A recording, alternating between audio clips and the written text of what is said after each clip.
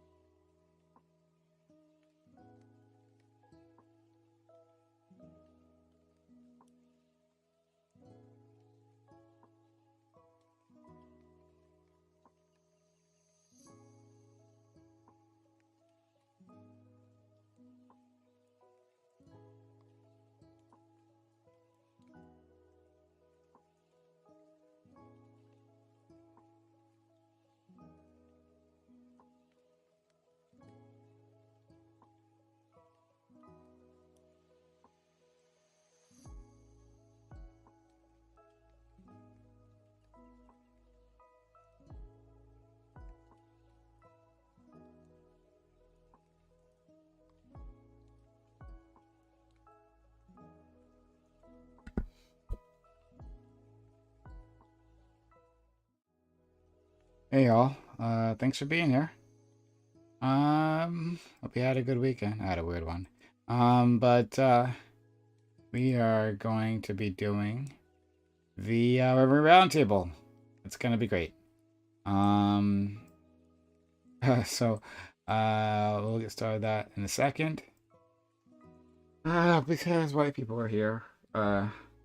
Actually came one time, which is wonderful.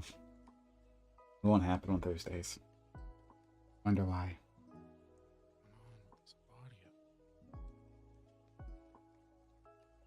Oh, hello. Howdy, howdy. Why is my audio so fucking quiet? What is happening? Could your computer be rebelling against you? Dude, my computer is rebelling against me for the first topic. I don't know. Like, everything else is perfectly loud. But for whatever reason, I wonder if I just run it through a different virtual audio cable. If it'll just, if I can not worry about it. What sound system are you using?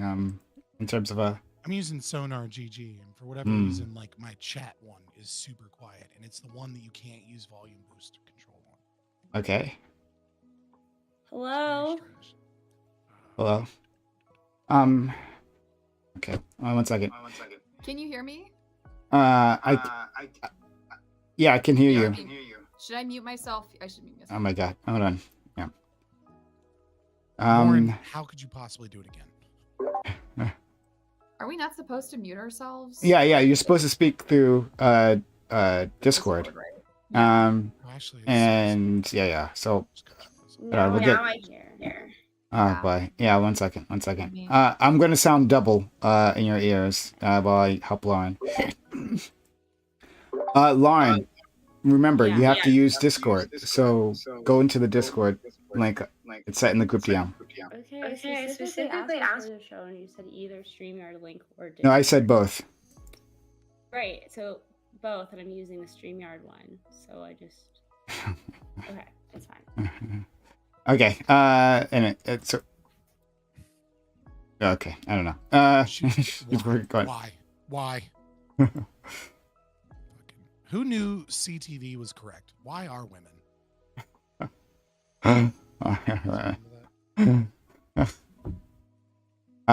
It's just me. Like, all right. I don't remember that showing particular. my Twitch age. Oh, okay. Yeah, so hopefully she'll work her way into here. She'll figure it out. Hopefully. Yep. Okay. And we don't have Corey here. Corey will, of course, reliably distract the audience for me. Lactoid, say something interesting for the audience while I work this out. I'm really not a very interesting person. No, okay. Well, I guess you finally Well, made here's it. here's a question. How the fuck do you get foam panels to stick in your ceiling? That's my question. Oh, it's real easy. It's called a nail gun. Bang bang. Do you actually use a nail gun? I mean, Yeah, or a staple pretty gun. easy way to do it. Yeah. Well, it's easy, but like, Yeah, or a staple do gun. you like cause damages to your roof or your ceiling? I guess. Oh my God, this is the whitest fucking conversation ever. People being like, I don't He want asked my me. He landlord asked me. not What to did he pay all expect? of my security deposit back because I put some holes in the walls. Dude, just fucking learn to spackle and learn to match the fucking paint. And Yeah, Can you know that you're spackle gonna with a do that when nail you move gun? out. No, you can't. Yeah. spackle No, with it. afterwards, like when you Yeah. move out, you just fucking spackle and paint over it. And like Yeah. 99% of landlords don't give a fuck Yeah, that's what I because always they're do. gonna hire a crew to do that anyways. Yeah, you can definitely spackle a nail gun afterward, or spackle I own over my it. house. One quick second, Lauren. So now you're in the Yeah. Discord. Great. So open up StreamYard, and that's what you use the video for, right? This is what you did last time. So yeah. You can also use a staple gun though. Like what? Wait, No, I can't. what? My walls are So too tough. So we yeah, use I'm on so we use Discord for audio, right? And then we use StreamYard for video. So open up that link, that StreamYard link as well, and then yeah, this is what you did last week. Okay. I feel like this is just a poverty test, and it's kind of fucked up. I It's like, just is your computer good enough to handle both of these fucking resource hog Oh. programs? That's at why the same I ask time? people like if they stream for PC or a phone. Yeah. Anyway, but you'll get it.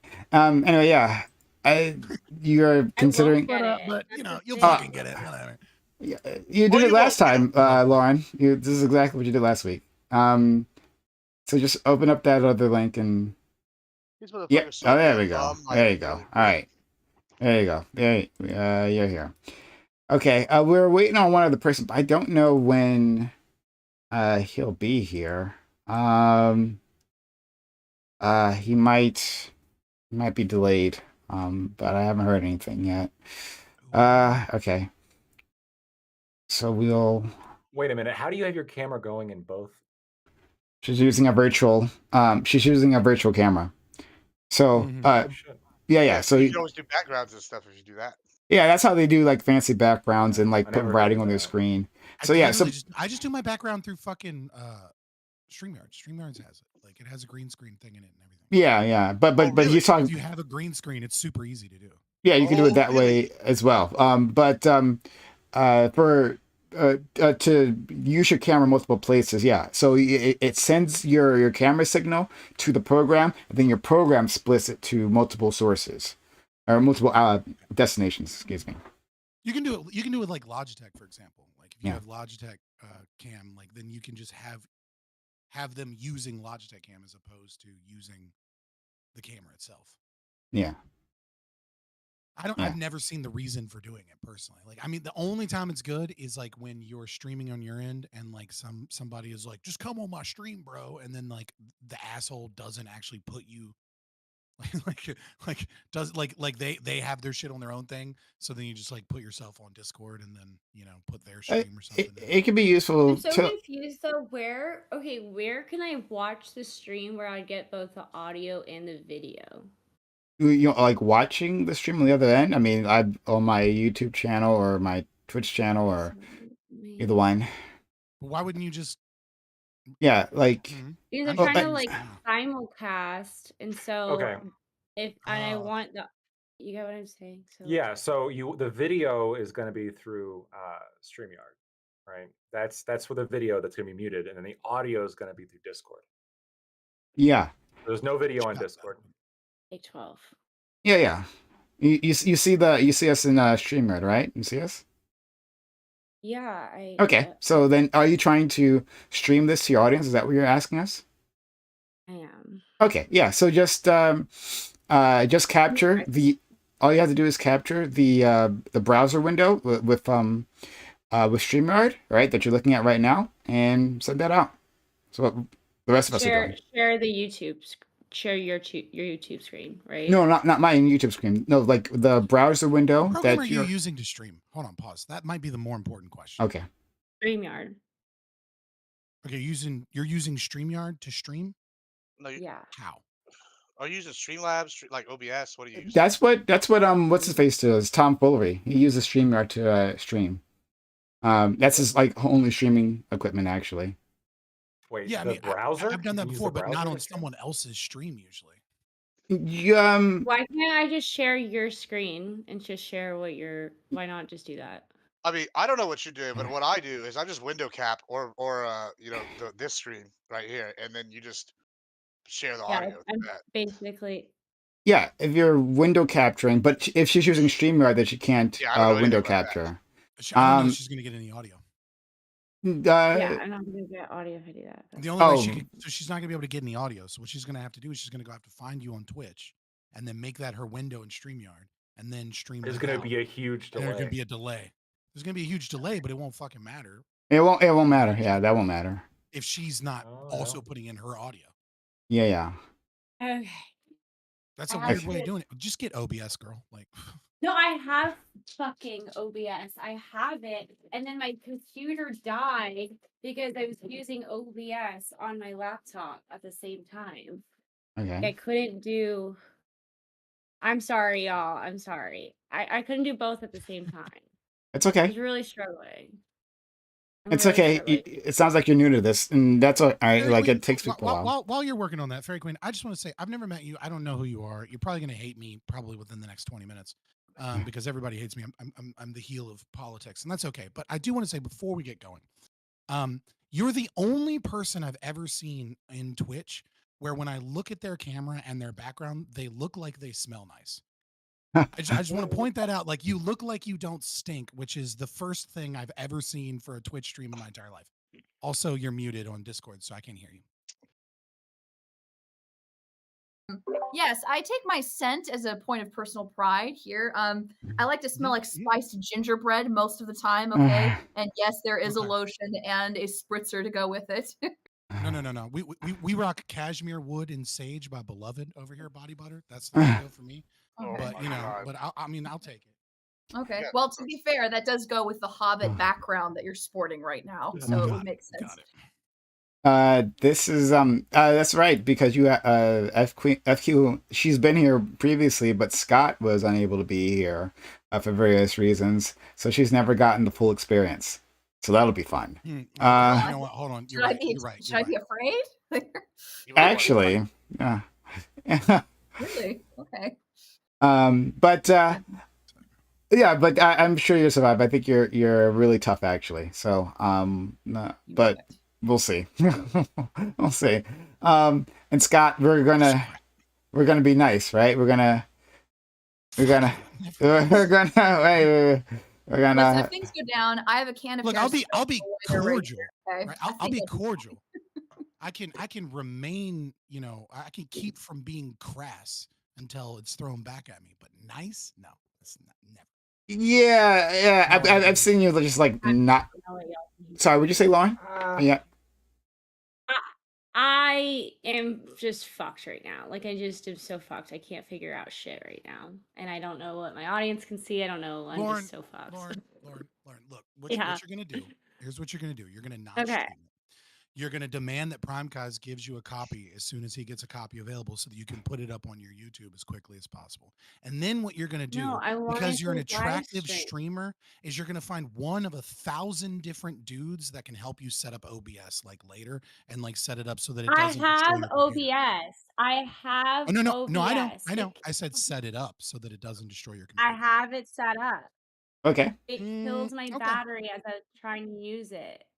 Uh, So that's So why I I s- switched. So that's why I switched to Streamlabs when I was on my laptop, because for some reason it doesn't drain my battery over OBS. Just like drain everything. sure. yeah, Eh, it like fucking destroyed my battery. So Wait, couldn't you plug it in? Plug it in. yeah, With, so like, I the had Well, my cooler, like, I thought I was good to go. Today was the first time I was going to use my camera and my mic. I was very excited, good to go. Have this whole setup so that I could plug all my oh then no. and then yeah. everything Well, you're talking to a crashes. bunch of people who've been streaming for a while. We know. Yeah, We've yeah. all had streams collapse and crash Oh my multiple God, times. yes. It's I don't like stream anymore. unbelievable. I just record. It's way less fucking hassle.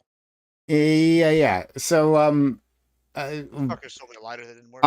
what we can do is if you need help, then maybe after the stream or maybe tomorrow or whatever, I could assist you No, if I wanted a live stream. you want to live stream. I know. I mean, I'm just saying that like for the future, if you can't figure this out now, then either or maybe So Tom I Foley could asked you assist 30 you. minutes beforehand. Yeah, Okay. All I right. told you what was happening beforehand. Yeah. Anyway, but yeah, so Okay. All yes, right. so we'll just but if you need help in the future, I'll assist. Or Tom Foley, if that works better for you. All right.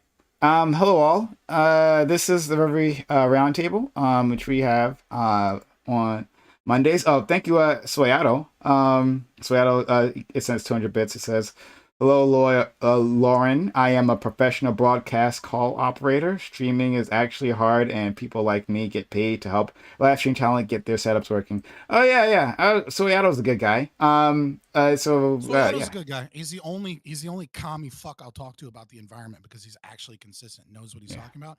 And Yeah. his setup is like 72 monitors or some shit. Yeah, it's like unbelievable. He's really good He'll actually. hook you up. Talk to him, DM him, trust me. Shout out to Pisco, who I haven't seen in a terribly long time, who gifted 5 subs to the channel earlier. Thank you, Pisco, for being so kind. Shout out to you. I see you there. Hopefully you can see me. Pisco talks shit about me on Twitter. I remember that, Pisco. I'll remember. Yeah. Oh. I've been getting called a pedophile by like James Lindsay's audience all day. Oh shit. Because I said children have the same rights as adults. Jay, You fucking pedo, and I'm like, you idiots. Yeah. But Pisco, yeah, I hope you're doing well. Thank you so much for being here. Soyato, if you're still around, yes, you should definitely get in contact with Lauren. Lauren, yeah, what Scott was saying is true. Soy has like one of the best stream setups. It's super freaking complicated. He's got it right. So, and I know he has an IT background, like myself, but better because he's much deeper into that work than I ever got. Right. Yeah, we know. Okay.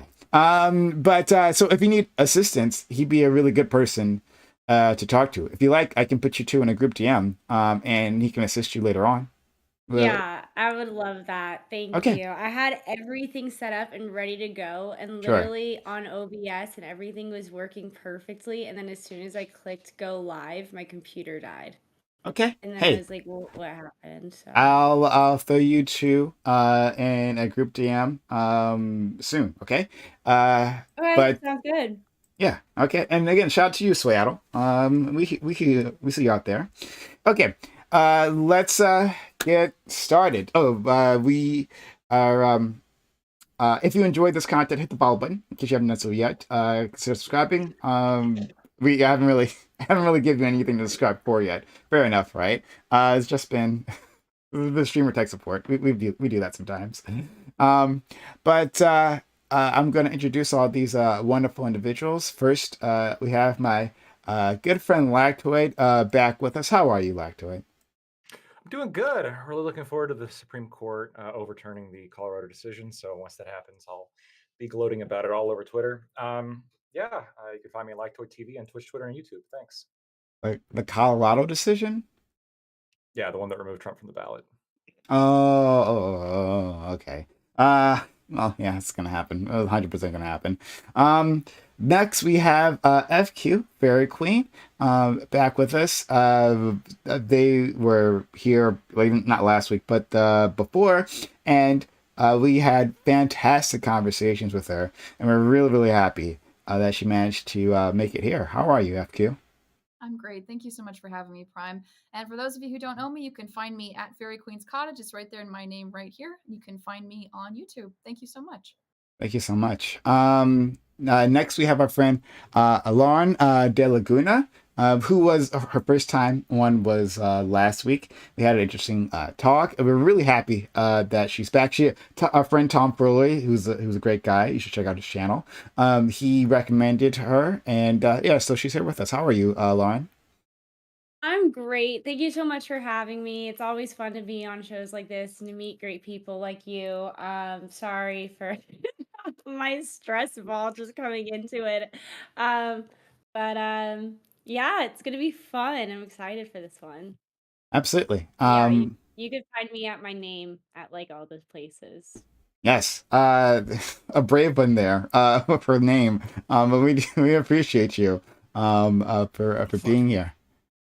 But next we have our friend Scott. Scott.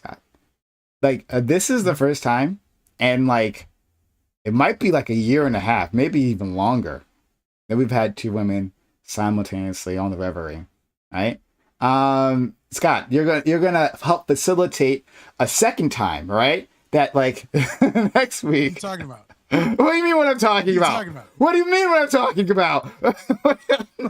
What do you mean? I'm only gonna call them a bitch if they're being a bitch. Oh right? my Like, god! we're Don't no, you're not like, he that's it. he will not do it. He's not gonna And do it. also, I He's stopped not gonna using, do listen, it. I stopped using listen, I stopped using newer slurs for the most part, right? I've been slowly replacing them with like biblical slurs that I think are more effective Harlots. and less likely to be TOS. Yeah, like harlot or slattern, things like Jezebel. that, like Jezebel, Jezebel's a little too religious for me personally. I like slattern, right? But I don't know. Neither of these fine, upstanding individuals look like slatterns currently. So we'll see. Like, you know what I mean? I tell it like it is. I'm Scott from Fabian Liberty. You can find me pretty much everywhere, Fabian Liberty. I am an anarcho-capitalist. I'm the last boss of, I'm basically the most right wing and the most extremist anarchist you can be, and that means that I am the most based you can possibly be. So you should check me out. We had That's gonna be nice, but I kind of just want to be mean, just because you're so worried about it. we had three other women earlier, right? And I was, do you remember? There was three. There was a line of three, right? And I was trying to like get them to be on at once, but they all decided to. Why? What happened?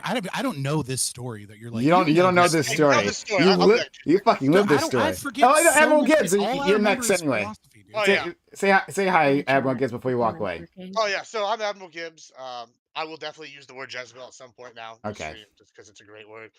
I'm just kidding. I probably won't do that because I won't remember. The ADHD is real bad. But yeah, Admiral Gibbs. I'm everywhere. I'm so excited to be back. My last 2 weeks of complete degeneracy have taken a real hard toll on the body, and it's nice to be back here and ready to stream and do some politics.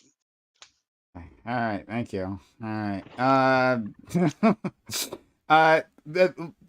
Scott, we're just gonna assume the best. We're gonna assume the best, right?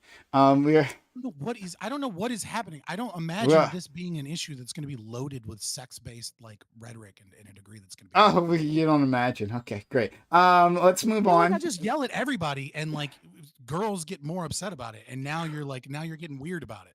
No, I'm getting weird about it. Huh? Weren't we going to do an abortion topic, Prime? I think we were. I think we were going to do an abortion. Right? I think that's what we were going to do an abortion topic. I'm yell at everybody. I'm an evictionist. Let's go. Okay. All right. So we're going to assume the best. Hooray. Next we'll go to our friend Aiko, a true gentleman and scholar. Honestly, one of the kindest people here. So Aiko, thank you so much for being here. I hope you're doing well, friend. How are you? Yeah, I don't know. I think I would give that crown to Corey on both gentleman and scholar basis. But yeah, I'm doing great. Yeah,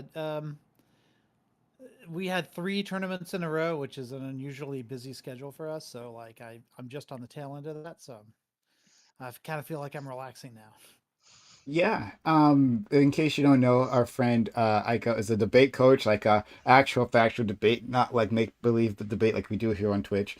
But Aiko is a successful one, and apparently, yeah, is running like a bunch of debate tournaments. So yeah, we're happy that you managed to make it here. And I hope you aren't disappointed with of all the rest of this. But anyway, thank you so much. Let's get started. Topic one. Topic one. Much has been said of the looming AI threat. That as of this moment, most of it still remains in the realms of science fiction. However, we do have a concrete example of the dangers of generative AI, which comes in the form of deepfake voice creations. Biden's voice has been copied in an attempt to dissuade Democratic voters to come to the polls. This was in New Hampshire. According to experts, detection seems very difficult, especially with rapidly changing algorithms. Do you feel that this threat is a major one? Or do you believe that society can adjust as it is doing so with other varieties of fake news? Do you foresee a major incident happening because of either a prank or a targeted attempt to cause mayhem? Or do you think the answer to this is just a societal exercise in critical thinking when it comes to believing news stories? So yeah, like I came across this article talking about deepfake voices, and this is something that's concrete, right? Like I get disappointed in our AI talks because it's all about like the robots taking our jobs when like that's it. Um, the way they envision it is more of like a future science fiction way rather than like what's actually happening where it's just like it's a continuation of the automation trend that we've already been seeing but this is something unique to AI, and it's something that's actually happening now, that's actually been put in use in the field, and can easily fool people. So it's kind of what's like a targeted discussion on the real dangers of AI and how our society can adjust to them. We'll start for Finn Lactoid. I've talked about the subject before. I think we all have regarding fake AI nudes specifically. And the best conclusion that we all came to that everybody kind of ultimately at the end, I think, came around to uh, or was defeated on was that we should allow it but require it to be labeled as fake. When it comes to AI voice or really anything else, my prescription is actually going to be the exact same. Fake AI should be allowed. Like you should be able to make funny, Biden quotes or whatever, but it should be required to be labeled as fake. There should be some indication there that it's not actually him, that it's not actually the thing that you believe is the case, because otherwise this is just fraud. Um, Without any kind of prohibition on this, we're going to be living in a future with AI scam calls, um, which is also fraud. I mean, scam calls right now exist because they exist in fraud. Um, Creating fake AI should to deceive people should be prohibited under the exact same thought process. Thank you so much, Scott. So I'm going to say this is very, very important. The number one threat to the human race is government regulation of artificial intelligence. I'm going to repeat that. The number one threat to the human race is government regulation of artificial intelligence. We have two places that we can go in history here. We can have a market that is deeply regulated by the government by spreading news articles like this that are fear mongering and are inaccurate, and the experts are quoted on very specific lines, and I can break down why the experts are full of shit on this. It's very simple actually if you just think about it.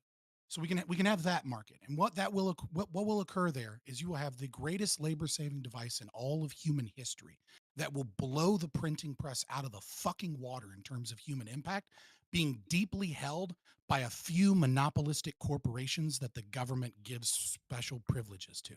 And if you're the type of person that hates capitalism because of the big corporations, well, buckle the fuck up if you're supporting artificial intelligence being regulated by the state. The other possibility is the greatest labor-saving device known in human history will be relatively unregulated. And this will mean that for the rest of human history, we will look back at all of the before time as the dark ages. What we are seeing is technology where instead of one project, humans will be able to work on 10 projects simultaneously. We're seeing technology right now with Microsoft Copilot that will evaporate the need for human resource departments and people working in corporate America, which means tons of things that weren't profitable before can now be profitable. What we're seeing is developments in video games like Unreal Engine 5.2. Pal World is going to be the future, not the fucking oddity, right? We're going to see small developers competing against AAA studios. You have to stop this. This is a bullshit, drummed up thing. And if you and the last thing I'll make about it is that the way that you can know that this is a drummed up bullshit fear, right? Is this sudden cry out for, oh my God, there's going to be fake news and people won't know what's going on. As if that hasn't been all of fucking human history. As if Operation Mockingbird wasn't conducted by the CIA throughout the entire fucking Cold War. As if it isn't just a new phenomena that we're actually able to combat fake news with online social media platforms. And the government made really fucking sure they got quickly into censoring and controlling those platforms. And that's what they're trying to do now, is scare you about AI so that the government can regulate it, and that government regulation can be used to stop freedom, stop liberty, and stop the spread of information. Thank you so much. And just really quickly, Scott, did you see that link that I sent you in our DMs for that rabbit thing? I saw it and I was awake, which means that I looked at it and then went right back to sleep. Oh, okay. All right. I forgot about it until just now because it was at 2:30 in the morning. Okay. That's fine. That's fine. It's fine. Sorry. I like your opinion on it later on. But Admiral Gibbs, please. Yeah, so AI is pretty scary, but I don't think it's because that it's at least that scary because of the deep fakes. I mean, people are sitting here worried about, oh, they're deep faking Biden when Biden is a dementia patient on steroids going out there talking about things. I'm not worried about the deep fakes at all. Like that's a 0% thing. I'm gonna kind of echo Fabian Liberty on this one.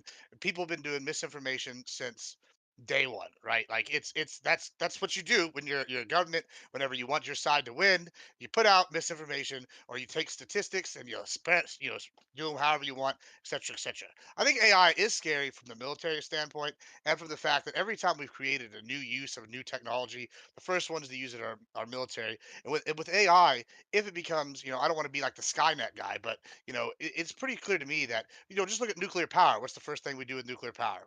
We make nuclear bombs, right? So it's pretty clear to me that I think AI is something that we can easily let off the chain and become quite a problem, whether it's, you know, manipulating the markets, whether it's, being militarized or whatever. But I think that deep fakes are the least of our concern. You just have something really interesting there. I want to touch back on that later on. Thank you so much, Gibbs. And let's go to our friend Lauren. Oh, yep, Lauren. Okay, yeah, I agree with a lot of what Gibbs and Fabian said. Specifically with government controlling the AI, there's already an organization out there called Effective Accelerationism, which discusses using the properties of thermodynamics and other physical properties and like bio properties and just the history of how technology has expanded in the past. They have shown how AI is likely to, as Fabian pointed out, become a technology or create a technology that is so beneficial to humanity that uh, it will transform the way that society functions. Furthermore, uh, yeah, already kind of touched on just if the government is controlling the capitalistic market at play with AI, we will be limiting the technologies that are created and we will be limiting speech. We have a First Amendment for a reason. And even what Lactoid was talking about, how like we need to be labeling certain things as fake if it's made by AI, that would be government compelled speech. And there are certain situations in which the government can compel speech, but that's the strictest. It has to be for the strictest of reasons. And so that's the thing that we need to look at the most scrutiny on, is when we're compelling speech, or when we're um, preventing different specific type of content from being said or made. So this is very much a First Amendment issue, and it's very much a scary thing if we consider having the government have control over this technology. Um, I don't think that we're looking towards any kind of Black Mirror type scenario, as is frequently fear mongered about, um, unless the government is in control. So, yeah, that's all I have to say. Interesting. Thank you so much, Lauren. And FQ? Hi. So I suppose it's on me to be the negative Nancy for tonight. How unfair of all of you to leave me in that position. But I am afraid I am going to have to be a bit more negative for a couple of reasons. So I hear what many of you are saying, that this is an issue with the First Amendment. We're afraid of the government like putting our fingers into this pie because it will essentially it will slow the amount of economic development we can have with AI. But I do think that there are legitimately some problems and some real concerns to have with AI. And I would agree with Gibbs. I don't think it's merely just because of deepfakes. I think that deepfakes are like the first concern. But I was reading an article in the Atlantic earlier today to prepare for this, and one of the biggest threats, like as a consequence of AI, are automated cyber attacks, attacking our infrastructure of security, trying to find like people's social security numbers. One potential threat that it gave as an example was like an overload of automated generated requests sent to a government office, to overload it with requests to slow down their ability to count an election. Even the idea that like this could have an impact on elections, like we have examples of where this has already happened. This is not simply like fear mongering into the future. This is describing what's going on right now. Recently, just recently, this is a quote directly from the article. There was recently an election in Slovakia, and there was a deep-faked audio recording of a major candidate discussing plans to rig the vote, and of all things, double the price of beer. I mean, this is already being used. It already will be used. And I do think that, and I would agree that I think that eventually, like, we will come to terms with the fact that deep faked AI images exist. But this is the issue. This is not just like the silent film with the audience sitting there and then screaming and running out the side of the door when the train comes onto the screen. This is not that time. And the reason why it's different is as a consequence of AI deep fake generated images that are indistinguishable from real, it will cause the public to doubt real photographs and real video footage in general.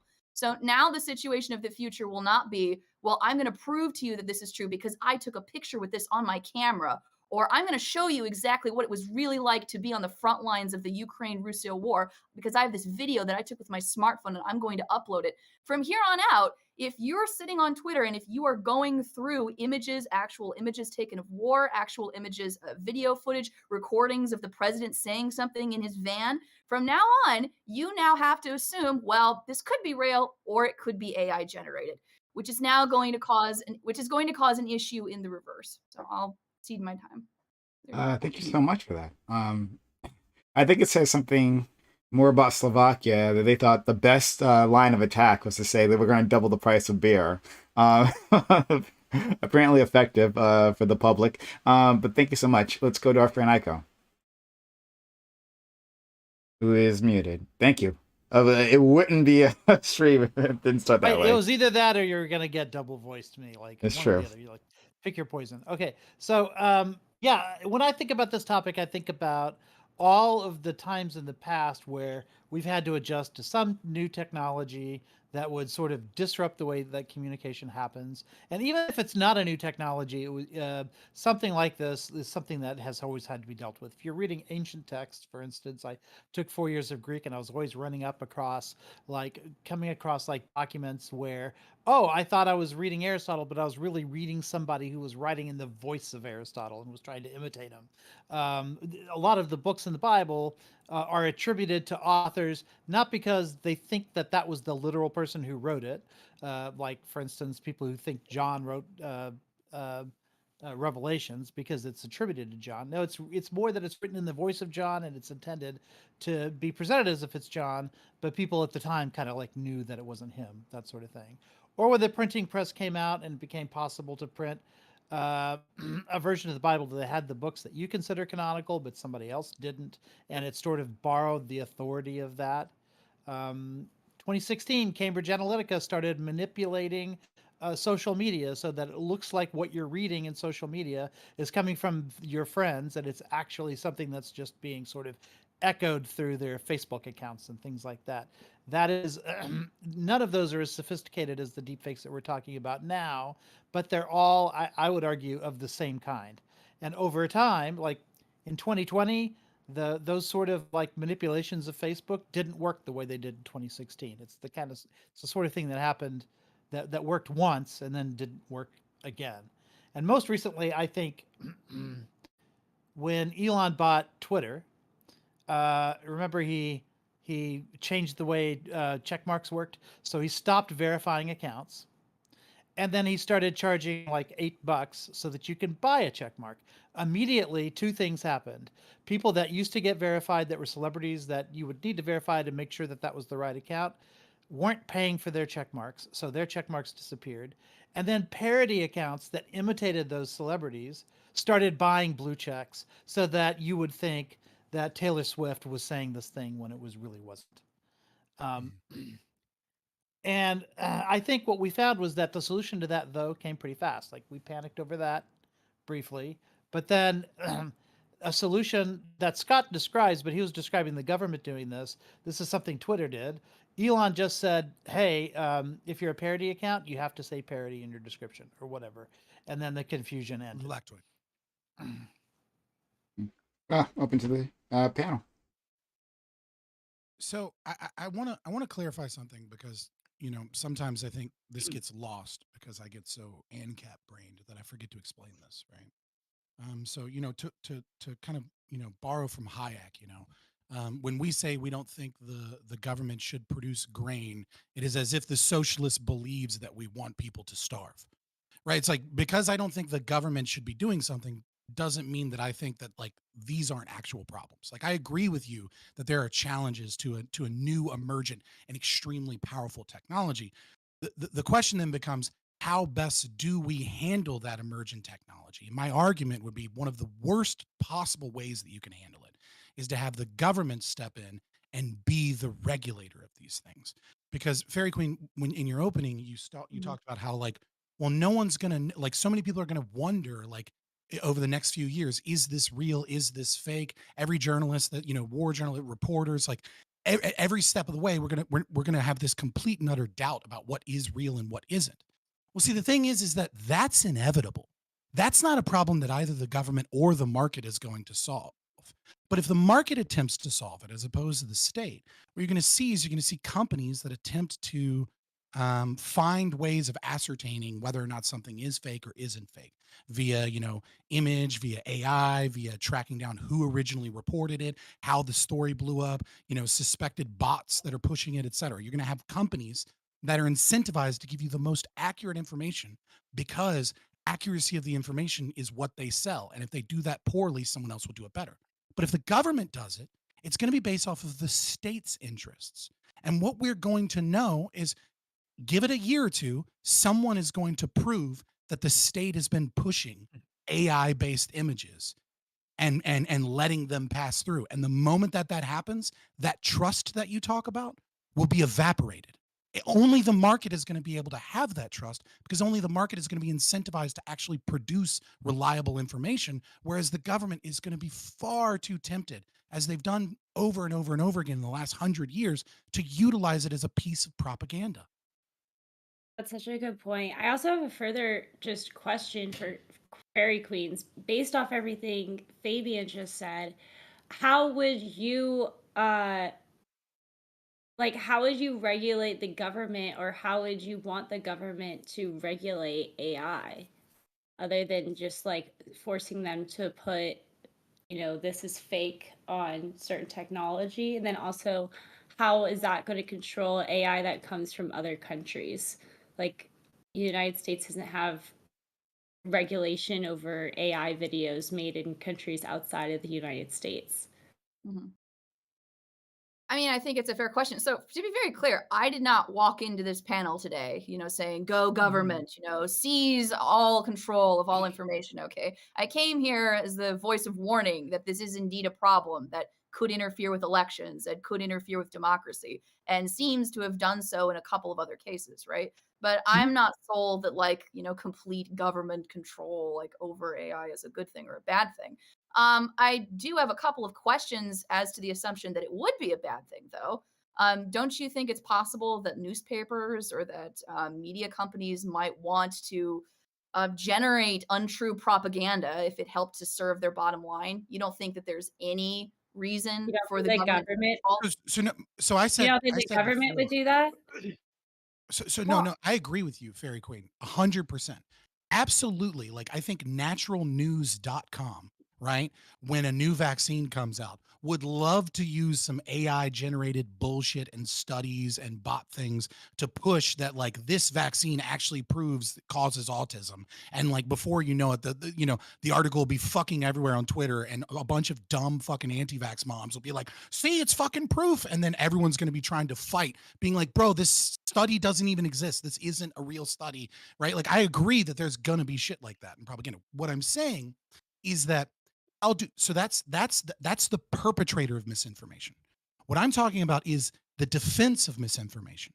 You have two options here. You either have the market or you have the government. And then there's a third option, which is that the government regulates the market that does defend against it. What I'm saying is that the market is incentivized to give the most accurate information and to never be caught lying, because the moment they get caught lying, the trust is the entire basis of their business model. Whereas the state, it doesn't matter. They'll just tax you more and tell you to trust us, and people will clap like seals and say, oh, they fucked up one time, but that guy that fell on his sword, we fixed it. I want some clarity on what it is that you, Fabian, and what you, Lauren, mean when you say the government, right? Because I think I know, I'm assuming that what you mean by that is you don't want any legislation passed that prevents, media companies from using AI to generate these articles, because it will throttle the speed of technological progress. And you think that this would be better. Well, hang on. But my question to you is, like, when I think of like a way that a government can interfere with the passive information is through allowing people to be able to sue for defamation, allowing people to be able to sue for false advertisement, allowing people to be able to sue for libel, for slander.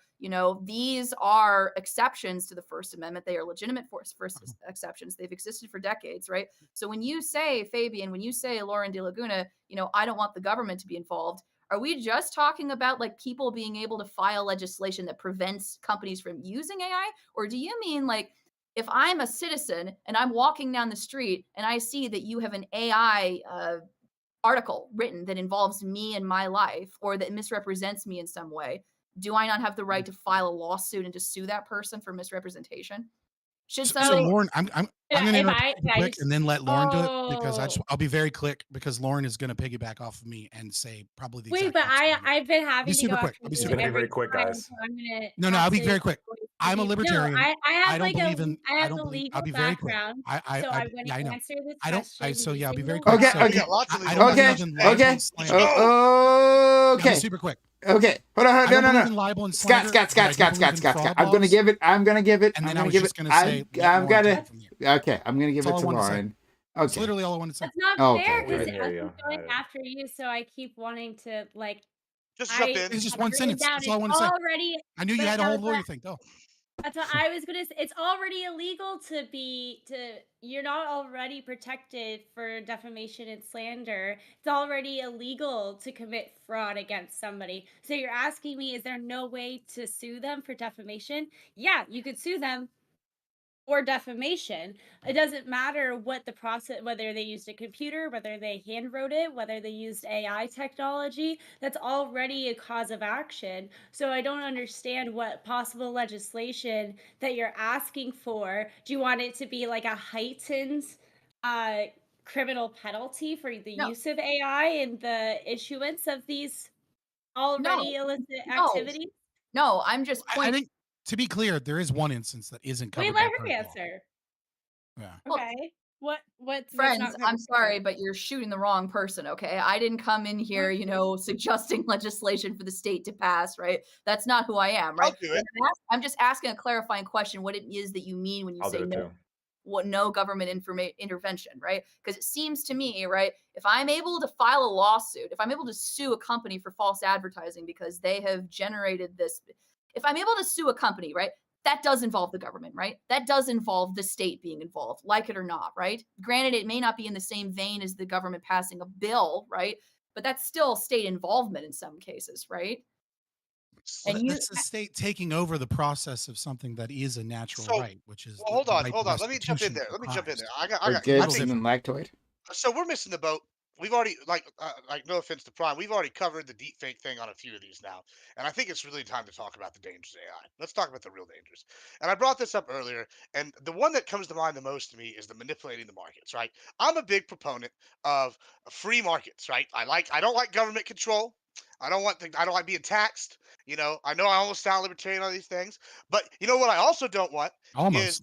oh yeah, almost is I also don't want the some kind of nefarious AI coming in and disrupting the market and giving an unfair advantage to somebody, or taking it away advantage from me, or somehow manipulating the market against me in negative, and I don't even have a way to combat that. So I definitely think there needs to be We already some. have that, for the record. See, Yeah, we've had that for it's a not really even. It's long called time. We've quants, had that for right? like Like 10 hedge fund managers already do this in Hold on, upstate New Jersey, but see, Guys, that's perfectly almost legally been you're accepted. missing the point. You're the missing the first point. use of AI was for the stock market. That's been in place for Right, almost I 25 understand that, years. but you're 20 also missing the years, yeah. point. We can make all the laws and legislation we want here in the United States, but what's that? How's that going to stop, say, China? What are we going to do? We're going to stop China from over here using their AI against No. us? Are we going to stop Russia from using their AI? North Korea, they have their own AI. We That's not a mentioned real cyber threat. tech.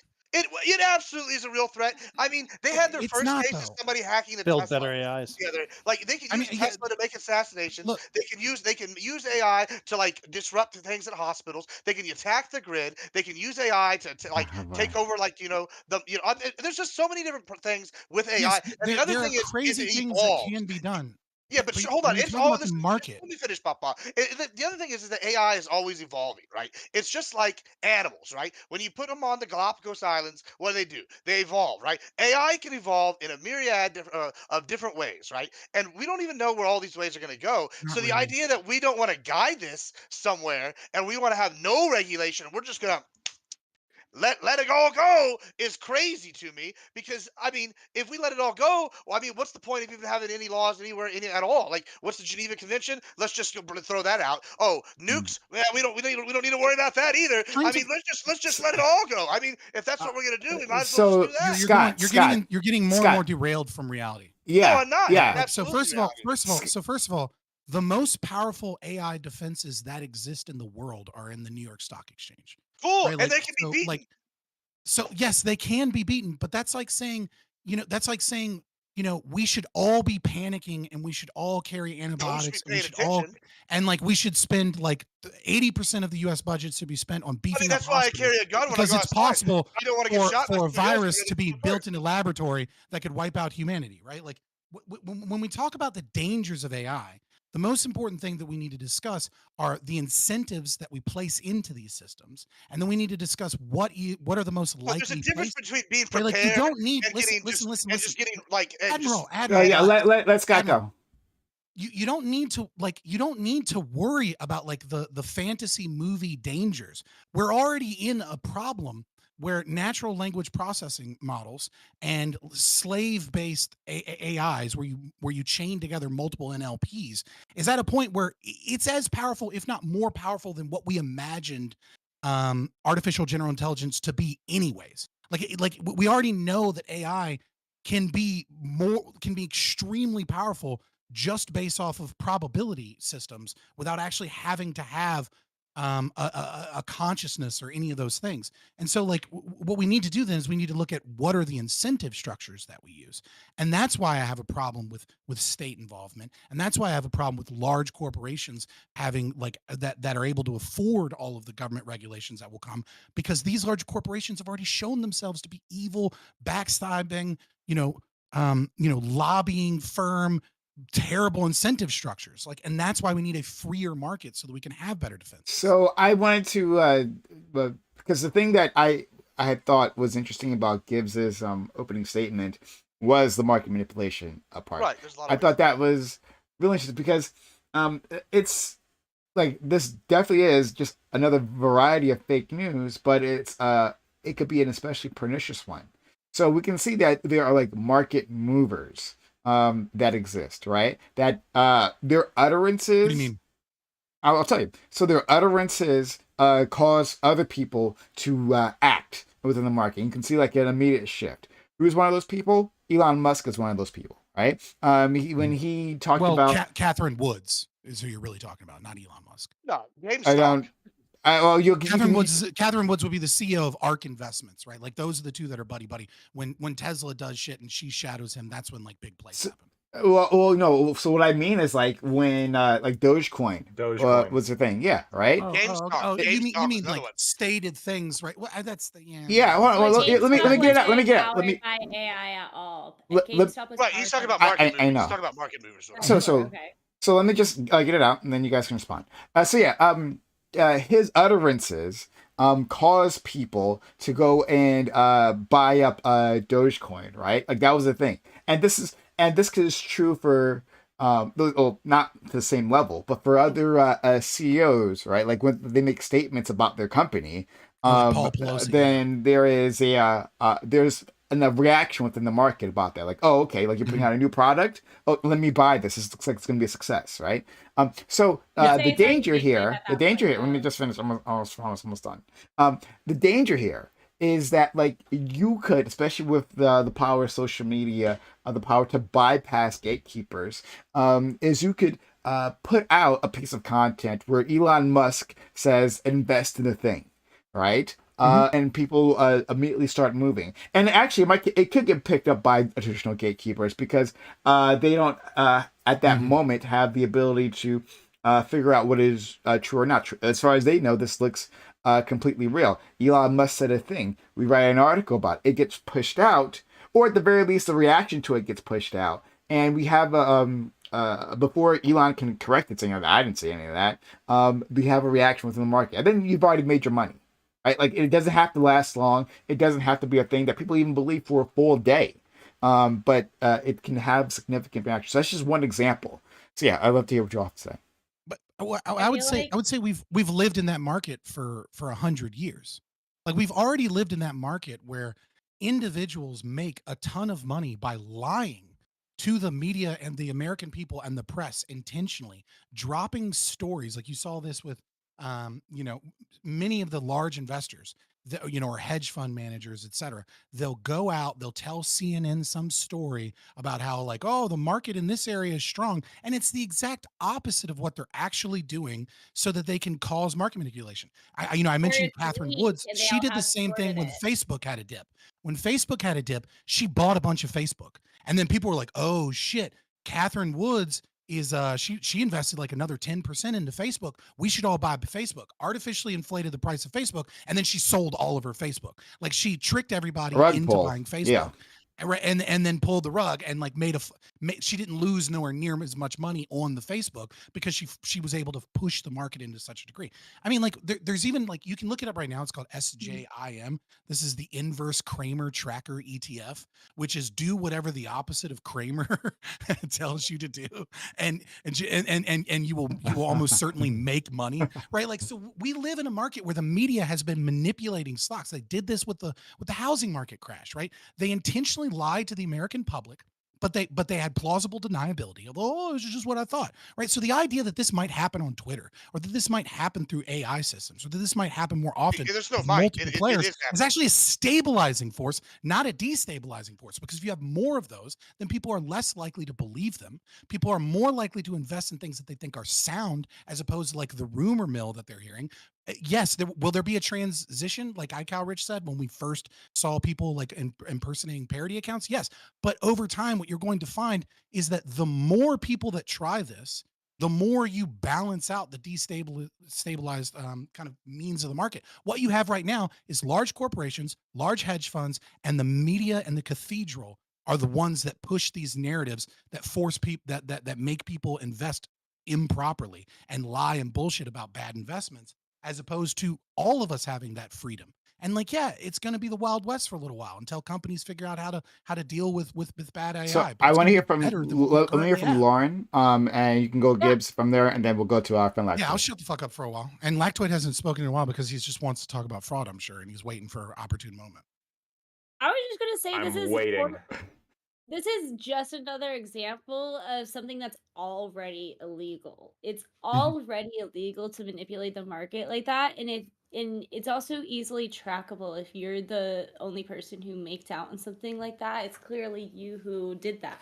So I don't see how just because you're using AI as a tool to create a video which makes something more believable doesn't mean that there's not already a statute in place preventing that crime from existing. So what exactly do you want? Once I just keep falling back on the question, what legislation do you want enacted to prevent something like that that's not already in existence? Uh, I will answer that later. I'll go to Gibbs and Lactoid. Okay. Yeah, so I want to respond to what Fabian just said in the using the words of Luke Skywalker from the worst Star Wars movie ever made, The Last Jedi. Amazing. Oh, okay. Everything Okay. you You just said scared me for a second. You is scared me. wrong. Yeah, it's the worst one ever. It's anyway. Sure. Everything you just said is wrong, It's right? not, but So okay. not you, Prime, but what Fabian said. I'm talking about, and I'm gonna You say agree. why. I agree. So first of Last all, Jedi, terrible movie.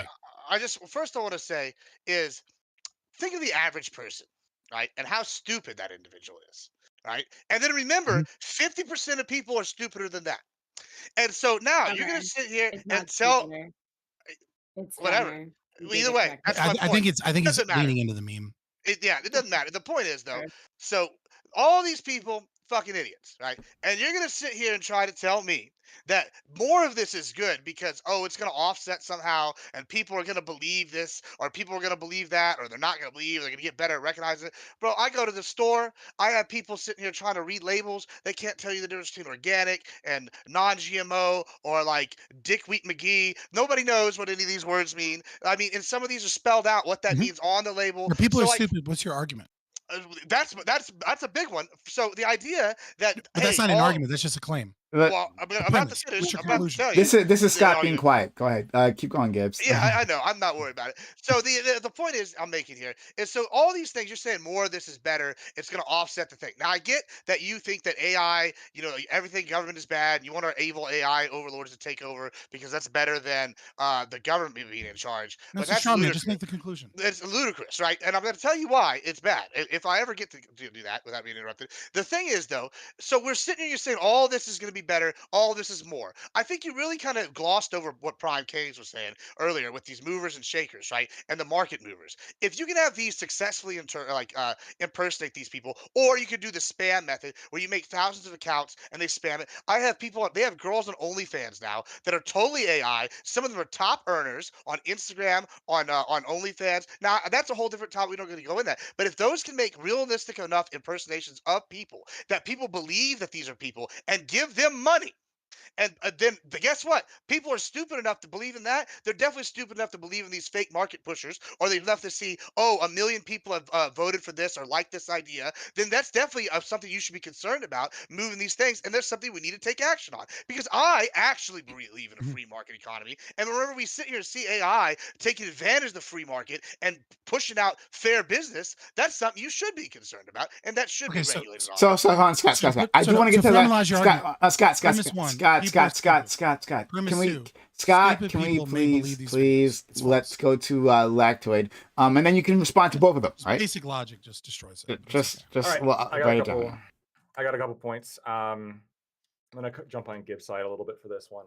So I think there's a stability aspect that we can't ignore, right? If somebody is building a virus that could wipe out humanity, I would be deeply concerned with just letting them do it. Currently, there's samples of smallpox located in different labs throughout the world. If all of a sudden we don't care as to any regulations on these stories of smallpox and anybody can host a smallpox lab in their basement, this is obviously going to be a major concern. The question here is, are the negative ramifications of AI going to be significant enough that we have to pay mind to these widespread negatives that I think a couple of them have already been mentioned? And I think that there is some problems, right?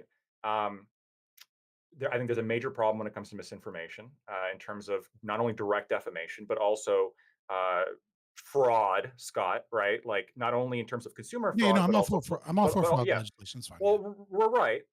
I'm right, but I guess I would expand the fraud I think that in an effort to combat fraud, which I think is we can go over fraud. I think it is a valid concern of the government. We have to put in regulations in place here to combat that fraud. And I would, Lauren's been asking, what specific legislation would you put forward? I would put forward I would put forward statutes indicating that transparency has to be added in terms of a invisible watermark to AI generated videos. There has to be a indication that the video is AI and that it is fake. And for people who don't do that and they create these kind of AI made misinformation videos that lead to harm, I think that there should be criminal investigations. There should be criminal statutes against them specifically. And the regulation specifically to add the watermarks can be done by simply saying if you want to create AI creation software in the United States, you have to have a component of that software add a Documentation. invisible watermark. I would liken this to be very similar to foods requiring a nutrition facts in the back of them, right? You have to add something so people know what's in the product that you're selling, if what's in the product that they're selling is critically important to the well-being of the consumer, which in this case, I think it is. Go ahead, Lauren. You can I respond. have a question. How are you going to regulate videos that come from other countries? We would either add the watermark or delete the videos. The government would do it. So, okay, but what I'm saying, okay, so like, So expensive. how are you gonna know a video came from another country? So we can do this by having. You can do this directly through this, like the social media companies, where like the responsibility can be put on them if they're going to Yes, allow a because video to be giant hosted It's on their corporations. already website. protected. They're already protected by 230, and We can it would add a be legislation. and the capacity to be able to, and then also the if we were to add the legislation, that would encourage a lot of the social media companies to move out of states, and there's already companies out of states, including TikTok. So how would you regulate TikTok? So Rumble is in my Canada. understanding is that TikTok had to create a U.S. subsidiary in order to Hmm. function within the United States, right? That's like Did becoming a new that requirement. happen We already though? did it I with thought there was yes, yeah, we already did it with TikTok. When it comes to Section 230, I thought there Section was still 230 gives social media companies immunity if they delete the offending content within a certain amount of time, right? Within a reasonable amount of time. Is that if they actually take effort to police, like you can't post like death threats or child like CP Yeah. yes, on but that's Facebook the and only then just type of claim thing that they can 230 if you don't do anything regulate. for it. And so, That's the under the only exact thing they same can concept here, regulate. They can't regulate. They don't regulate art, and AI can be considered a form of an expression. So, they but regulate CP also even if it's art. AI is protected by the First Amendment. CP is not protected by the First Amendment. So so AI can be protected by the First Amendment unless I believe it falls under fraud, misrepresentation, or whatever the exceptions are, defamation, et cetera, et cetera. And But if you're it falls into asking those for all categories, AI. You're saying all AI needs to have this watermark. And it I becomes am saying that. I'm curious. Do you think that requiring foods to add the nutrition block on the back of it violates the First Amendment? well, that's completely separate. And also that's not like that's a completely separate matter. You're No, no. What I'm talking asking, do about you think it food and does? also no be so Branding is commercial art too, right? commercial based content is a very separate matter when it comes to the AI. So like content in which it goes out to the public for commercial purposes is a completely different category of the First Amendment. And so if you're going to be comparing that, that's not a very good comparison. In fact, that's probably one of the weakest comparisons you No, can no. I make. You think should probably no, you need to make a comparison that's something that's going to be strictly applied by the it is only the commercial. I advocated for these laws applying to social media companies and potentially like the manufacturers of AI software. We're regulating specifically, like if you're going to, if a social media company has to do this now, right? In the same way we require, I don't know, like Festival Foods or Kroger, like you also have, like, there's nutrition facts have to be late, like FDA And regulations. You have to put nutrition facts in the back of your foods. nutrition facts are a completely separate area of the First Amendment than like content that you're choosing. So I, as a consumer of an AI generating software, if I want to make content which I think is expressive, then I have a First Amendment right to make such content. And you're saying that you're going to infringe on my right to make such content. And I actually do that all the time. I do have a software and I make first AI generated content in order to include in some of my videos. And now you want me to add a watermark to these videos, and you're infringing on my First Amendment right to do so. And to say that, and to compare that, so my right to create these videos, like an artistic right, and as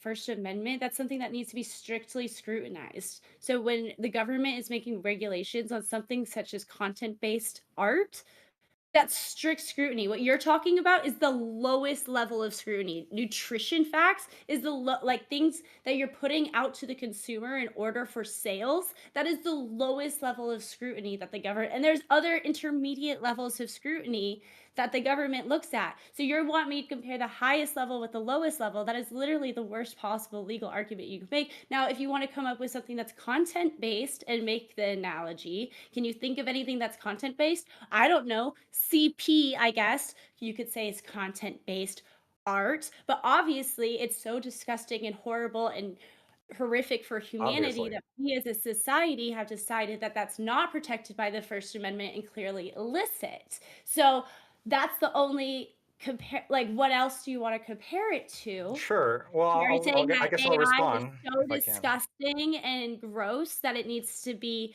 regulated in the way CP does? So I got several things to say.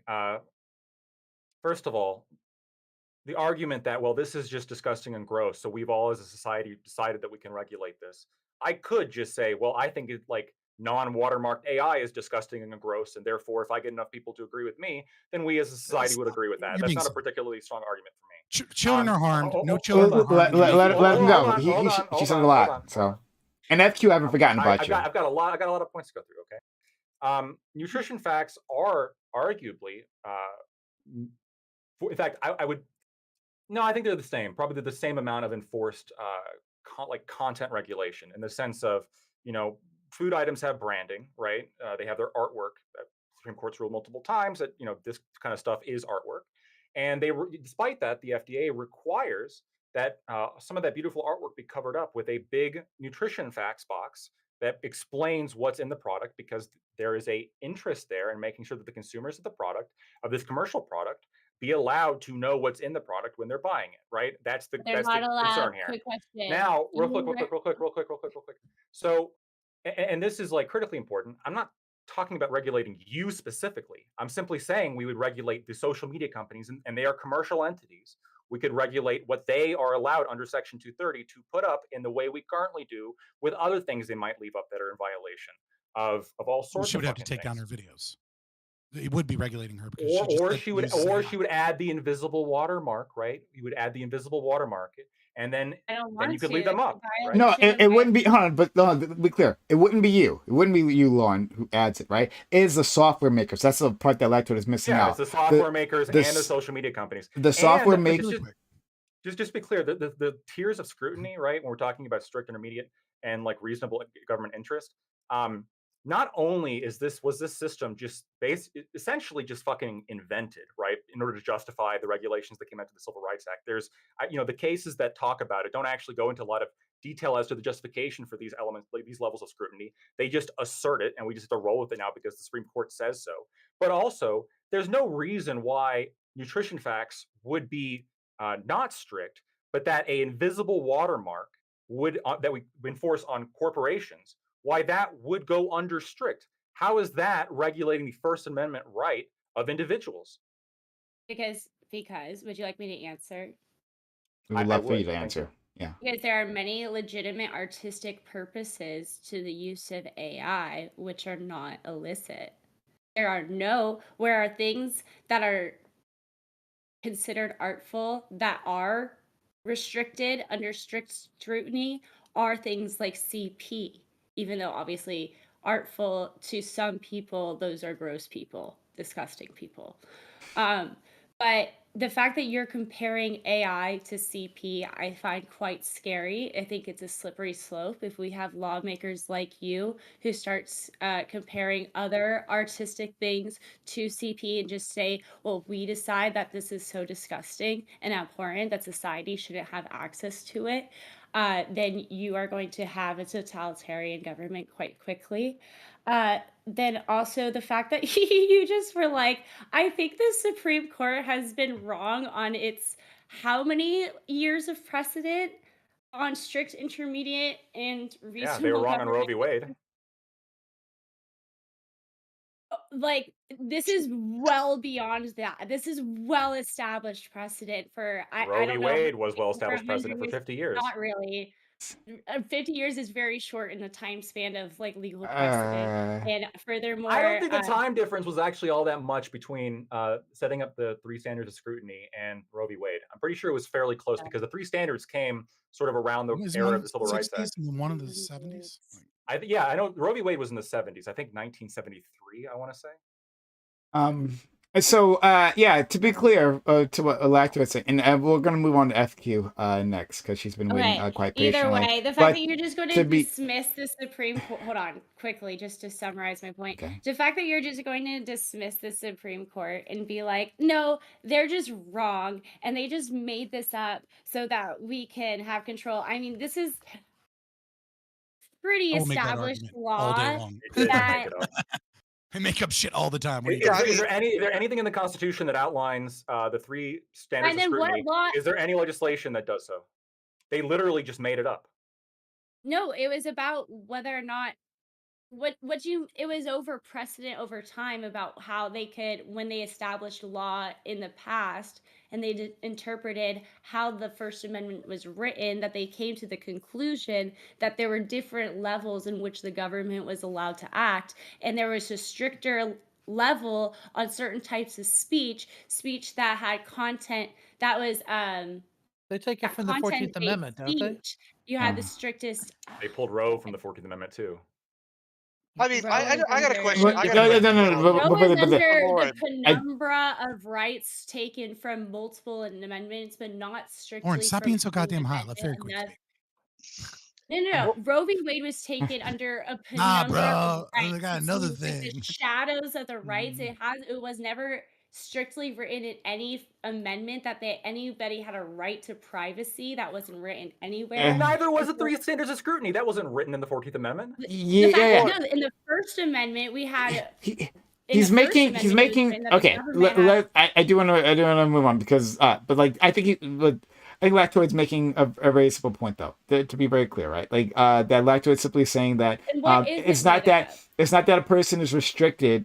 Two things. Well, it's not that a person is restricted from uploading AI generated art. If that's what you want to do, you're free to do so, right? It's simply that a watermark, an invisible one that doesn't infringe, doesn't change the art in any perceivable way to any other human, That's would be added. That's it, right? And then the social media companies would be the one to have a responsibility to take that down if it's a deep fake and that hasn't been watermarked, right? So that's There's so one many thing of it. flaws And with then in it. terms of the strict scrutiny, I'm not a lawyer, but like it seems like all he's saying is that it's a derived system, mechanism, legal mechanism that isn't like actually laid out within the law, which you already agreed to, No, it right? That is like actually it laid comes out through. within precedent of the law. Yeah, We have and determined that precedent, since right? Meaning precedent. derived. It's been derived over a certain period of time. So even taking what you said, right? It's been derived over a Yes. certain period of time, but it's not within the Constitution, which is where his standard is, right? That's it. Well, you're Or technically saying any that it specific is within the legislation either. Constitution. You are. So, It's eh, not written Lauren, in honey, learn to explicit learn to let it terms go. in black and white Trust letter. you from No, the end cap. Sometimes you just got to let it go. you're not Let it move okay. on. It is not written in black and white letter in the indeed, that's all he was saying. Constitution. All of these strict scrutiny. However, every single law and precedent is used interpreting the Constitution, interpreting the use I of the get it. First Amendment to determine how. I get it. I got to respond really Yeah, quickly. yeah, yeah. One last sentence. One last sentence. One So, last sentence. despite my skepticism of like the three standards of scrutiny here, this hasn't been decided on, right? There's no way to know whether the Supreme Court might not disagree with me and say that watermarks don't necessarily require strict scrutiny, just like nutrition facts don't, right? That's Perhaps the not Supreme true Court rules that because way. Okay, okay, that's okay, not I true guys, was your because guys. you're English not. teacher. I'd be fucking Hold with on, you I, for that that's nonsense. you two absolutely are gonna keep not going. true because you're not looking at whether or not Keep watermarks are the going. violation. You're looking at whether or not the government is allowed to infringe on art. And AI is the creation of art, the creation of So videos, is the Brandon. create. So this Okay, is strict okay. So we're scrutiny. moving No, on. if Sorry, you're moving on. Sorry, misinterpreting, Lauren. you Sorry, cannot we just got it. You got hold it. on. You got it. You got it. You Go on, Lauren. misinterpreted the law, so it has nothing to. Lauren. You'll get a Y'all are not. chance. Just like Scott, you'll get a chance to respond again. So if anything else you haven't gotten to say, write it down, and then you can say it later on, please. Let's go to our friend FQ, who's been waiting patiently. Then Gibbs, right? And then I'm gonna bully Aiko to say something as well. And then our friend Scott. I guess I just wanted to respond to something that Scott said earlier. The idea that the market will settle the issue of AI. I'm really skeptical of that, especially regarding issues of freedom of speech. One reason like why I'm skeptical of that is that we already see the influence of the market, like how it negatively affects speech. So an example of this like was let me just pull up like this specific article. Read it exactly. So Maverick faces ban in China over a Taiwanese flag, which was removed in a trailer but restored in the movie, right? So if, for instance, you are somebody and you want to make a movie that's profitable, like in certain countries, you have to bow to what those countries are willing to allow within their nation, right? So if you want to make money on your Maverick movie in China, right? You're under extreme amount of pressure to remove the Taiwanese flag from Maverick's bomber jacket, and that's just a small example, right? So I am not and the reason like why and so that's the reason like why I'm pretty skeptical as to your claim that the market will settle things out. It seems like that isn't the case. It seems that like the more you buy into like trying to chase the almighty dollar bill, the more you wind up bowing to what other countries' rules are regarding regulations of freedom of speech. So I'm not necessarily, and I actually would say to you too, I think that there's a burden of proof with what you said earlier. I can think of like so I'll give you an example. So like during the Second World War, we know that we had an enormous problem with propaganda from Nazi Germany, from the Japanese. Like should the United States have not responded then with propaganda of our own? Like how should we have allowed the free market to decide, right, who influences Hollywood and who gets to buy up the newspapers?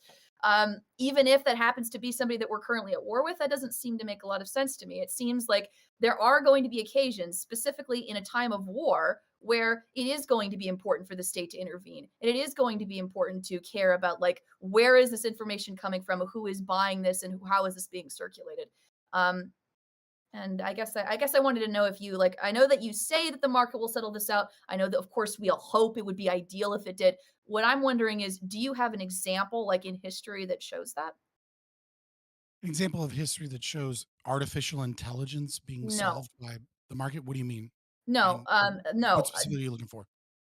Misinformation that's settled by the market. So a piece of his misinformation or Mhm, propaganda is released mhm. and it is profitable, I right? think, yeah, And the market yes. settles So it. what I would say, first to go to speak to your examples that you gave as an example of why the market has an issue, where companies like Disney and 21st Century Fox, right, curtail and change their movies, usually dealing in regards to the naming conventions of like the South China Sea, for example, to be able to be available in China.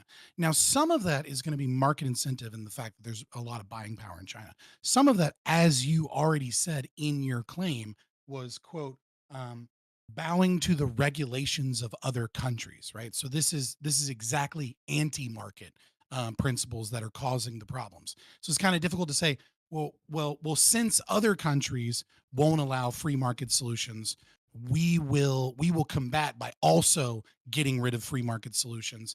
I don't think is necessarily a good argument, but I do see your point that you're saying in isolation, if the United States or if the EU and the United States engage in, let's say, free trade and other people don't engage in free trade, well, we don't really have free trade at that point, right? What we have is one individual. And we could look at this with, like, let's say steel in China, right? Like, I'm a libertarian, I'm all for free trade, but if we make a free trade agreement and then China just tariffs the shit out of things and then we don't respond in any capacity, right? Like, then we're kind of engaged in an anti-free trade market that we ourselves kind of set up.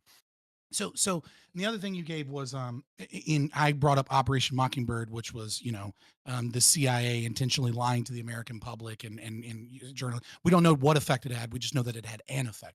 And you said, well, what about World War II, right? The infiltration. I do think that you can look historically at examples where absolutely individuals have attempted from foreign states have attempted to get in. I think there's far too much that is placed as a negative on the McCarthy era when actually Joseph McCarthy did nothing wrong. Now the House, Un-Americans committee activity definitely did some things that were wrong, but McCarthy himself was a hero that didn't go far enough, certainly, to root out communists. And so the question becomes is, well, was the government justified in rooting out communist spies in Hollywood and giving them some form of legal action? I would say no. The government is not justified in doing that because that is individuals within the market. Now, when those individuals are being paid by, let's say, Moscow, such as some of the Asian magazine literature, the East Asian magazine literature, trying to drive the American public towards going to war with China, I do think that if you're going to have a nation state, I do think that the nation state has some interest in stopping state actors and agents that are attempting to defraud people, right, and lie to people for some, country's political gain. I think is very similar to a company lying and making fraudulent things in that regard. So, in terms of, are there historical examples of misinformation being defeated by the market? I would say that human history is a great example of that throughout all of human history.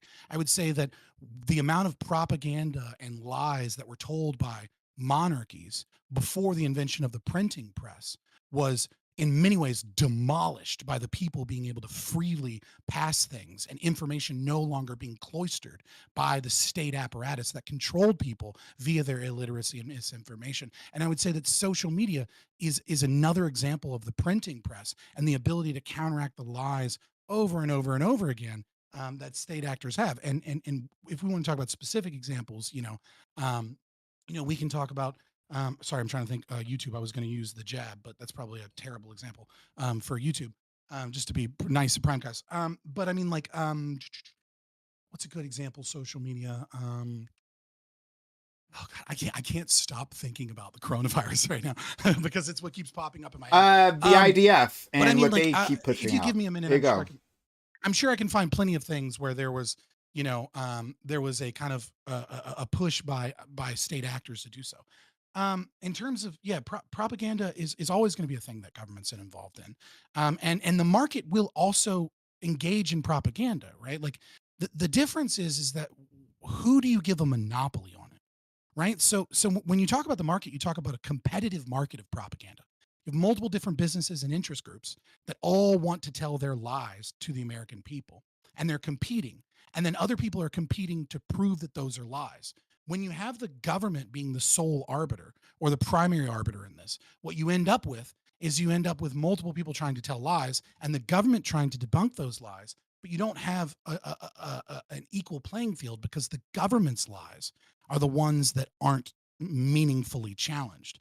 And the way that the government incentives and corporations purchase institutions means that it will be rules for thee and not for me. There will certainly be media companies, et cetera, that have kind of carte blanche, right? Like we could Okay, look at but CNN and the fact that Jake Tapper lied to the American public. Edward Snowden proved that he lied, said that the NSA didn't unwittingly steal information and data on people. And now he's a CNN contributor that gets paid six figures, right? Like there is a certain kind of More than six class figures. issue there. Oh, But go but ahead. go ahead, sir. but isn't there a way to respond to when the government to make the government account for when it lies to the people? People can sue the government, right? You can still sue the state, like when it How creates. it's so it's so much more difficult It's for it's a power people to imbalance. combat the government, and also much more difficult to even garner that evidence and to fight. It's much more It's all efficient for top two secret, you know. Yeah. equal powered companies to fight each other in the open marketplace, for people to combat companies on average, than it is to fight the government. Um, and I don't know why you would want that to be the solution in the first place. The I think government she's should just be. asking questions, honestly, Lauren. Oh, okay. I mean, at this point, I feel like Farragut's just like, well, give me the evidence. So I I want to. Oh, go ahead. Sorry. Look, I'll admit earlier that Oh. sure, Roe v. Wade is not far from the strict intermediate and Roe government when that was established. But to just say that we're going to toss out this law, which is actually rooted in fundamental law, whereas Roe v. Wade was on the penumbra of rights, it was on shaky grounds to begin with. I haven't heard any serious law professional discuss these standards being on shaky grounds. So for that, and also because the standards make sense. When you're talking about something that is based in art, you have a strict scrutiny. When you have something that's not based in art, something like a sign or something that is uh so like saying that you could only post signs of a certain size, like you're not basing it based on the content of the art or the content, then it's an intermediate scrutiny. And then you have a This even would not be lower. based on the content. It's absolutely based on the No, content. all AI, everything generated by AI must have this watermark regardless of what Yeah. it is. It's not based on the content. So it Yeah. would fall under intermediate, wouldn't it?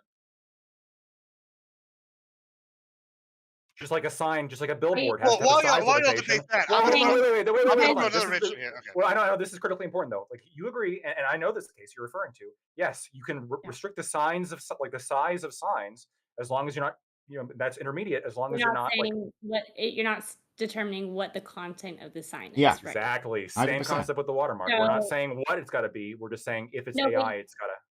I would argue though that you're saying that you are regulating the content, because it's like you're regulating videos on the basis that the So content is generated by AI. hold on. So I want to you're jump on this. We're doing generating. that the same with billboards, right? Yeah. Like if certain content's No, on a because that's a billboard, we're restricting the size. So, and this is for Sure. you too. So let's say we change the rule where it's like, so you're saying a watermark would be strict, but like if we require that all It's AI not a videos watermark. must be like Right. 16 by 16 Let me inches, stop now you. that's Let okay? me stop you. Let me stop you, because you keep saying I'm saying a watermark would be strict. No, I'm saying that I say that regulating all content on the basis that that content is AI would fall under strict scrutiny. And so if the government were to restrict Can I ask you a that question? Are you or saying that take because the that watermark law. changes your content to some degree? Is that what you're kind of saying partially? So it's a Okay, watermark, you can't see it,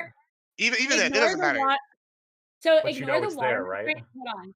Ignore the watermark right now, because the watermark is the action that the government would take. So Right, the but what I'm asking is action a would different be. question. No. So whether or not it falls under strict or intermediate scrutiny has nothing to do with the action that the government would take. Whether or not it's content based or whether or not Okay, it's so not that content brings me to based. my question. Let me just jump in here. I think it's content neutral. So Look, here's the thing. So Fairy Queen mentioned China and Maverick earlier, all right? And I think that there's another issue that we should touch on with this, and I think I'm glad she brought this up. And it's that AI can also be used to destroy art via censorship and by nefarious actors, right? So a lot of what you're saying, and the reason I asked about why you're so upset about the watermark and the script scrutiny is because it seems to me like you don't want your art changed by an outside power. Now, here's the reverse of that. Say I am an outside power and you made Top Gun via AI, right? You made Top Gun, you send it out, it's got Taiwan symbols on there, whatever. Now I am Chinese and I'm like, hey, I don't like that. So I use my AI to scrub all references to Taiwan out of the film and change your art. And it comes into my country and now we've used it. Do you have a problem with that? So once again, that's called copyright infringement, and Doesn't that's matter. I'm another already power. What are against you the gonna do? Sue me law. in court? I'm in China. There are international copyright laws as well. Yeah, and nobody It's follows very those. difficult. Yeah, and that's already being done in China.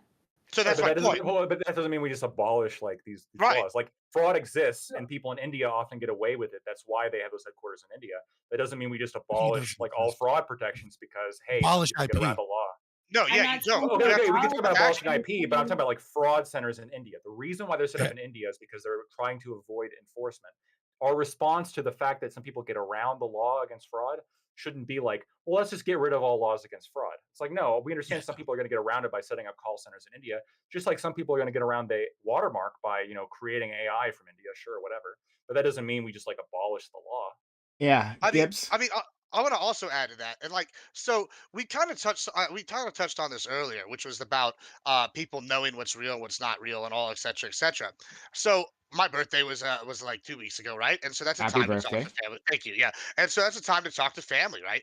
And so most of my family are medical doctors, right? So they have their doctorates. These are what I consider smart individuals. They all went to like nice, good schools, like D1 level schools, very intelligent people, right?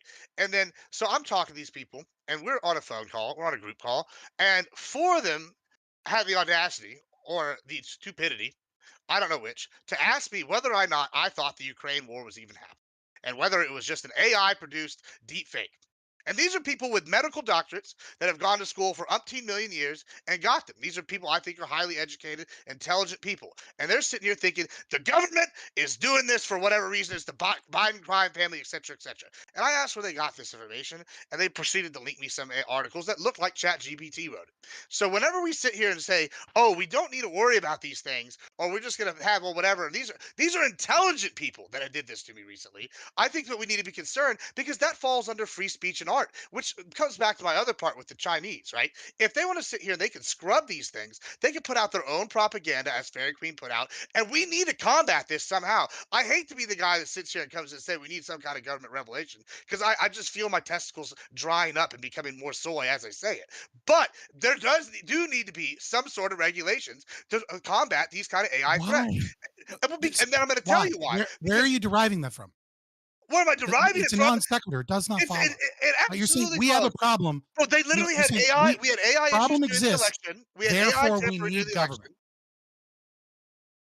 I mean, Do you understand what you're your saying? argument is government exists, so we should ban it all. So I mean, I don't really see what your point is. That's They're not both no. non secular. I mean, That's not an give me a argument that break I'm here. making. I mean, they make it all the time. We all hear it. We hear it every day. Government bad because middle school No, told me. you're distracting. You're dodging. Let me You're tell you. dodging No, I'm like a not fucking dodging. coward. I'm trying to tell you facts, but you're just Stop over being a here bitch. on that shenanigans. Right? Listen, Answer I'm trying to your answer, non but you won't sequitur. let me. I'm Link going your to non answer. sequitur. I don't got to link nothing. I mean, you can see here. Go look at the history. We already had Russia interference during the election. A lot of that was AI based. We have AI articles. We have AI deepfakes. We have AI OnlyFans girls. We have AI travel influencers. We have AI fucking working on the You're stock not exchange. connecting We have anything. AI Bidens. You're just We have dish AI galloping Bidens. now. These are all things that Answer the exist. question. Do those things exist? Yes, they exist. So for you to sit here and tell me that this is a non-secular non-issue is the stupidest shit I've heard since someone told me the sky was purple You're yesterday. being I'm retarded just because you don't saying. understand basic logic. A No, non I feel like sequitur you is don't it understand does not basic logic. follow.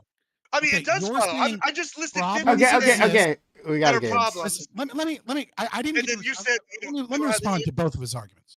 Right. So his first argument, they said we talked about earlier. No, you talked about it, right? And I formalized it. It's very simple. Premise one: people are stupid. Premise 2, stupid people will believe these videos. And the conclusion then is therefore we need government regulation. Again, he's making the same argument, is that there are all these problems and stupid people will be captured by these problems. Therefore, we need government regulation. All I'm saying is that's a non sequitur. To say that a problem exists, therefore we need government regulation. If that's the full logic of the your free argument, market's not handling it. listen to me. Okay. You say a problem exists, therefore the government needs to step in. What you could then say is that for every problem that ever exists that pops up, the government should solve it. That means the market shouldn't exist and we should live in a full fascistic state. No, right? that's bullshit. Obviously, that's not true. So obviously that's not. No, it's your fucking. I'm explaining the logic of your argument. I know that's not what you believe. Dumb logic that I'm not using to figure out what you're saying. You're being bad faith and putting words in my mouth. No one here is. I'm not being bad faith. No one's sitting here saying I'm advocating. I'm saying for it's a non sequitur. No one thinks that I'm saying that. No one's sitting here. That was you want to talk about stupid anybody analogies. that is taking you're literally just like undergrad logic understands that that's not a fucking. You're giving a premise and a conclusion, and you're not connecting them. There's no rational inference between facts the problem and the fact exists. that the free market hasn't done diddly about this shit, and so somebody needs to step in and do it. And the only one that can do that is the goddamn government. I don't know why that A plus B equals C is so hard for you to follow. That's elementary school logic. I'm glad that you got undergrad logic, but you failed basic math. I mean, it's just impressive. That's what I'm real impressed by here. Like these are like basic things that have already happened, right? They're already happening on a day-to-day basis. They happen worldwide. These are problems. We don't have, and then the idea that the Supreme Court has precedent and all this other things. Dude. No, I'm saying the idea that the Supreme Court. We're going to talk two things because we got law and liberty and we got Fabian liberty. Today. So we got the Supreme Court over here saying, "Oh, hey, there's here. They got legal precedent. These old fuckers." The point I was making with these educated people. What the fuck are you talking about? I'm going to make. If you would let me finish once in your life, I would be able to make a point. Stop dish galloping and make a fucking argument. I mean, maybe just be quiet. Shh, Papa. Shh. Just for 2 minutes, and I wouldn't have to make so many different bullshit I've been things. quiet through your name rambling for a while. Okay, all right, Gibbs, wrap it up, please. So my point is this, right? These people that came and hit me with the Ukraine war thing, very educated individuals. All right, it's already established. There's been studies, we can pull them up. Somebody can, about how older generations have struggles differentiating between fake news, etc. Right? So then the idea that these people in the Supreme Court have any capability of regulating or sitting here or doing these things with this and their legal precedent, that's laughable. They have no idea what they're doing when it comes to AI. We need it, but which comes back to my flip side of saying we need to get the legislative branch to come in here and actually regulate this shit because people are stupid and we have nefarious actors. We don't live in this happy-go-lucky Willy Wonka world where all these other dear Lord, where all these other people want to sit here and say, Lord, me, there's nothing bad happening. There's nothing bad happening. I just listed 30 different bad things. 30 different bad things. Yeah. Come on. You already said that. I can't even finish it. Hold on. You've had a long. My point is this. My point is this. That. I mean, I wouldn't talk so long if you wouldn't interrupt me every 2 seconds, right? So the point is that if we actually regulated this and we handled stuff with all these issues, we could maybe get out front of these issues. Instead, right now with the current state, we're legislating from behind and nothing's getting done right. And so now we're sitting here going, what are we going to do? That's the problem, and that's why we need legislating. Okay, you can respond to that, Scott. So then after you respond to that, I do want to get Aiko in because he's been waiting quite patiently. Of course. The argument is stupid people exist. Stupid people will believe fake news, and fake news is easily disseminated en masse in large en masse via artificial intelligence and bots, right? And so the conclusion is therefore we need government regulation to solve this. Well, government regulation isn't going to regulate the fact that stupid people exist, right? So that problem is not going to be solved. The presumption is that they will stop artificial intelligence from being promulgated en masse. Now, there's a few issues with this. Number one, I don't see any evidence that the government would actually be good at that, right? I think the government showed and proved with the Russian interference in our elections that took them years and years and years of being bought out by NGOs and massive expansions. Even Trump administration, created CISA, and all they could figure out was that 2,000 fucking advertisements were bought on Twitter by Russian bot accounts.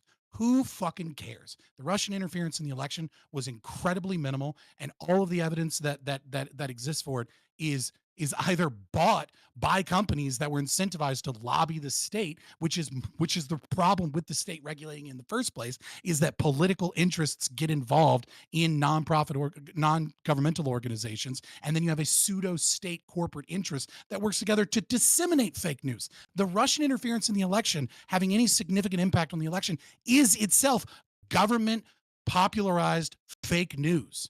It was a very minimal amount of interference. And anybody that says differently is full of shit. And so the other thing is that you say, well, I was able to stop this information by showing them articles because you proved that the problem wasn't that much of a problem. You proved that simply showing them counterfactual evidence was enough for these intelligent people to go, okay, well, maybe this is a little bit crazy. And all I'm saying is that, yes, the market doesn't immediately solve problems. Neither does government. Government does a giant, large, ham-fisted strike, and it almost always causes more problems than it solves. Yes, will the market take a while to adapt? Always. That always happens. And yet, the market is shown time and time and time again via the economic calculation problem or Hayek's local knowledge problem that prices in a market are superior in their efficiency, and that all the government's going to do, even if it wasn't a nefarious actor, is waste fucking money. Facts. So I wanted to let Aiko in, so let him respond, and then yeah. Yeah, actually, we've been talking about things that aren't working, and I kind of want to talk a little bit about maybe things that are working. But before I do, I just want to just on one aside on this invisible watermark thing, because I think it's emblematic of what we're kind of been dancing around this whole time, and that is, yes, we know that like AI is not, at least now, so perfect that it's undetectable. Like we can eventually figure out like what's real and what isn't real, but there's that gap between when the information gets out there and when people start to realize like what's true and what isn't true. Or when it There's gets so also good that you won't ever be able to tell. yeah, and that's You another won't problem. as a person, but I'm AI not. will. I'm It's not silly. even addressing that yet because we're not to that point yet. Like even I can like listen to one of these like sort of like deep fakes and hear it and go, okay, yeah, that's an AI. That's not the real thing or whatever. That won't be the case in a few years. I get it, but right now, at least this year for the, I don't know, 2024 election, like that's something that a lot of people can still maybe figure out. But there is this gap between when like this false information is out there and when it gets figured out. And even if you have the invisible watermark, like at this point it becomes a trust issue, right? Because if it's an invisible watermark, that means people who are seeing it in the moment don't see the watermark. And at some point in the future, they'll be told that there's a watermark, but will they even trust the person who's telling them, oh, there's a watermark on there, this is AI, right? Because people like don't they don't trust things that are being told to them, especially if it's by the government. And so even if the watermark's there and if it's invisible, if the person who's viewing it doesn't see it, like I'm not sure how effective it is in that gap of time between when it's You released you could and have when an it no longer add-on. matters. You could have like an Yeah, extension, you would like just have a an add-on. yeah, like a browser extension that says, Like okay, you would choose watermark. on This is Twitter or X, right? Like whether or not to show the watermark. And by default, it would probably be on, right? And then what you would do is if you didn't give a fuck, you would go to the app. Right, but how long before people start accusing that tool of being rigged and saying that Immediately. things are yeah, yeah, Like, it exactly. immediately would be done. It doesn't Yeah, yeah. matter. Like people are Right. I mean, like Admiral Gibbs pointed out, right? Like he has doctor family members that are like the Ukraine war is not real. Mhm. Right, Mhm. like people immediately question any system, Mhm. right? The, yeah. really, it just comes down to an efficiency. So the Question one if thing you're I look consequentialist at like Lactoid when or I look at all this misinformation stuff, and I've heard a couple times people say, "Hey, what are the consequences for lying or misrepresenting things?" And the Mhm. examples that I see keep coming around, not necessarily regulations and not criminal law, but civil law, right? So I'm thinking the Dominion versus Fox case, or Smartmatic, or Alex Jones, and like the big payout that these are all people who had they all seem to be centered around uh, any kind of case where somebody like feels like their reputation is harmed or whatever, and they want to push back. Mhm. And this is in a country where famously we have the strongest like free speech laws like in the world. Like in other countries, the solutions are even more apparent. Like Donald Trump like famously complained that he couldn't sue people for defamation in this country because it's just too hard. There's too many, like First Amendment's just too strong. But even then, even in this country with those kinds of protections, there do seem to be consequences for people who or corporations, entities who can be proven to have lied. Mm-hmm. All So depends on the jury. that might be the case forward. It I don't know, Fabian, I don't know if you object to civil law in the same way that you do criminal law. I suspect you don't, or you Well, consider it I just more object to property. libel and defamation, right? Like Oh, okay. I'm all All right. for, I'm okay with fraud, right? Uh-huh. And I would expand. I think there are times where libel and defamation are used in lieu of fraud, right? Where like there's an element of fraud to the case, Right. but like it's easier to bring a libel or defamation suit because like they're competitors, but there isn't like a like an exact proof that they're like financially gaining from it, and like the damages for fraud would be like difficult to prove because like right, so that just becomes a libel case, right? So like but as far as I'm concerned, like you should be able to lie about people that you don't like as much as you fucking want and print all the fucking lies that you want, and there should never be a case about that. I don't think that that's a violation of anybody's But you rights. I shouldn't. think it's an But you asshole thing to shouldn't. do, You should be able to, like, obviously. from a criminal standpoint, but also should you be free from all consequences of it? Mhm. Because if Well, not, not then you're free from all fine with consequences. I just don't defamation. think you owe somebody restitution, right? I think people can defend themselves, and I think people can prove that you're a liar, and you can lose friends, and you can lose business, and you know if you're out here telling lies all the time, you're going to lose trust, etc. But I don't think. See, like the problem is like reputation is what we're talking about, right? You damage reputation, and the problem Right. is that reputation is not property. Reputation is held in the mind of an individual, right? An individual has a reputation within their mind, and another person within their own mind has reputation. It's not a tangible thing that you can actually violate, and therefore private property rights and rights violations can't be attributed to those things other than a standard that we use in liberal democracies, But which it is is an might makes asset, right, right? Like which is Dominion and Dominion and yeah, no, Smartmatic I think both argue communities coming that up with them. they lost a Yeah, I material think asset. communities, yeah, They can no longer I make think voting machines communities, and write rights voting enforcement software. agencies, And I think communities and legal, you know, rights enforcement, insurances, et cetera, may adopt a system of common law where they all voluntarily choose to do that because it's more efficient and better. But I don't think that it is a rights violation in and of itself. so I don't think there's an argument that you can say. Dominion didn't have a right to continue as a company, to continue to exist as a company and continue to like operate as a business, because I mean they couldn't operate as a business like once that reputational damage was done. And Yeah, I Smartmatic, mean, like, well, which didn't even operate in the 2020 election, except right, for like but it one doesn't city in matter. Like California. it doesn't matter. Like if someone lies about Mhm. you, right? Right. They own the lie in their body, in their mind, right? Like the abstract concept of the lie. And once it leaves, right, the lie it's up to the another individual that hears the lie to believe or disbelieve the lie. Now, if you're in competition with them, right, then I would say that constitutes fraud, right? If you're in the same business as another person and you're lying about them so that you can gain some material business with reputational damage, that's one thing. But if I'm New York Times and I just say, I don't know, Donald Trump is a rapist, yeah, I don't like it. I think it's an asshole thing. I think you should, you know, lose business and lose credibility. But I don't think that that's actually a rights violation of Donald Trump to have the New York Times lie about him. Wait, well, hold on. Even if he, Why are they going to be in the same industry? That's my question. Like, if you have somebody in another industry where they've lost everything, let's say because you have a more powerful person lying Mhm. about somebody else, right? Well, I do think it is. I do think reputation damage in the same industry does become a gray area, right? And I don't want to get in the nitty gritty because we start getting super deep in the ANCAP philosophy, and we have to talk about like Kinsella and shit. becomes But like, I anti-competitive. would say, but because they're competitive, right? I am materially gain. I think it meets the 9 principal elements of fraud, right? If you talk about from like a common law perspective. Material gain is not one of the 9 elements. Well, It's just yeah, damages. some The ninth one is 9. No, let me I see. can post them right here. Can you 9 FQ, did you have a quick comment? Because you sent you like your hand raised like to Scott. Yeah, I was going to ask Fabian if he thought that it could be a rights violations, not against like Donald Trump, but against like the people who wanted to vote for him. Like, do you think like there's any like basis to sue based on not just like the individual is being misrepresented, but on the fact that because you lied about Yeah, the in our current person legal system, yeah, I just don't believe right. that now. Yeah, so you don't believe that now? I'm a little confused. What you mean? No, I mean, I don't think it violates anybody's rights to be lied to and then believe the lie. I don't think that constitutes fraud, right?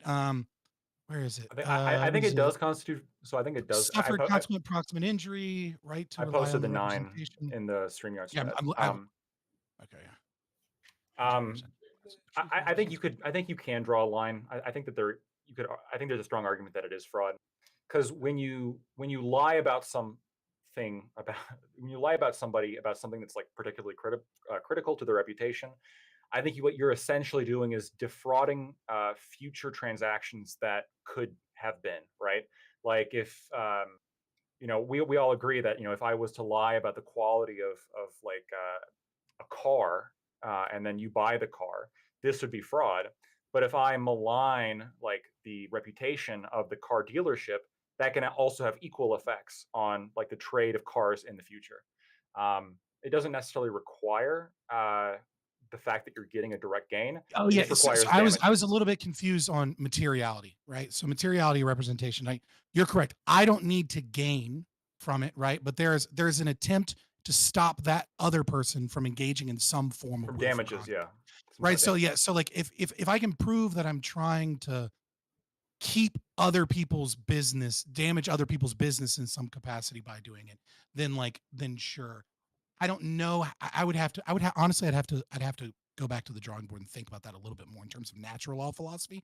I do agree though that libel defamation would almost certainly make it in most common law rights enforcement agencies, insurance companies, covenant communities, because of the buildup of how we feel about it, and because of the functionality of a high trust society, right? Like any element of fraud, libel, defamation lowers trust, and lowered trust lowers economic interaction in society. So it would be profitable and behoove most people's economic interests to get rid of libel and defamation, So and to keep a high trust society. I Anyways, so like it's kind of a moot point, but it's like, is it technically a rights violation? I'm in a gray area. I wanted to respond to something Lauren asked me like a very long time ago.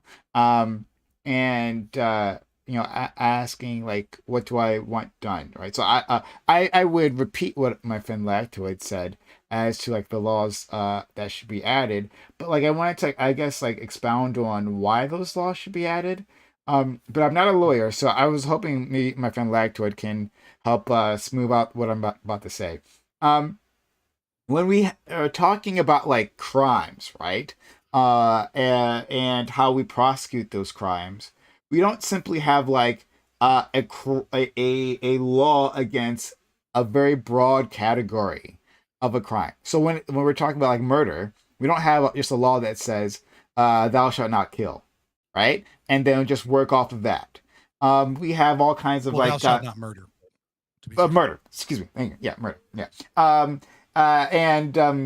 We have like the sub crimes, right? Like how what is used in the commission of the crime, who was involved with the crime, all these things that are attached, right? You mean like we have first degree murder, we have second degree. Lauren, you unmuted yourself on I got it. Don't worry, I already muted you. Keep going, Lauren. Sorry.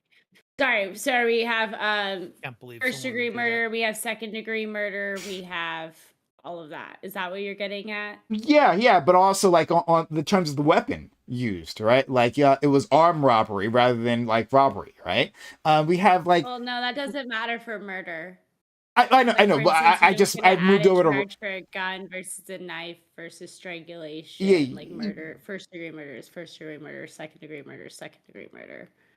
But yeah, sorry, I might have moved over to robbery there accidentally, but fair enough, right? Like there's vehicular homicide, right? Yeah, vehicular homicide, yeah. Like, but so the point is that like there's a constellation of like laws that are prohibited that helps like with prosecution, right? That gives prosecutors a tool to actually go after someone who has done something that society says is wrong. And so that's relating it back to what we're talking about. So we can say, well, we already have libel law, right? It's libelous to do this thing, but that doesn't mean we shouldn't have additional tools to specifically target this like this crime or this thing that society deems is harmful. I think there's other examples, like even within the technology RICO realm. charges are going to be the best thing you can point to on this. So, Okay, like, yeah. yeah, like what additional tools do you want it to be, like a heightened crime if you use AI in the enactment of any of these already illicit crimes? Well, if it's I don't know if it necessarily heightened but like I can see a situation where there's like uh and again, Lactate, if you could assist me in like expressing this because I might be doing this wrong. Like a malicious negligence in which like hey, I'm not going to specifically put out this information or put out this content that uh, that might lead people to a wrong conclusion, right? Lead them to act in a way off false information. But I'm using AI, and I like leave this out there in the world in a way that like a reasonable person would have seen coming, right? Like they would have seen that this might be a problem, that like I put this content out there, and again, the goal isn't necessarily to cause mass chaos, but that I use this tool still in a way that, Okay, yeah, you would just apply the elements of fraud and determine whether or not they meant the correct mens rea to be. So you're talking about intent, whether or not he meant to do it for the crime in that state, and the crime already exists to defraud somebody. So I don't. Do you want to make it a heightened crime for the use of AI in the enactment of these crimes? I don't know what additional governmental regulation you want imposed. well, I told you in terms of like it would have to be at the very least watermarked, right? That these tools are watermarked, and it gives The us best argument I've heard so far, okay. sorry not to interrupt you, but when it comes back to the watermark, the best argument I've heard so far is that this isn't content based, that this is actually content neutral Yeah. because but I would I still see an argument for how that this is content based because it's the definition of content based is expression with regard to substance. So most of the time that's like a viewpoint. Like for instance, like banning Republican people from speaking or Democrat people from speaking or banning uh, church members Okay. from speaking. But I would also say that substance expression with regard to substance, I think that could be like AI. I don't, I but don't then know I could why it also would be see the though. argument. So I What don't do you this is mean? this here, like What's this what's the, is wait, hold on, what's the so argument for why it would be substance? Because it's anything created by like, so for instance, if you're saying like any content created by like a religious affiliation or that has like religious, that would be content based. And so I feel like saying like a specific type of art, like the content of the art is being judged. it's not The the con content, but like Well, using the it's definition that you the just gave, it's not based on the viewpoint of anybody. It's based just strictly on the tool being used, based on I the right? yeah, tool, it's Like based not on like the like a tool always. bill like a billboard, right? process. yeah. There's two separate things. There's viewpoint, and then there's also there's viewpoint, and there's another one. So it's content based and viewpoint based. Those are distinct. So I'm not. I would say that this would not fall under viewpoint based, obviously, because AI could generate a wide variety of viewpoints. But I would say that it would be content based because you're judging any content that is created by a certain tool. How isn't that absolutely judging the substance of the content itself? No, so okay, It's judging the I don't tool think that used. It'd be I like don't think it'd be like I don't like the split here. But I don't think there's I don't think there is a split between viewpoint and content here, right? Like we're talking about content, right? And the question is like, is it substantive content? Like, is it based on the viewpoint um, of the speaker in terms of is that changing how we're regulating it? And we all know, like when it comes to the billboards, right? It's been ruled, right? Like you can regulate the placement of billboards and the size of billboards as long as you're not saying this church gets to post it and no one else gets to post it, right? Same concept when it comes to like schools or courts, right? Like if you are going to allow this thing, okay, you can allow it, but then you got to allow everybody to post their thing. Like I think that's what we're doing here with AI. Like you can make whatever AI you want. You just like the tool itself requires the watermark. That's it. I have a question No, that I think okay, is we a bit of have an to get internal. Are we off still gonna thinking harp on about this the stupid water. fucking thing? It's so retarded. Like you guys keep doing it though. You guys keep Well, harping on like this you're going watermark. into We first you're need to going into a determine what really esoteric category it legal goes in. damage. It's not esoteric. It's the first thing that you would discuss in a court of law. It is the very Lord, what fucking category would you first pick? thing. What category do you want to No, pick? no, Honest, Lauren, go ahead. You can go. originally, Please go ahead. originally I would say content, but like after actually really thinking about it, probably content neutral. I'd probably say at first I'd say it's strict, but I could see how it would be intermediate. Okay. But I could see an argument for strict still. Okay. So Yeah, because I do think that usually you're using content based in the terms of like people's ideas or opinion. You're Okay. not doing it based So on we'll go like to Scott, so and it's amazing. Scott is complaining about someone bringing up something that's esoteric. Amazing. Well, I can answer this. Like, well, no, I it's can just like settle it's this just we've right harped now. the fuck out of this Well, specific. I Oh, know. wow. Here's we haven't the even specific. chosen a We fucking haven't. category. Okay, here's the specific quotes, right? Yes, So this is the we've done standard that's a been lot. pulled out of Reed versus Town of Gilbert and Ashcroft. To guard against such abuses of power, the Supreme Court typically has subjected laws that, quote, target speech based on its communicative content to strict judicial scrutiny. Commutative content, right? The watermark is not changing what that content is trying to communicate. Yeah. So Go ahead. now Oh, we gotta go. We've Listen, settled it. Scott. Intermediate. Yeah. The issue that I take with your like we've gone through. Sure, it could be worked because in that degree. The issue that I take is that Lactoid, you're a consequentialist, right? Right. Like to you, we're looking. So what is the problem you're trying to solve with the watermark? Like very quickly, like what's the problem you're trying to solve? Fraud. And probably a large So domain misinformation. fraud. The big thing is fraud. The other thing, honestly, is I Mhm. think that there is a problem with the Chinese government through TikTok and other kind of tendrils is poisoning stupid people that you call. But the problem is most stupid people in this country are also children who can't help but Right. being stupid because Mm. they just are biologically No, stupid. no, They're children. for sure. So the And making problem them that communists, right? That's the okay, problem. okay, Bastards. we get it. Misinformation, fraud. Okay, so you're trying to solve misinformation and fraud, and the solution that you've And presented, communism. right? Ooh, communism. Communism is a form of misinformation. Relax. Fair. So misinformation and fraud.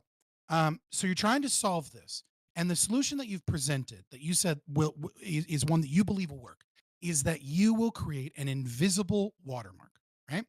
And now the invisible watermark is intended to be placed on social, and the responsibility for the enforcement of the invisible watermark that you've mentioned earlier is that social media companies that host videos on their platform, right, will be protected by Section 230 so long as, and you didn't really give an answer, you just kind of like gave a comparable example with child porn, right, which is so long as they take it down within a certain amount of time. Or add the Now, watermark. here's my problem with this is that on its face that sounds fairly reasonable and comparable to what we currently have, but what it actually is it's an additional impediment on social media companies, right, which requires additional staff and additional labor and additional monies in order to be a viable social media company, which means in order to compete with large social media companies that the government uses to push its own propaganda, which we know, right?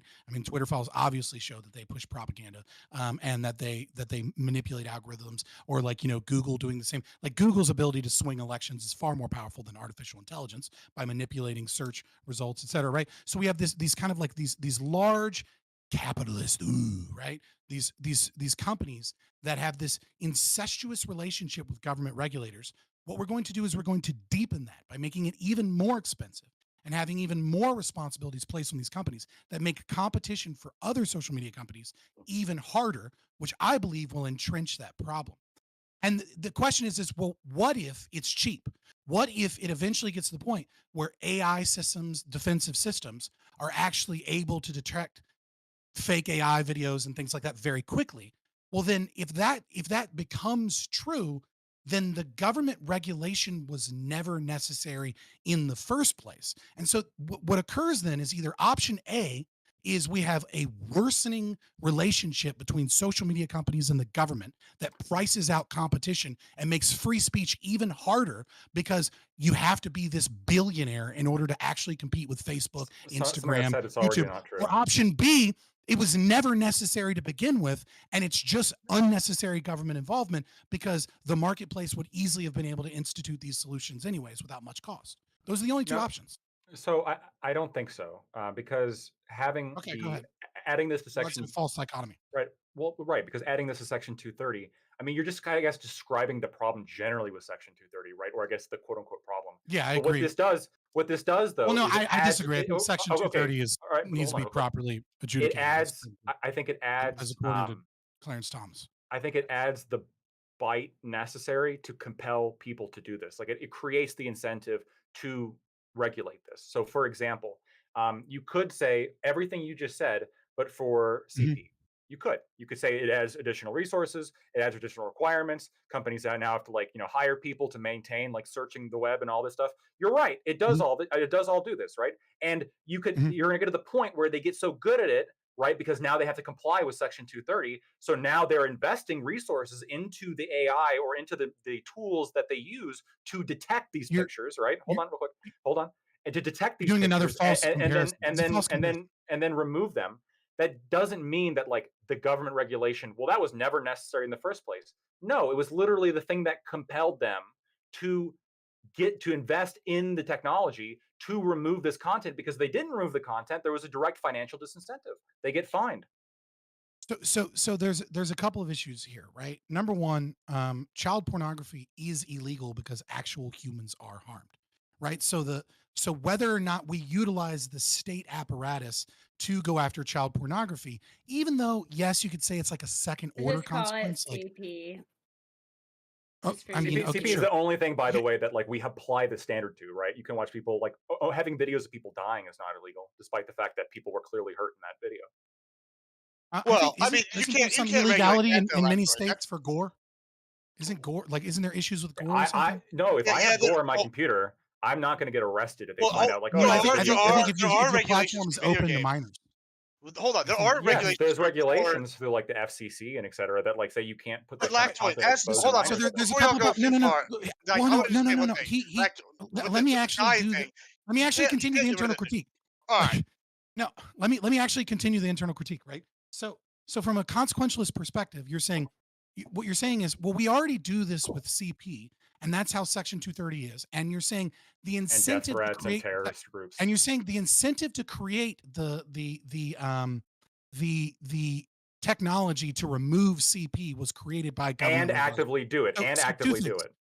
Right. So two things. Number one, I think that there's a false premise baked in, which is that the majority of the incentive is government illegality of CP.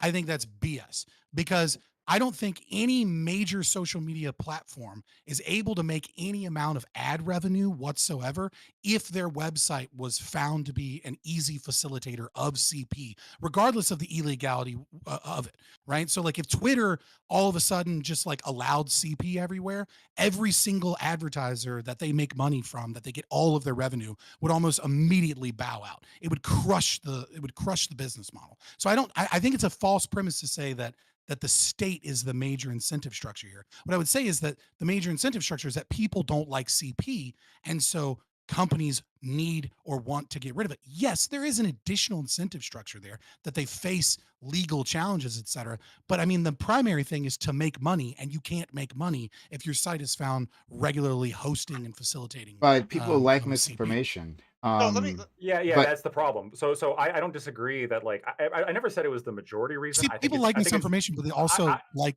proving it okay, wrong.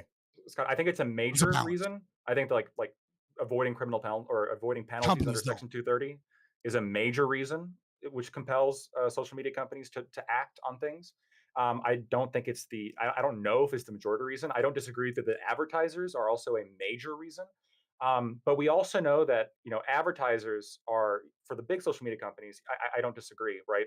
But advertisers are also sort of curated to whatever content is going to be like most prominent to on that particular site, right? Twitch has the advertising it Yeah, does because it's Twitch, right? for So games, right? Like I you're could gonna get like My see Patriot Supply on Gab. Yeah. exactly, right? You're gonna and when if you watch fucking Alex Jones, you're gonna get just nothing but bombarding ads for his fucking uh, testosterone pills. And if you watch Ben Shapiro, you're gonna be talking about like VPN sites galore, ExpressVPN up the ass, like you're gonna be hearing about it But your nonstop. argument, your yeah. argument But is you could without have a government social media regulation, there site. will be. Yes, there could.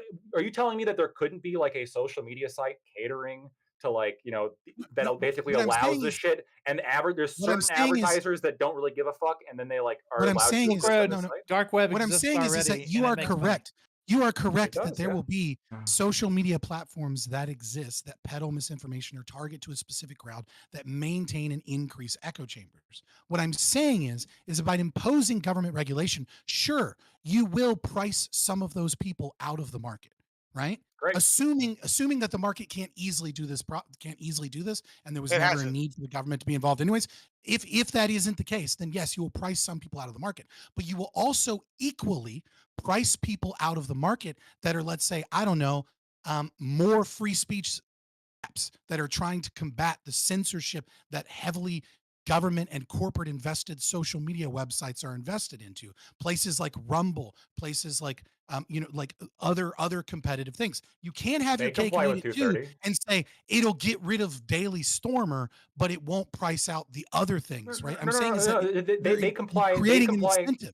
No, they comply with 230. And as we just went over like 4 times, this is not like I am opposed to any regulation that would be content based, right? Because I think the First Amendment is about people being able to express their viewpoint, and that's what I'm looking to protect. I would not be in favor of Section 230 having any kind of requirement that's That's specific, not like the argument. political content viewpoints. That's not the argument. The argument is that in order to the argument is that as we're able to create 10,000 bots that are able to spread and instantaneously create 10,000 videos, that there's only two options. Either it becomes very expensive to combat this, or AI is able to meaningfully combat this. If AI is able to cheaply and meaningfully combat this, we didn't need the government regulation to begin with. And if I AI don't think that's isn't able necessarily to true. cheaply and meaningfully combat this, what you're going to do is you're going to isolate the power of social media even further into the hands of a few corporations that have already been shown they can't be trusted with that monopolistic power in social media. Facebook has already proven that for 10 years they've known they've been causing girls to commit suicide and they don't give a fuck. Okay, Well, okay. So, If Section Lactoid, 230 required, they give a fuck, they would. so Lactoid, you can respond very quickly, but then we got to move on. We're already way past time, and we got to move on to the Okay. Texas. Yeah, well, I just want like if Section 230 mandated they give a fuck, then they would give a fuck, right? I don't disagree Uh, with you that like Yeah, we yes, just create more laws.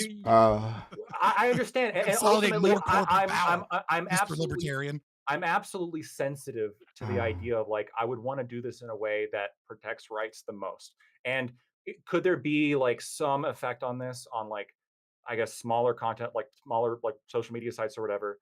I guess depending on how you wrote this in, maybe you could account for that. Maybe like companies under a certain size would have more time Oh, to don't find this pretend to shit. be gracious with so many To fucking modifiers, right? no, Like no, it's one or two of the we options. no, we can absolutely add modifiers. Currently, we have No. modifiers You're in like, all well, social laws. could it be maybe a small company somewhere that might be Well, affected? You haven't broken down their dichotomy. I said, could it be small companies that are like disproportionately affected? If I'd be willing to like negotiate uh, reduced restrictions for those companies, we could figure out some ways of making this work.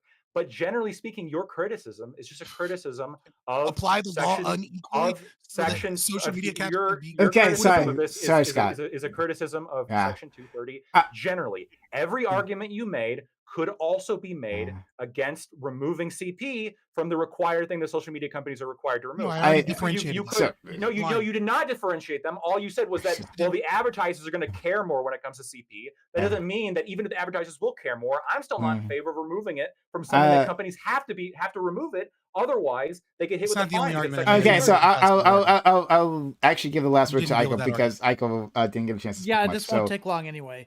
Like yeah. this idea about like advertisers responding in that way. Yeah, advertisers do respond in that way, right?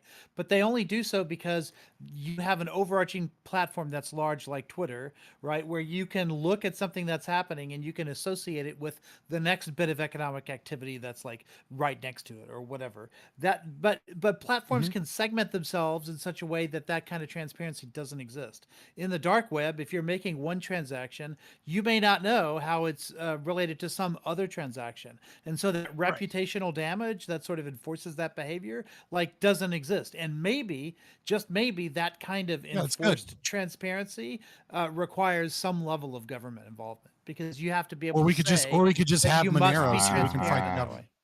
way. Okay, so Yeah, we're gonna move on. Right. We're gonna move on. Thank you.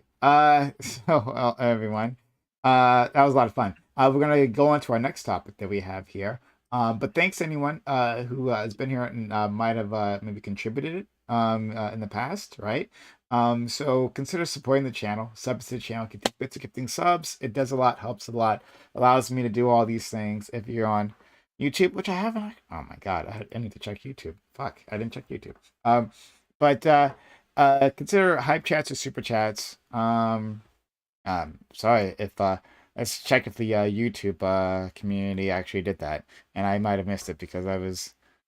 I'm sorry. But anyway, yeah, consider supporting the channel in any way that you can, so that I can keep on bringing these people here. They can we can yell at each other, and it's a whole lot of fun for all families involved.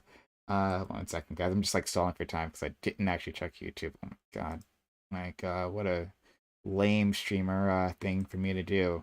Oh my god, I didn't check YouTube, and now okay. PDX Pleb, thank you for Who's the boomer the now? I know, it's my fault. Oh my god, PDX. Aiko gives the last laugh. Me It says laugh. subprime. Shout out to Fairy Queen. Best of luck. All right. Do you know who PDX Pleb is? FQ. I PD believe he is Void on Discord, but I am Okay. not sure. If he is, could you send him like a thank you, please? Hello to the Void. Thank you. No, I mean like, do you have like a DM or something? Because I'm not sure if he's Oh yeah, no, I had a DM from him earlier this evening. Okay. Where he said, where did he say? And he said, "I wish you best of luck in the YouTube chat on Oh. Prime Kai's panel. Not sure if he saw / mentioned it." Oh my god. Yeah, please say that. I do apologize. I literally forgot to open up Piece my of shit. I would never listen to any of his panels again. Unacceptable. Please tell him I'm so sorry. I missed it. I wasn't. But yeah, relay that for me, please. Thank you. Okay, so we're gonna move on, and I do apologize. But you can super chat and hype chat, and I will read it out theoretically. Okay. Somebody We're can moving clip that apology and send it to him. on. Yeah. Absolutely. Thanks so much, FQ. All right, so we'll move on to our second topic. While I stew on this L. Topic 2. Texas. Texas has had a history of rebelling against governments. Its latest act involves erecting dangerous barriers that maim and kill undocumented immigrants trying to cross the border. In response, the state has been taken to court and defeated. But rather than complying with an order to dismantle the barrier, it has created new barriers to keep federal troops out. An article in The Nation magazine argues that the U.S. federal government should take a tougher stance. Among other things, it says the U.S. should arrest state troopers and reassert federal dominance. Are you in favor of such actions? Beyond just the subject of immigration, how much autonomy should states have to oppose the feds? Does your answer stay the same when the political party you oppose has power? So yeah, this is a big fight that's happening, an ongoing fight. In fact, I think was it today? Like a bunch of other states, like the governors, like showed up in Texas, like to offer like moral support or some shit like that, for The what National they're Guard. yeah, yeah. And so, um, this is a bit of a constitutional crisis, right? Like the federal government says, "Hey, knock this shit off," and the state is saying no. And in fact, if you send federal troops here, we will use force to keep them from interfering with what we want to do. So, that's what I really want to examine is federalism. Yeah, that's Scott. And who is in charge? And I also want to examine the idea of like different scenarios in which maybe you want the states to have a bit more autonomy, especially in the face of a president that you highly disagree with. So we'll start with our friend Lacto and work our way around. All right. So I almost never do this, but the only reason I'm doing it is because it's actually critical to the question. The prompt is a little bit wrong. It states here that in response, the state has been taken to court and been defeated, but rather than complying with an order to dismantle the barrier, it's created new barriers to keep federal troops out. So there actually has not been any order to order the state of Texas to remove the wire, right? That's critical, okay? All the Supreme Court did was that the Fifth Circuit put forward an injunction saying that feds can't remove the wire, and then the Supreme Court threw that out through an order. So what that means is that the feds can remove the wire, but there's nothing stopping the state of Texas from just putting down more wire, at least until they actually hear the case.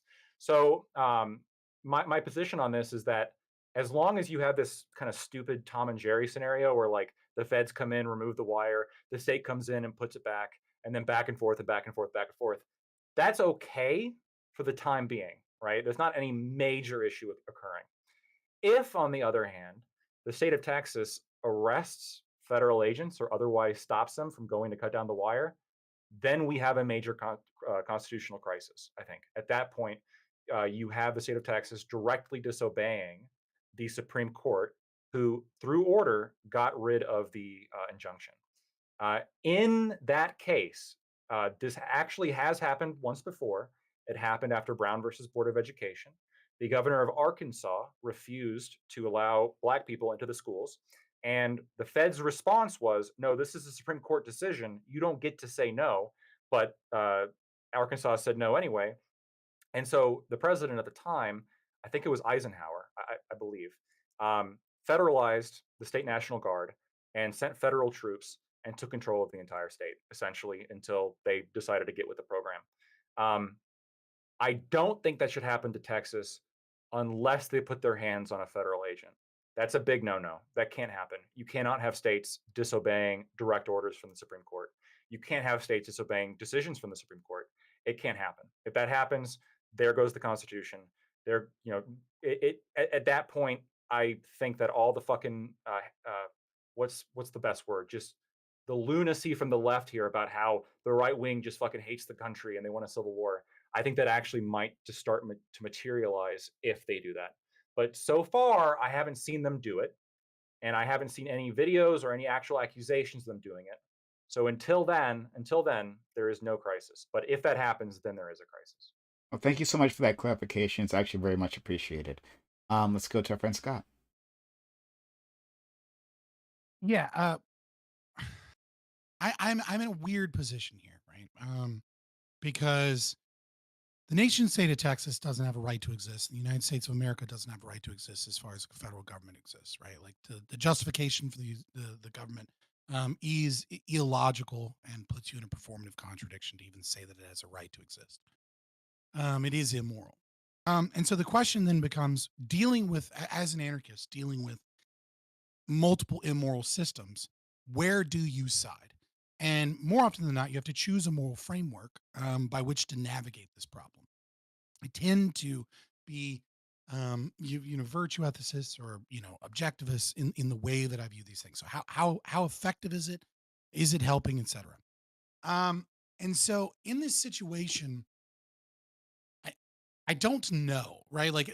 There's a lot of variables at play, and I'd be interested to hear, actually, for once, kind of like hear other people's opinion on this. Obviously, you know, there was an assumption that states had a right to secede up until the Civil War, and then that assumption was blown out of the water when the North invaded the Confederacy. And so, obviously, there's multiple kind of like tussles before that, even before Fort Sumter. Um, and so, but then again, they thought that they had a right to tax the South after they seceded. So it's a complicated issue there. So going through that again, um, yeah, I think this is good. I think this is good so long as it doesn't spark open conflict. Right? That tends to be my opinion right now. I think it is a positive thing because the federal government has been intentionally derelict in their duty as far as the southern border is concerned. They have been using federal agents to protect illegal immigrants as they fly into the country. They are doing everything they can to push the needle in the Overton window towards legalization of illegal immigrants. And it's all, and we know why. It's the same reason why Republicans gerrymander. It's because they want to swing elections by bringing in socialists, and they don't actually care, and they don't actually care about that. And I think the open border policies of the left are destructive towards the nation and an affront towards the citizenry. And so I think it's good that they fight back, but I do think you have to be very, very careful that you don't try and start a war over this. And lastly, for the last question, do I care if like a lefty state does the same thing? I've said multiple times, and I mean it when I say it, that like if you still live in California, like this is kind of on you, right? Like if California does some crazy lefty shit that they want to fight the federal government on, like you're the retard that still lives in California despite like not being a communist. Like the writing has been on the wall for like 40 years. Why have you not moved? Like you're an idiot if you still live there and you're not a hardcore leftist. So like, yeah, if California does some shit, it's unfortunate for people there that have had difficulty moving, but also like get the fuck out of California, you idiot. So Um, there.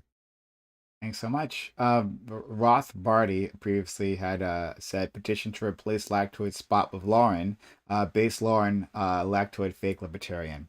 So putting that out there. He's Okay. my friend Hey, too. That Ralph motherfucker. Barty. Pause. There's no such thing as a libertarian friend.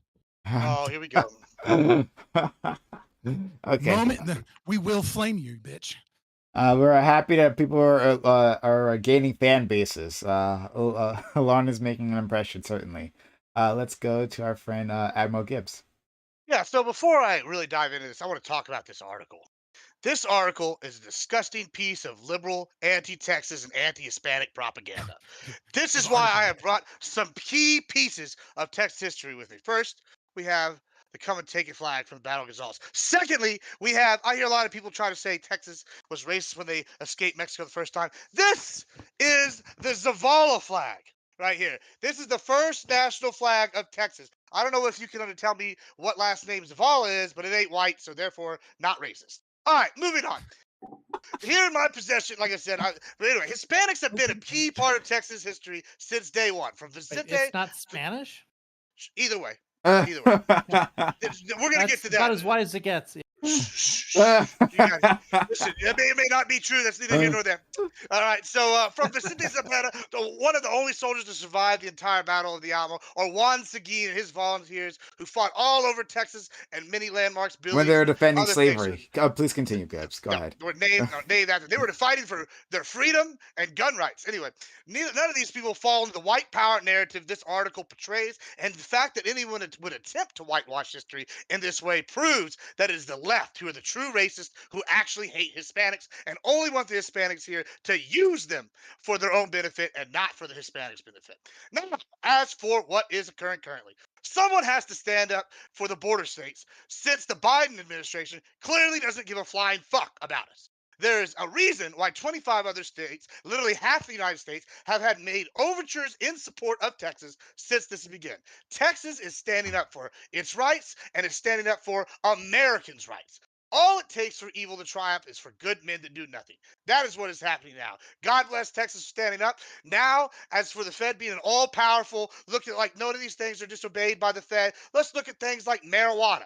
States legalized marijuana despite the Fed having it scheduled as a Schedule One drug, and they legalized it and allowed it to continue since then. How about immigration laws? Sanctuary cities told the government to go fuck themselves. They weren't going to enforce the immigration laws when they had the Republicans in power. That was the thing. So there's just two examples right there of when we flip the script, suddenly, wow, it's a lot of pot calling the kettle black.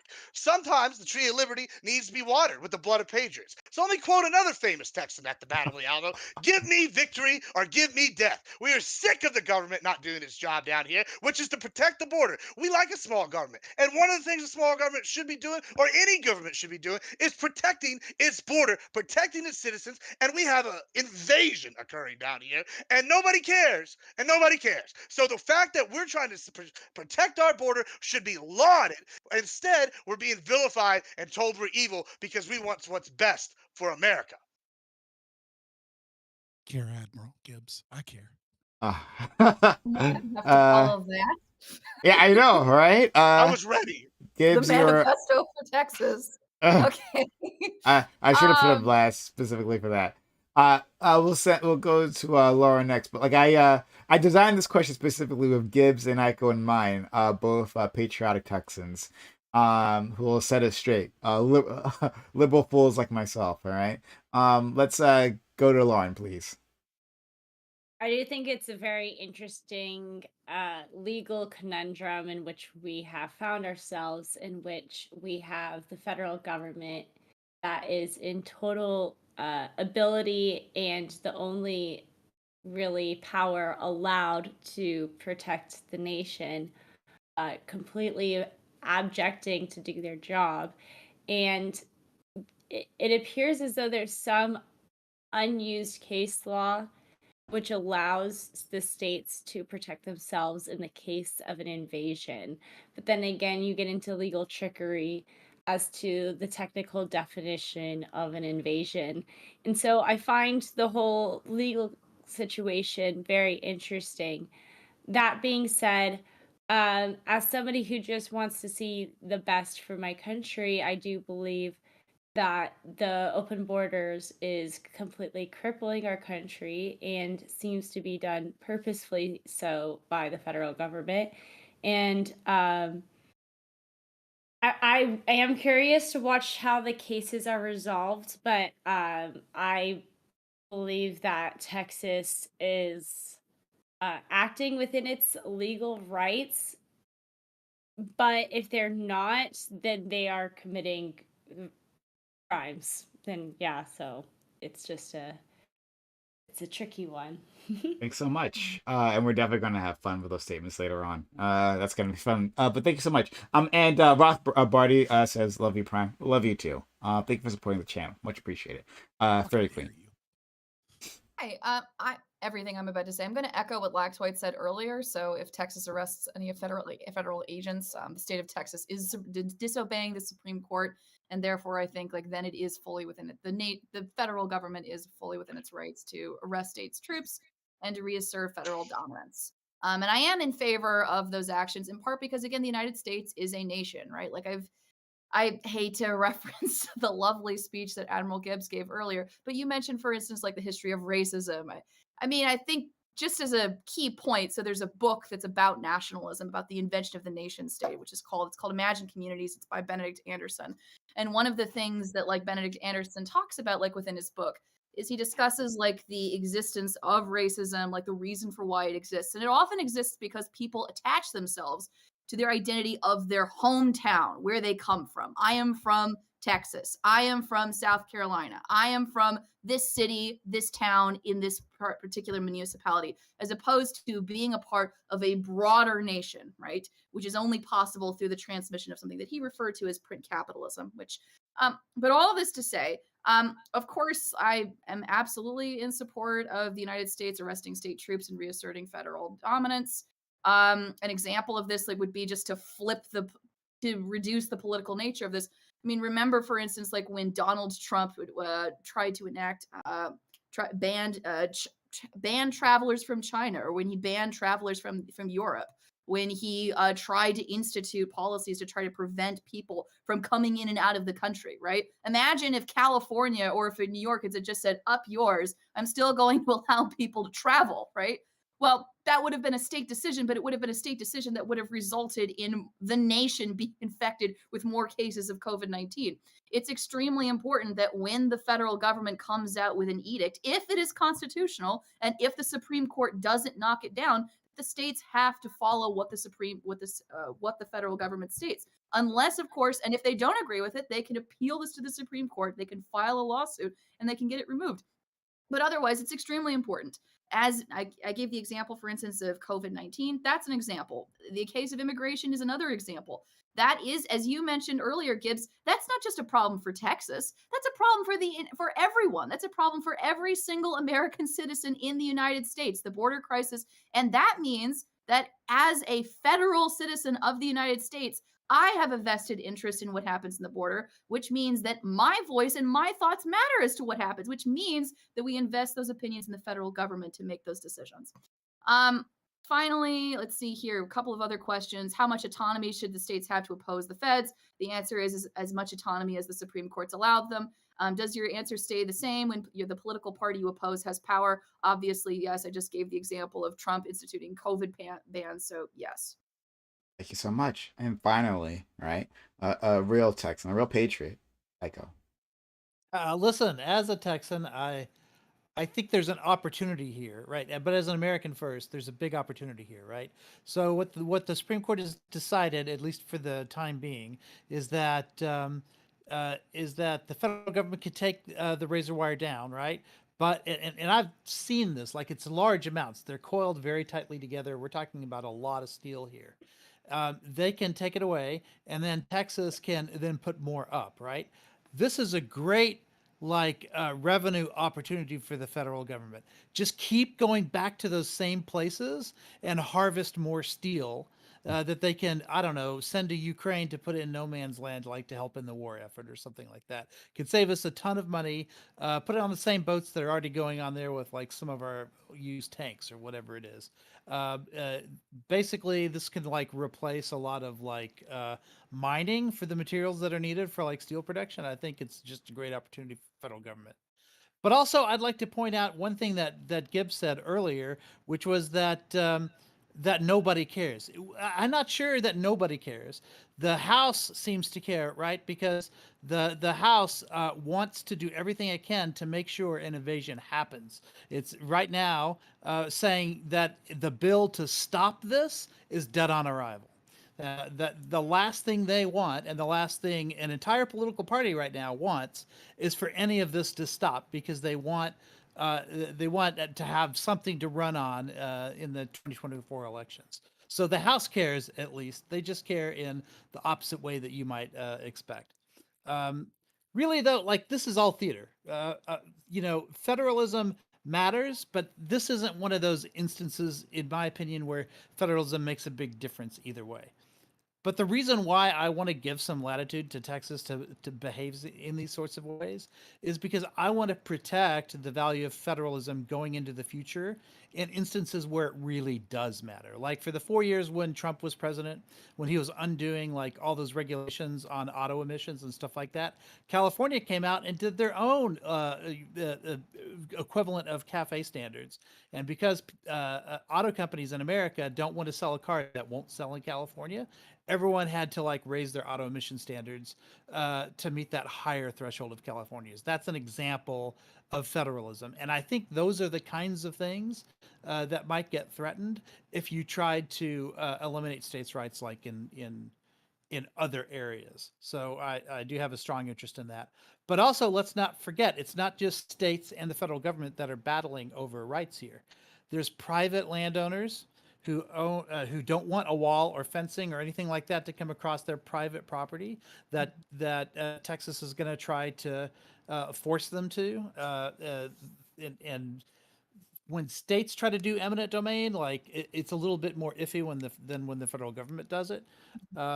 There's also straight up federal land. 33% of borderland is either federal or tribal land. So it's hard to see how like states can come in there and do anything. And then, of course, there's county land, municipal land. There's a lot of land that doesn't actually belong to states. So I think that, yeah, you can put it up in a few spots that'll like grab the attention of news cameras and stuff like that. But how you can actually implement this in a consistent way that's going to have the effect that you want in terms of stopping people from crossing, I think it's very difficult if you don't have the support of the federal government. Okay, open to the panel. So I want to start. I'm gonna go ahead and start on this. I got a lot of issues, and now y'all gonna hear about them. All right. First, let's just look at this bill that we just talked about. All right. This bill, it's a foreign aid and immigration bill.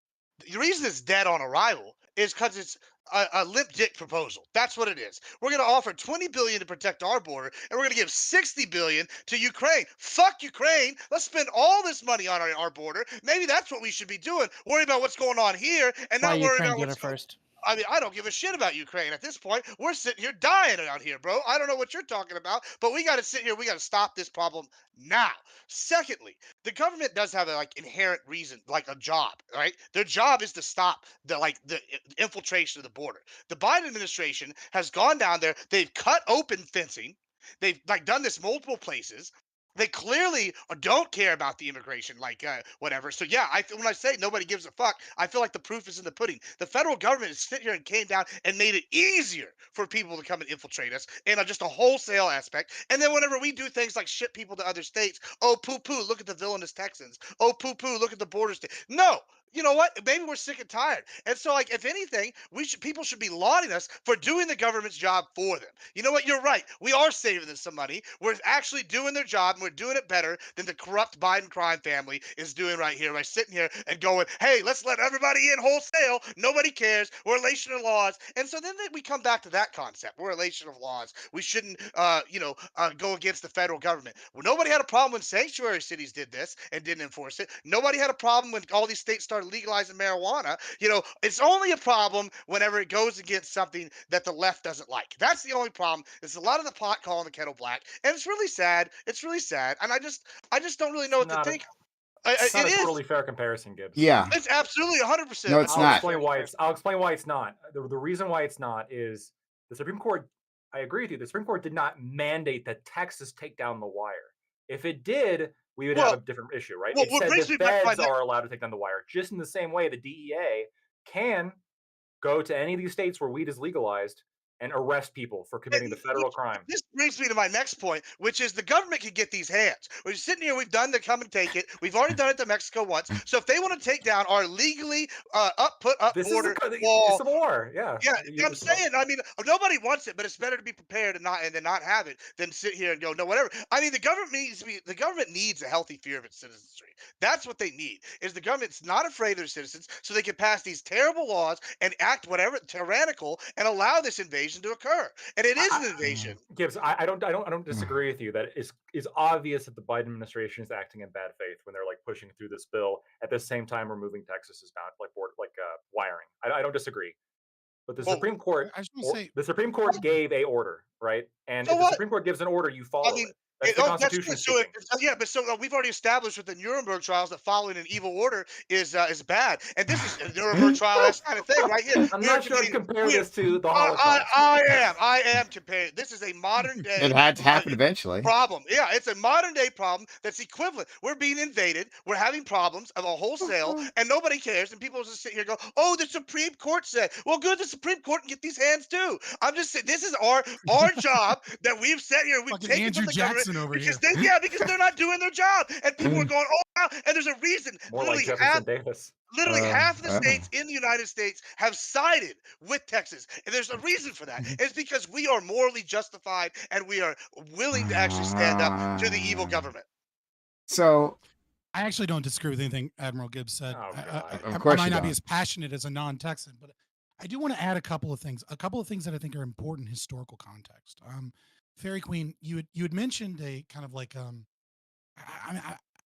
maybe you can extrapolate upon it after I make this statement, right? But like kind of a half-hearted kind of defense of the leftist rhetoric utilized in the article about the the instantiation of nationalism as a system of white supremacy, and the understandings of like racism being inherently tied to national origin, ethnicity, etc. I think that's a really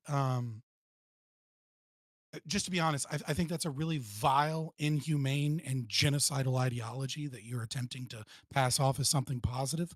That the oppressed oppressor dynamics and the instantiation of the idea of a motherland and a homeland, and even Bakunin agreed that there was a substantial difference between the love of the fatherland and the love of the nation state. And to couple those two things together with racism is evil. And I would also say that it's also important to note when we're talking about Texas and we're talking about federalism, right? Before the Civil War, talking about the historical context of how the nation was founded, we did not used to use the article "is" for the United States of America. We used to say the United States of America are a good place to live. The United States of America are a great place, and the reason was because before the Civil War, when we believed. Right. The reason would be everyone was a Virginian first, an American citizen second. They were a Texan first. If you ask somebody, where are you from? They wouldn't say the United States, even if they were in France at, or Paris to do some signing. They would say, I'm a Virginian. I'm from Virginia. And so I think that's important to estimate that is the kind of the psychology that We're went still that into way the in Texas. creation of the system of federalism. You kind of like that in Texas, but even you, iCal Rich, said, and I quote, "I am an American Yeah, first, I am. Texan But second." I didn't say that. Wait, But that Scott, doesn't mean I this think they're the was- same this was thing. solved. This was solved by the Civil War, right? Like, Yeah, and the the other I don't thing- think it 14th was. Amendment, right? It I was. think it's also important. 18. I also- Hold on. 1869. I'm pretty sure it was Solved Texas is one word. There was Supreme Court opinion, right? Specifically said this is a nation united and indivisible. I think I forget the word it used, but it basically used the word like invincible to describe the United States.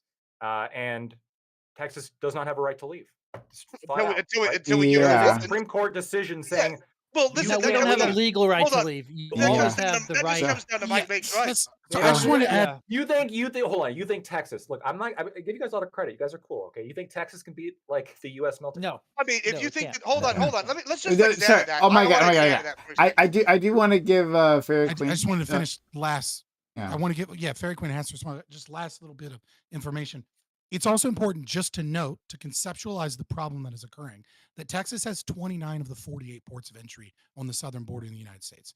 That's a little bit over 60% of all legal immigration goes through the state of Texas. And we're talking about, it's very difficult to calculate, but even the most conservative estimates is talking about in the last few years over 5 million people. Okay, so we're talking about percentile increases to the entire United States population, and a majority of that is moving into Texas. It's not like a few thousand people in a caravan, right? We're talking about millions of people that Texas is being forced to financially support. And when they send 37,000 to New York loses their shit and sues bus companies because that's an unimaginable amount, despite the fact that New York City has a population that's roughly a quarter of that of Texas. It's insane what Texans are having to deal with. Okay, so I want to give Fairy Queen the response, but Fairy Queen, I want you to also just take a moment, and enjoy this, because what's happened is that Scott, for the first time, has called you a genocide supporter. Right now, this is a rite of passage for anyone who on the left here on the panel. All right, eventually it's going to happen. You managed on your first. On the left. Oh, not even on the left. Fair enough. Yeah. You managed to do it in just your first appearance of rape Scott. Apologists and genocidal maniacs. Yes. Rape apologist and genocidal maniac, right? So you've got the genocidal supporter, right? Hopefully the rape apology will be coming soon, right? Complete the set. Yeah, thank you. So go ahead, Fairy Queen. Enjoy your moment. Okay, well, thank you. It's not every day that I am told that I'm a genocide denier, so I do appreciate that. So supporter, not denier. Supporter, actively supporting genocidal Oh, ideology is very different than sure. denying the existence of it. For sure. Okay, well, all I will tell you is this, okay? Yeah. So one of the things that like Anderson talks about in the book is the concept of the untombed soldier, right? So the untombed soldier refers to all of the thousands of people who were willing to give their lives in World War II, in the war in Vietnam, in the Korean War, et cetera, but they're buried without a name, like within like national military cemeteries. And the Arlington. reason yeah, and the reason like why that's considered to be an honor is because they chose to die on the behalf of the nation, right? It's the reason like why there is this idea of the untombed soldier. It's because you didn't just die for yourself, it wasn't just for your community, it wasn't just for your family. You died in the name of something greater, in the name of the nation state, right?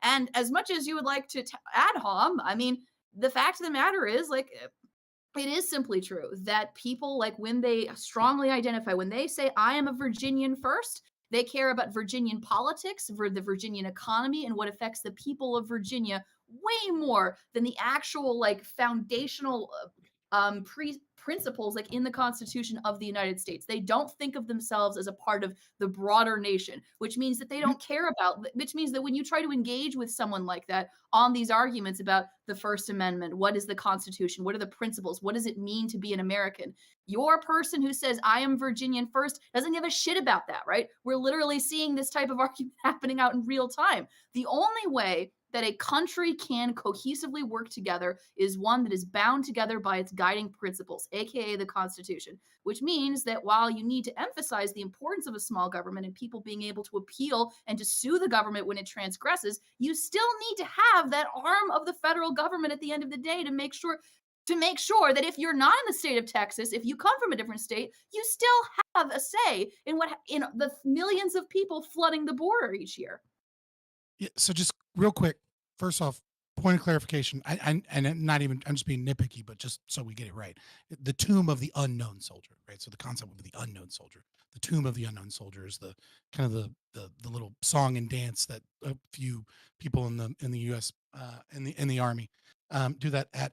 And then second, yeah, like while I obviously disagree with you because I'm an anarchist, that isn't necessarily an answer towards the justification for a meta narrative that the concept of nationalism or the concept of being tied to a land is deeply rooted and entrenched in racism, which was the soft kind of support that you were giving for the leftist narratives in the article. I'm saying that ideology of the oppressed oppressor critical theory dynamic that utilizes Marxian analysis to tell the story of history is wrong. Actually, that I'm pretty sure that. What's that? I'm sorry, what? I'm not sure that Timothy Snyder, somebody who cited this book as one of his like guiding principles against like the Ukrainian war, in support of Ukraine during the war. I don't think that he really qualifies as a Marxist. He seems pretty anti-totalitarian in nature and anti-fascist in nature. Nice. But I'm looking here. I'm talking specifically about the instantiation of nationalism and the pride in the land, right? Like the individual need not be an explicit Marxist to be peddling a Marxist meta narrative, right? Critical theory is a Marxian meta narrative, and utilizing that is what I said is disgusting. This is not critical theory.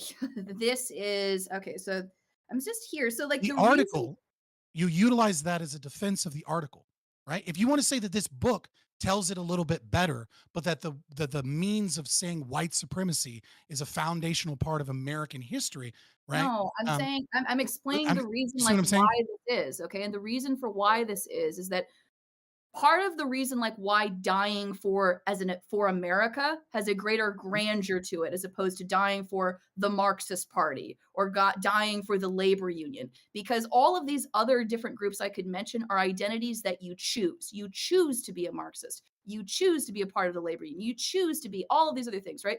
But to be an American means even though it's not something that's intrinsic to you, it feels like it is because you're born and you are born as an American citizen.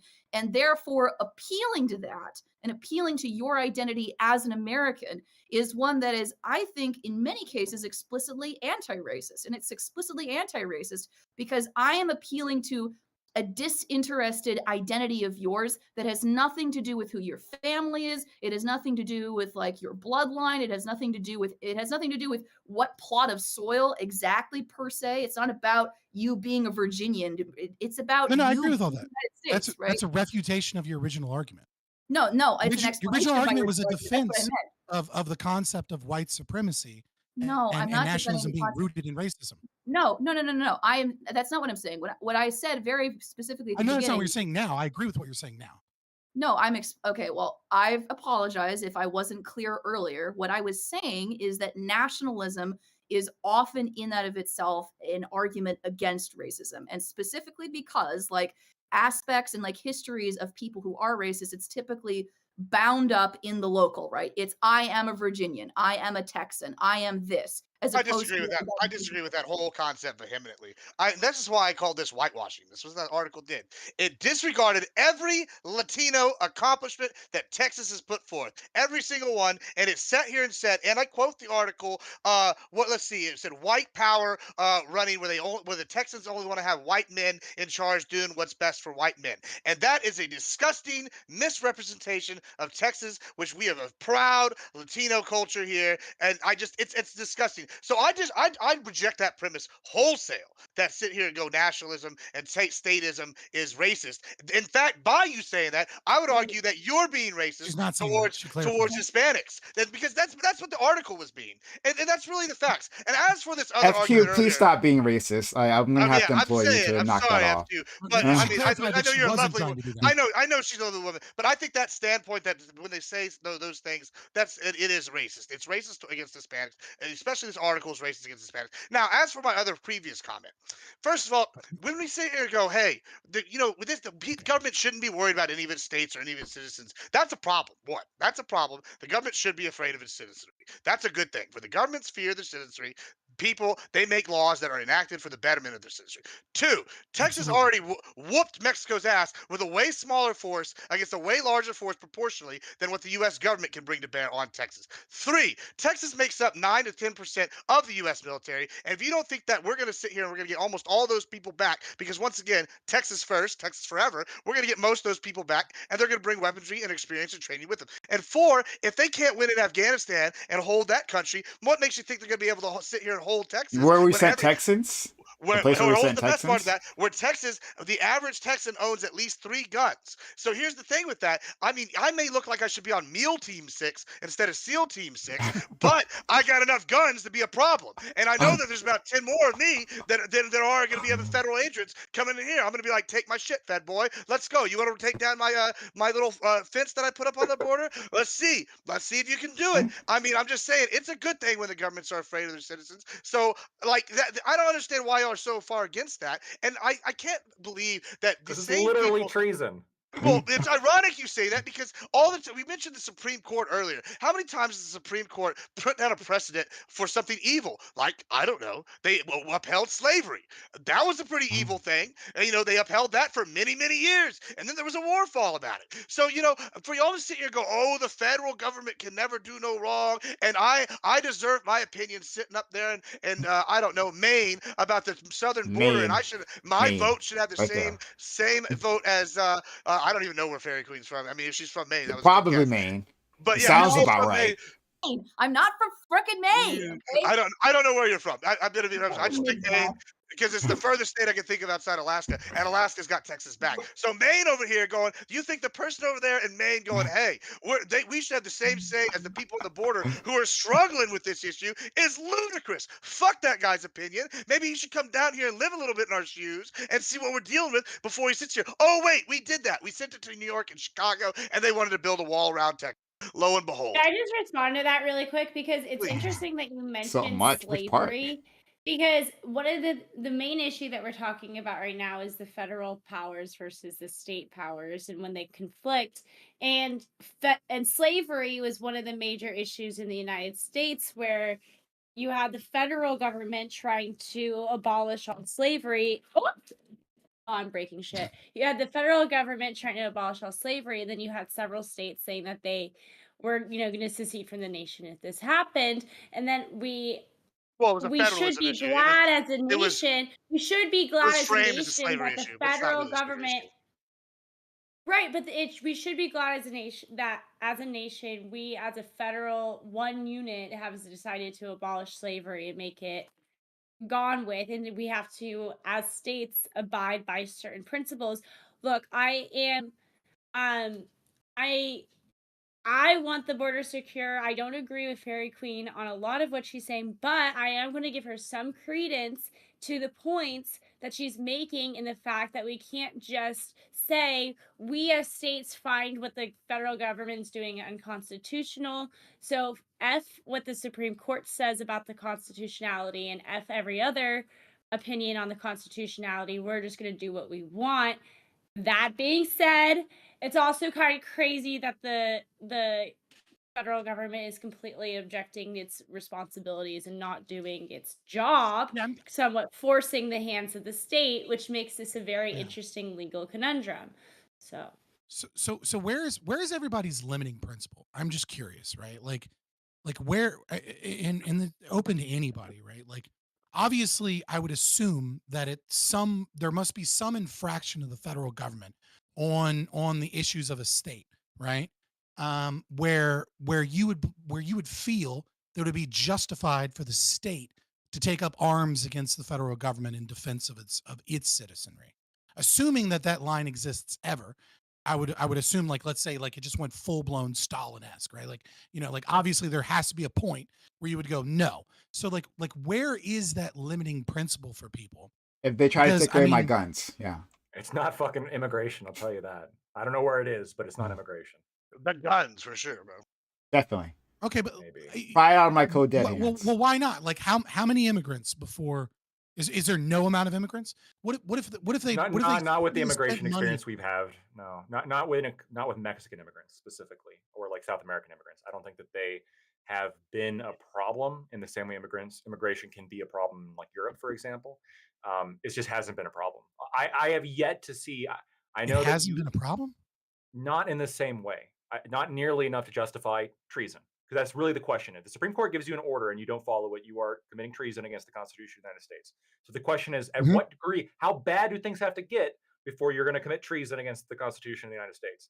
For me, that bar is extraordinarily high. Now, I did swear an oath or whatever the fuck, whatever that means. Mhm. But like my bar is pretty fucking high to where I got to be convinced that like, oh shit, we got to stop this. Like, wow, So, they're rounding up the Jews. We got to start, we got to so fucking it put a wouldn't brakes be to this. so like at what point would it be treasonous for the Biden administration, for the DOJ, for the federal agencies involved? Like Well, where we're would already they we're at step that into the point. line of If treason? the Supreme Court orders treason. if the Supreme Court orders the feds to not take down the barriers and they do it anyway, the Biden Okay. administration that's treason against the I mean, Okay, Constitution. hold on. What the Biden so it has to be administration the is doing Supreme already is Court treason. Let's just get saying that out of to the way. do a thing. Right, because that's my question. Is like what you currently have, right? Is you have the federal agencies involved, and it's a fuck ton of federal agencies, right? But you know what I mean? Like, so we can get nitpicky if we want, but I think it'll get maybe a little bit too boring and maybe a little bit not helpful, right? But they're like I'm doing this in a bit of a thought experiment, right? Like where we're currently at is we recognize that the nation state has a duty, at least in some capacity, to maintain the security of the borders. Right. One could argue that that's like the primary duty of any nation state. Right. Like at that point, like an open border, like open borders in reality, like pretty much only exists in failed states, right? Where there is absolutely no government issued IDs and there's no like a true open border can really only exist in a failed state or a state that like exists as far as the UN is concerned, but it doesn't exist. So what we know, Wait, the the Biden EU is open administration border, is right? Like within the EU, countries are open border. no. So there's multiple different. So like colloquially, we say open border and closed border, right? But there's actually multiple different delineations, right? So the EU, I Mm. forget the exact name of this type of border, but like the EU uses a passport system, right? So there's documentation of every Not person between that's going countries. from. No, they You do. can get Like on a they URL. I utilize. don't get stopped from country to country to country. I get off at any country that I want to. Now, if Right, but I'm if you're exiting the discovered, EU, right? But if you're And- but they still limit immigration. There's still a limit to legal immigration. There's still a limit of how many people can work in an area for an extended yeah, period of that's time. true. There's a limit to citizen, right? Like, so this isn't a truly like pure open border. A pure open border would be Also, like, those borders only have open borders amongst certain countries. So if you're on like a certain tram, it's because you already got allowed into one country, so you're allowed access yeah, to the other countries. It's not like it and you're has open documented, et borders. cetera. So the current situation, though, right? The current situation is not just a dereliction of duty by the federal government, right? It's not just that they're not enforcing the border.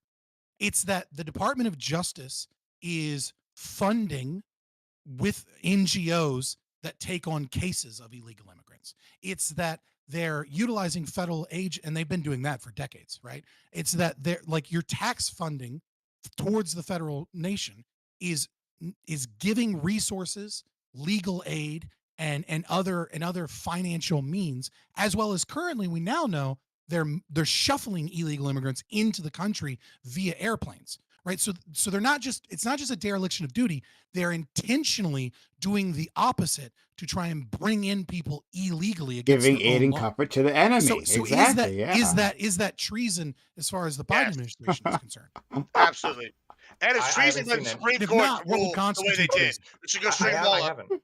So okay, I'm gonna. So what would I want constitute to. This is going to be a weird answer, but honestly, like treason is just if you disobey what the Supreme Court says, right? If the Supreme Court says this is Right, the right, right. law and you just don't do it, now you're committing treason.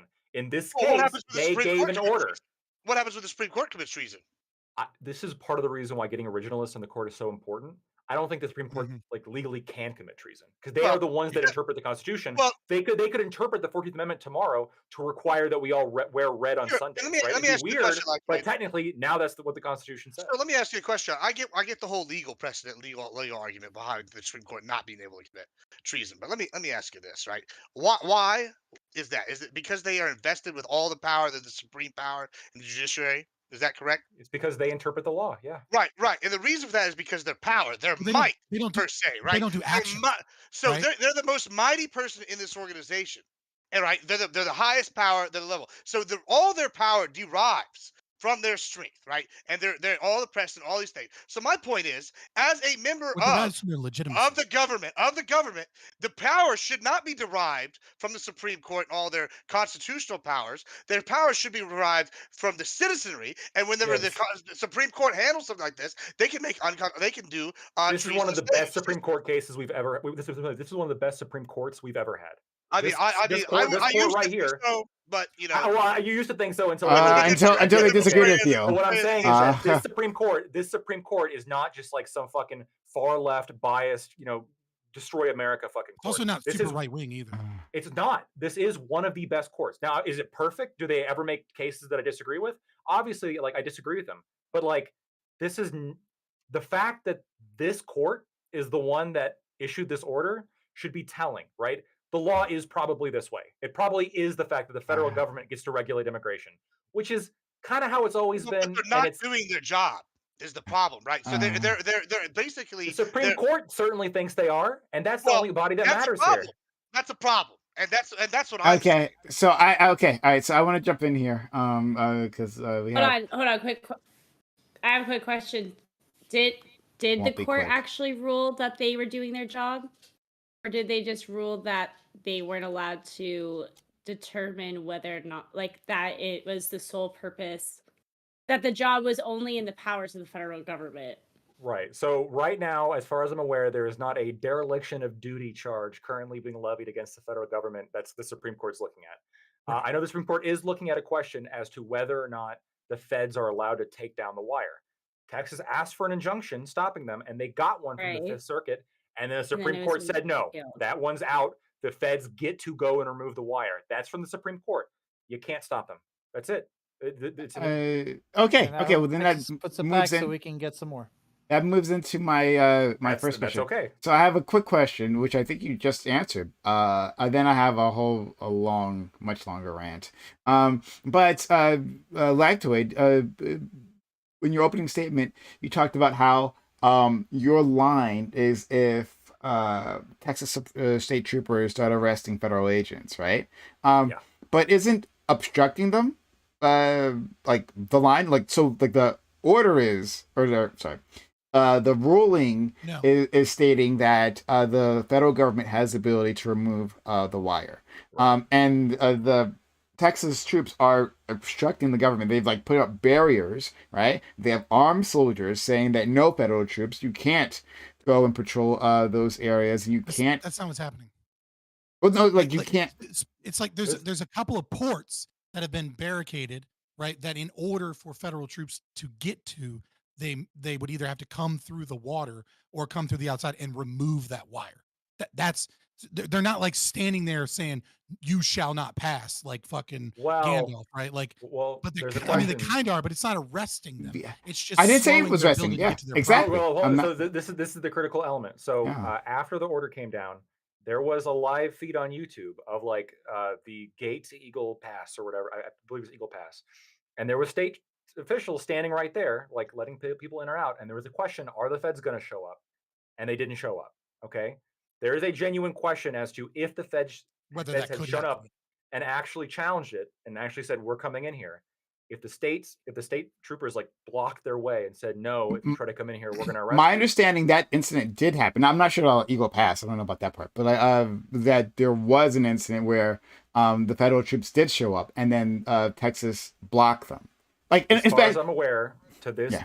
this day, as far as I'm aware, unless there's evidence showing otherwise, there has not been a direct confrontation in which the state has actively stopped federal agents from taking down the wire. Oh, actually, If you know, that happens, I'm mixing up two things. Actually, I am mixing up two things. Sorry, excuse me. They did do this, but not for the wire. This was for when there was a woman. There was like a woman, I think, and her kids who were like trapped in the wire, and they got hurt. And the federal troops were trying to like, or the border patrol was trying to go to that area and like rescue them or something. And the state trooper said, "No, we'll take care of it." Right? They stood there. They wouldn't let them go. And then those people died. So yeah, I haven't seen that. I would have to that know. was the I'd difference. have to see it, and then I'd also have to know if it's before or after the order. Because before the order, there was a proper Fifth Circuit injunction in place. But no. To be clear, what I'm saying is that like I mixed something up. So it wasn't directly with like the barrier, taking down the barrier. It was the federal troops or border patrol trying to do their job, right? And go rescue these individuals. And then they were several times. It's happened on the 13th of January, the 15th of January. They're like and the 17th of January. They've sat there. They've stopped the border patrol from entering certain areas several times. And that, so I don't know when the ruling came down off the top of my head. I guess what, 3 or 4 days ago, or was it last week? So yeah, I think it was before the ruling is when it's happened. yeah. So my point is like I guess what I just want to originally ask you is that you would feel that if there was a point of obstruction, right? Let's just say that it happened. Let's say it was related to taking down the bear. If there was a point of obstruction, do you think that should be enough to trigger a more forceful government response, right? Like you're in the way. You're blocking federal troops from completing their job. You're arrested. It depends. So it depends on like the level of obstruction we're talking about, and I think ultimately like the level of obstruction that I would need to see is like some kind of active blocking. Like if the feds are like we're coming in here and they start like walking forward, and if they're grabbed or if they're touched, like if they're arrested, I mean this is the only way that they're really effectively going to stop them. Like otherwise, what are they going to do? Just like form like a shoulder to shoulder line I of mean, all like, like the Texans. It's or not just going like to happen. a erect razor wire and like have a checkpoint and say The that you feds can't. can take it down. The feds can take it down. Yeah, I'm The okay, feds but can hold take on. down the And wire that the state's okay, using I see to what you're saying. block the other wire. Yeah. Okay, so I see what you're saying. You're being More very specific material with for like with the Ukraine. level of actions here. Okay, no, that's fine. I'll work with you Yeah. here. So they come to a checkpoint erected by the state troopers, right? Yes. And they're It's fine to going have. and they're trying to go through that checkpoint. They're saying, "Hey guys, we got to go do our job," right? And then an armed guard says no. Is that obstruction at that point? If they just say no, I Well, if no, they're backed up armed, by the if they're an fact that they're armed holding a guard and they have gun. like a gun or yeah, if they're Yeah. holding a gun and they're saying do not cross this line. Oh God, yeah, that's not good. That's really not good. Okay. All right. That would be very bad. Does That'd it be matter very who bad. fires the first shot? No, it doesn't. As long as it's not Well, Han. yeah. But let's okay. So then the next thing that I wanted to I don't want to do this because I'm basically going to do what I asked Scott not to do. I'm going to do it anyway. Is the nation actually under threat? From like that's just like a thing that we've just stated here. That the nation is under threat. It's not under threat. Is there an invasion happening? Well, that's the rhetoric that the Republicans want to use, and the Democrats haven't pushed back on at all because that's a dereliction of their duty, I would say. But yeah, this idea of an invasion of these beleaguered immigrants coming into our country, complete fucking nonsense. An invasion in which the parties approach our officers and say, "Please take us into custody." Amazing! What an invasion, right? And we have these MAGA tourists, like literally MAGA tourists, like a convoy that came down to Texas to like watch the invasion and to defend the nation because when you use this like dumbass rhetoric, people actually believe it. They think there isn't a real invasion of our nation and no one's doing a thing about it. So a convoy of individuals from around the country came to Texas. They set up camp, right? So to defend the country, and then just saw like a few families like wandering in and then presenting themselves to federal troops. Amazing. What an invasion. Like, and that's like I'm sorry, I thought you were done. No, fair enough. Is this an infiltration? Once again, an infiltration where they're like, hey, I'm here. Please take me into custody. I'm seeking asylum. Or most of them, or many of them do that. Not all of them. Well, I guess, and Scott actually already addressed this last point about open borders. I mean, using that in terms of the federal, what's the situation of the U.S. border? One of the most. It's not a.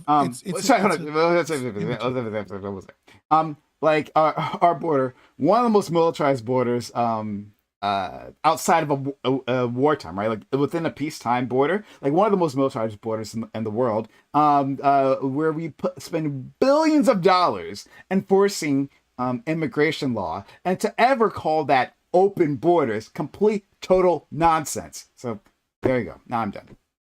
So what I would say is yes, we have a form of a closed border and open border. It's kind of like when people use terms like capitalism, people use terms like socialism, right? Like, like people are like, oh, America has a capitalist economy. Like, no, it doesn't. Obviously, it's a mixed market economy with elements of socialism and elements of capitalism. It's borders are kind of the same way, right? In the sense that there's a lottery system. That's a type of border as far as like the UN is concerned, right? Where you use like luck-based immigration policies. So like we have an element of that. We have an element of an open border for our own citizenry, in the sense that there are citizens of Mexico and citizens of America that go to like Walmarts and like farmers markets across the border, like in Texas, like all the time, because they're just going over the border to like shop. And Scott, you would just agree quickly. You would agree that like using the term open border, I know you have a very nuanced view of this, and I appreciate that. But like when we use the term open borders, right, colloquially in people's minds, it puts a certain idea in their head that is incorrect. Just like when we're saying the word invasion. But go ahead, please. I think the colloquial expression of open borders is correct, right? Because the colloquial concept of an open border, right, is one that is not being properly enforced in terms of strictly adhering to a legal process. I think that's what most people consider when they hear the term open border, which is exactly what we have, right? Like there absolutely is, massive amounts of immigrations, in the millions coming in. Now, is that an invasion? Admiral Gibbs is probably going to jump on me for this. I would say no, it's not an invasion. What it is, technically speaking, is forced integration. That's what it actually is. What it is what you have to understand is that there's a difference between goods and people and the free movement of people and goods. And the difference is that goods cannot cross borders unless they're invited, right? I want to purchase bananas, so I hire, I buy bananas from, one of the many, American corporations that control all of the farming in South America, right? and I get bananas shipped, right? I get those bananas shipped. Human beings, however, can walk across a border without being invited. Okay. Now, when you talk about private property and private borders, that's one thing. But when you have a nation state, the problem is that you have a system where citizenship is granted to children. Well, welfare systems are given to parents of children based upon children's citizenship. And then you have tons and tons of public services, public schools, public roads, public libraries, public parks, public water fountains, it's, policing, et cetera, that is paid into by the individuals living there. And so what you have is you have financially incentivized people to move from other countries to come to America for the American dream, either legally or illegally. And when you do not have a proper enforcement, when you have people sitting in court dockets for 10 years without going to court, when you have NGOs that are being paid by by the DOJ grants from US tax dollars so that both sides of the immigration fight are being funded by the US taxpayer, et cetera, et cetera, et cetera. What you have is you have the government paying for and using the finances of the American taxpayer to bring in people that are not necessarily wanted. And worse, and my last point, is that because of the Civil Rights Act, it is illegal to discriminate people based off of immigration status, which means that if people come into my neighborhood and I want to say no Irish need apply, or I don't want to rent an apartment to these people because I don't want them there, or I don't want them if they get a work visa legally, even though they came over as an asylum seeker, right? Whatever that means in this day and age, it becomes a very, very loose term. I'm not legally allowed to say you don't get to work here. You don't get to. I can find loopholes, right?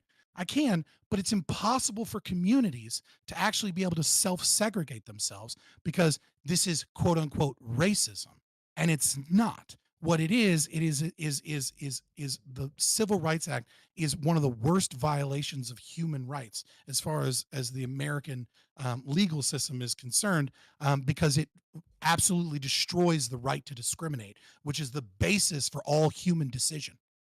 Okay, thank you so much for that. Gibbs, go ahead. Yeah, so And it I'm not violates gonna. the Constitution.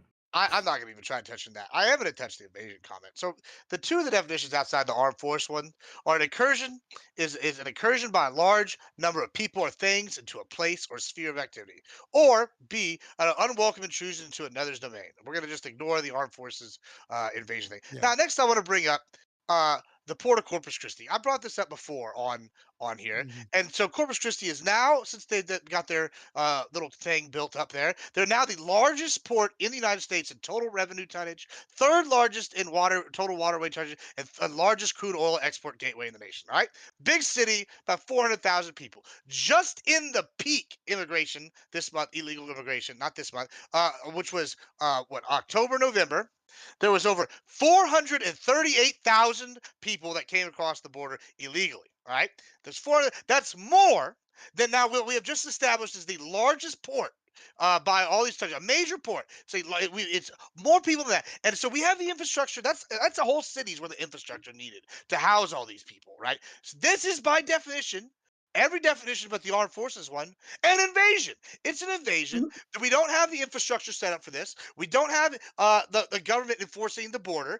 There's sex trafficking. There's all sorts of other things going on down here. And all we're sitting here saying, oh, it's not an invasion. These people just want to come work. Whenever we were having loads of instances under both administrations, of which, Mhm. by the way, I'm not blaming just Biden for this. We've had a failed immigration policy for decades, since at least Obama, Since probably Clinton. further back, That probably Since Clinton. Clinton. Yeah, I I mean, believe I'll it. go. Yeah. It's been That for part I believe you. decades. Yeah. It's been problems, right? Hmm. And I've already stated many times we need immigration reform, but we also need some kind of secure border. Well, guess what? The government's not securing the border, and that's the bottom line. They're committing treason. They're derelicting their duties of like being a government. The whole point of a government, one of them, is to enforce your national border, and we're literally being invaded. And these We people, do the enforce the government, national are border. are Oh, helping sorry. I'll these let people come FQ go through willing. first. FQ, They're please. literally willingly helping these people come through Uh, easier against their own policies and against their FQ, own and border then I go. patrols. Have a question, and this is mainly directed at Scott and Gibbs. So Mhm. I know that you're not saying this, Scott. You're saying it's forced integration, but Gibbs specifically, would you be in favor of Texas using its troops to shoot people who are trying to cross the river or no? Absolutely, 100%. He has said a lot worse than that. Yeah, I'm he's saying we need he's to put awful. minefields, drone strikes, whatever it takes. We got to stop this. Yeah, Scott, do you feel the same? Drone strikes. So I mean, Mm. so it's tricky. I would not support that. is it tricky? The reason I wouldn't support killing people as they attempt to cross the border, not without multiple warnings to that are in a language That are in Spanish, Spanish, right? yeah. Yeah, put it in Spanish. Right, Let's right. go And yell it. what I mean by that is like I think you have a right to draw down on Sirens. somebody. Right, Like, hasta this la vista border on is the missile closed, as it's right? And then coming as down they on them. continue to run on like if they run towards the border, say under a mega system, like under a big say like if you continue forward, you will be shot, right? And if they continue to run and keep moving forward, yeah, I think you should just mow them down. But I don't really see how that's any crazy for any form of Yeah, pride, FQ, they're horrible right? Like, people, so like it's not going to be a problem for them No, for these it's type not of right, horrible. and again, I okay. wouldn't I say it's oppose the invasion. drone strikes. And the reason I just to be wouldn't say clear. it's invasion is there is an issue here, and the bigger issue here is that the messaging of our current administration is really really bad, and it makes it almost impossible once you look at the fantasy that is America to many people, right? Um, that they understand that they're not wanted, right? To the Texan, the Texan doesn't want them, right? Because the Texan is living under the yoke of the oppressive welfare state system as these people are coming in so much that they can't afford them. But to the El Salvadorian, right? There is this dream that is America. There's this concept through media and social media and everything that like if you just get to America, this American dream is there for you. And there's not a strong The messaging shining city on a across hill. right. There's not this strong messaging that says, hey, we have too many people. You better go through a lottery system if you want to be here. Instead, like there's this like tacit kind of like, oh, we don't wanna, and then there's all this mixed messaging. So like I deeply feel for the people in, like, say, an example, El Salvador, where we're deporting thousands of MS-13 gangs that we created there and then drop in their country to destabilize as American corporations destroy them with monoculture farming, and then they're left in a nation state that is damn near a failed state halfway because of our fucking policies and a complete inability to understand that. So like I don't want to shoot these people down, but like yeah, But if you he fucking definitely keep running 100% and keep will. running, Wait, can I ask a eventually question? yeah, you need to be shot. Wait, Well, wait, no, Scott's right. The government definitely can be trusted with the awesome power of firing indiscriminately at everyone. 100%. FQ. And I mean, like then a order, with like Like, a horde of people running at you. Yeah, a horde. Yeah, a horde. That's a good way to describing I mean, those this is beleaguered more than a horse. women and It's a children. horde. I that are love how going across. I do I love think- how you're scoffing off the fact that this is a horde when it's very literally much larger than a horde of people. You're like, It's a aha, horde. a No, horde. no, Well, no. only It's an not entire about size. city's Is worth what I'm of people talking about. in 2 I months. guess, Right. I guess To be my fair, question. this is in the context of drone strikes. Let's just keep that in mind. for a second. Yeah, the drone Right, strikes not not going to be that- stronger. Honestly, if the Rio Grande Yeah. wasn't so important environmentally, we should send in the B-52s to make a real kill zone. But that's Okay. let's just stop the animals. FQ, Well, please. hang And on. I So, think people need multiple warnings. FQ. We don't have a lot of time. I'm on time. Okay, The voice of reason, Scott over here. okay, We'll kill him. Just a couple warnings first. okay. Well, I just wanted to like hone in on that I because think it'd be better to just let private because citizens you do it. said something interesting, Scott, which is that you think that like the United States is at least partially responsible for, at least in the case of El Salvador, of millions of people like trying to cross the border from El Salvador. We like bear some level of responsibility for the state of their country. Do we not also Who's therefore we? then we the people of the United Because States? I don't. Yeah, no, I don't bear any responsibility for that. I didn't do any of that shit. The evil politicians and corporate overlords that have a tyrannical state known as the United States of America, yeah, they do evil shit, but that doesn't make me fucking responsible for it Doesn't or any other you American voted- citizen. well, but hang on, that's not entirely true. I mean, if you voted for those politicians or you failed to vote, and thus as a consequence of you voting, like that politician comes into power, you do bear a certain amount of responsibility, right? You don't No, think that that's no. true? No, first of all, voting in and of itself is a rights violation because it's a means by which you can violate other people's rights. The only way that you can utilize voting, so I have a gun against my head by the nation state, and when I vote, I only vote to the best of my ability to reduce the size and scope of the state. And yeah, if I get it incorrect, and it turns out a politician doesn't reduce the size and scope of the state, it's not my fault that a lying sack of shit politician lied to me as a means of coming to power to then violate other people's rights. I don't bear responsibility on that by trying to use this power vested in me defensively to try and bring down the nation state. The only justifiable thing is for every single politician to give up and lay down and give the power back to the people, as well as all property back to the people, and dissolve the United States of America. Quickly before you That is respond, the moral thing. just The only moral quickly, thing you can FQ, we're Yeah, gonna go straight to you. FQ, I we'll gotta go straight interject to you. I you. just I need to wanna say wanna one ask thing as before well. we go straight to you. Hey, it's Mhm. 11:30. We're now in bonus time. If you need to leave, that's fine. Just head out. If you can't stay, but we'll continue on with the conversation. But if anyone needs to step out, I understand. Lauren, if you I'll need give to Lauren go, you can give an outro. Yeah, you can give an ability to outro if say you her need to piece. leave. Yeah, thank you so much for having me. My name is Lauren. You could find me on YouTube. You could find me on Twitch. You can find me on Kick. Even though I'm working on Kick, I don't know why we're not working right now. You can find me on Instagram. You can find me on X or Twitter. And thank you so much for having me. I appreciate you. Thank you for coming on and sharing your opinions. I do appreciate. Lauren, I want you to know that we always Welcome appreciate back. people who have different opinions here. So I appreciate you coming on and forcefully, making your points. So yeah, thanks. I We'll didn't have call to her have a you back slider or again. a harlot or a bitch the entire time. What, Jezebel? Even though you were thinking it, even though you were thinking it. Yeah. Have a good one. Okay, FQ, please continue your point.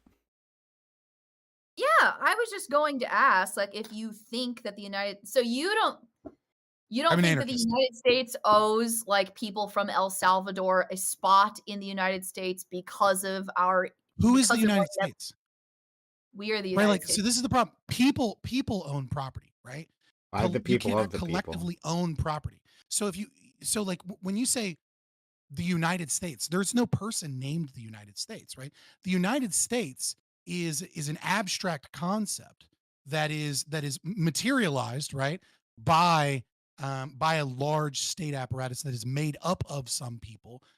But I don't owe the people of El Salvador a goddamn thing because other people harmed them, right? Like that doesn't make any sense. FQ, remember you're talking to an anarcho capitalist, right? So just like you have to filter everything he says through that, and of course he's not going to validate like I'm the the most nation logically state fucking as you. consistent person. I'll go all the way back. I'm not Existence saying I wanna ask I'm not saying you're not logical. I'm just explaining that you're an ANCAP, right? And that in dealing with you, she should filter her responses, her understanding of your words through that lens. Simple, right? Can I respond to what Fair Wait, Queen just said? Uh, You can go I ahead. ask a question and then you guys can talk? It's a question for both of you. So, Sure.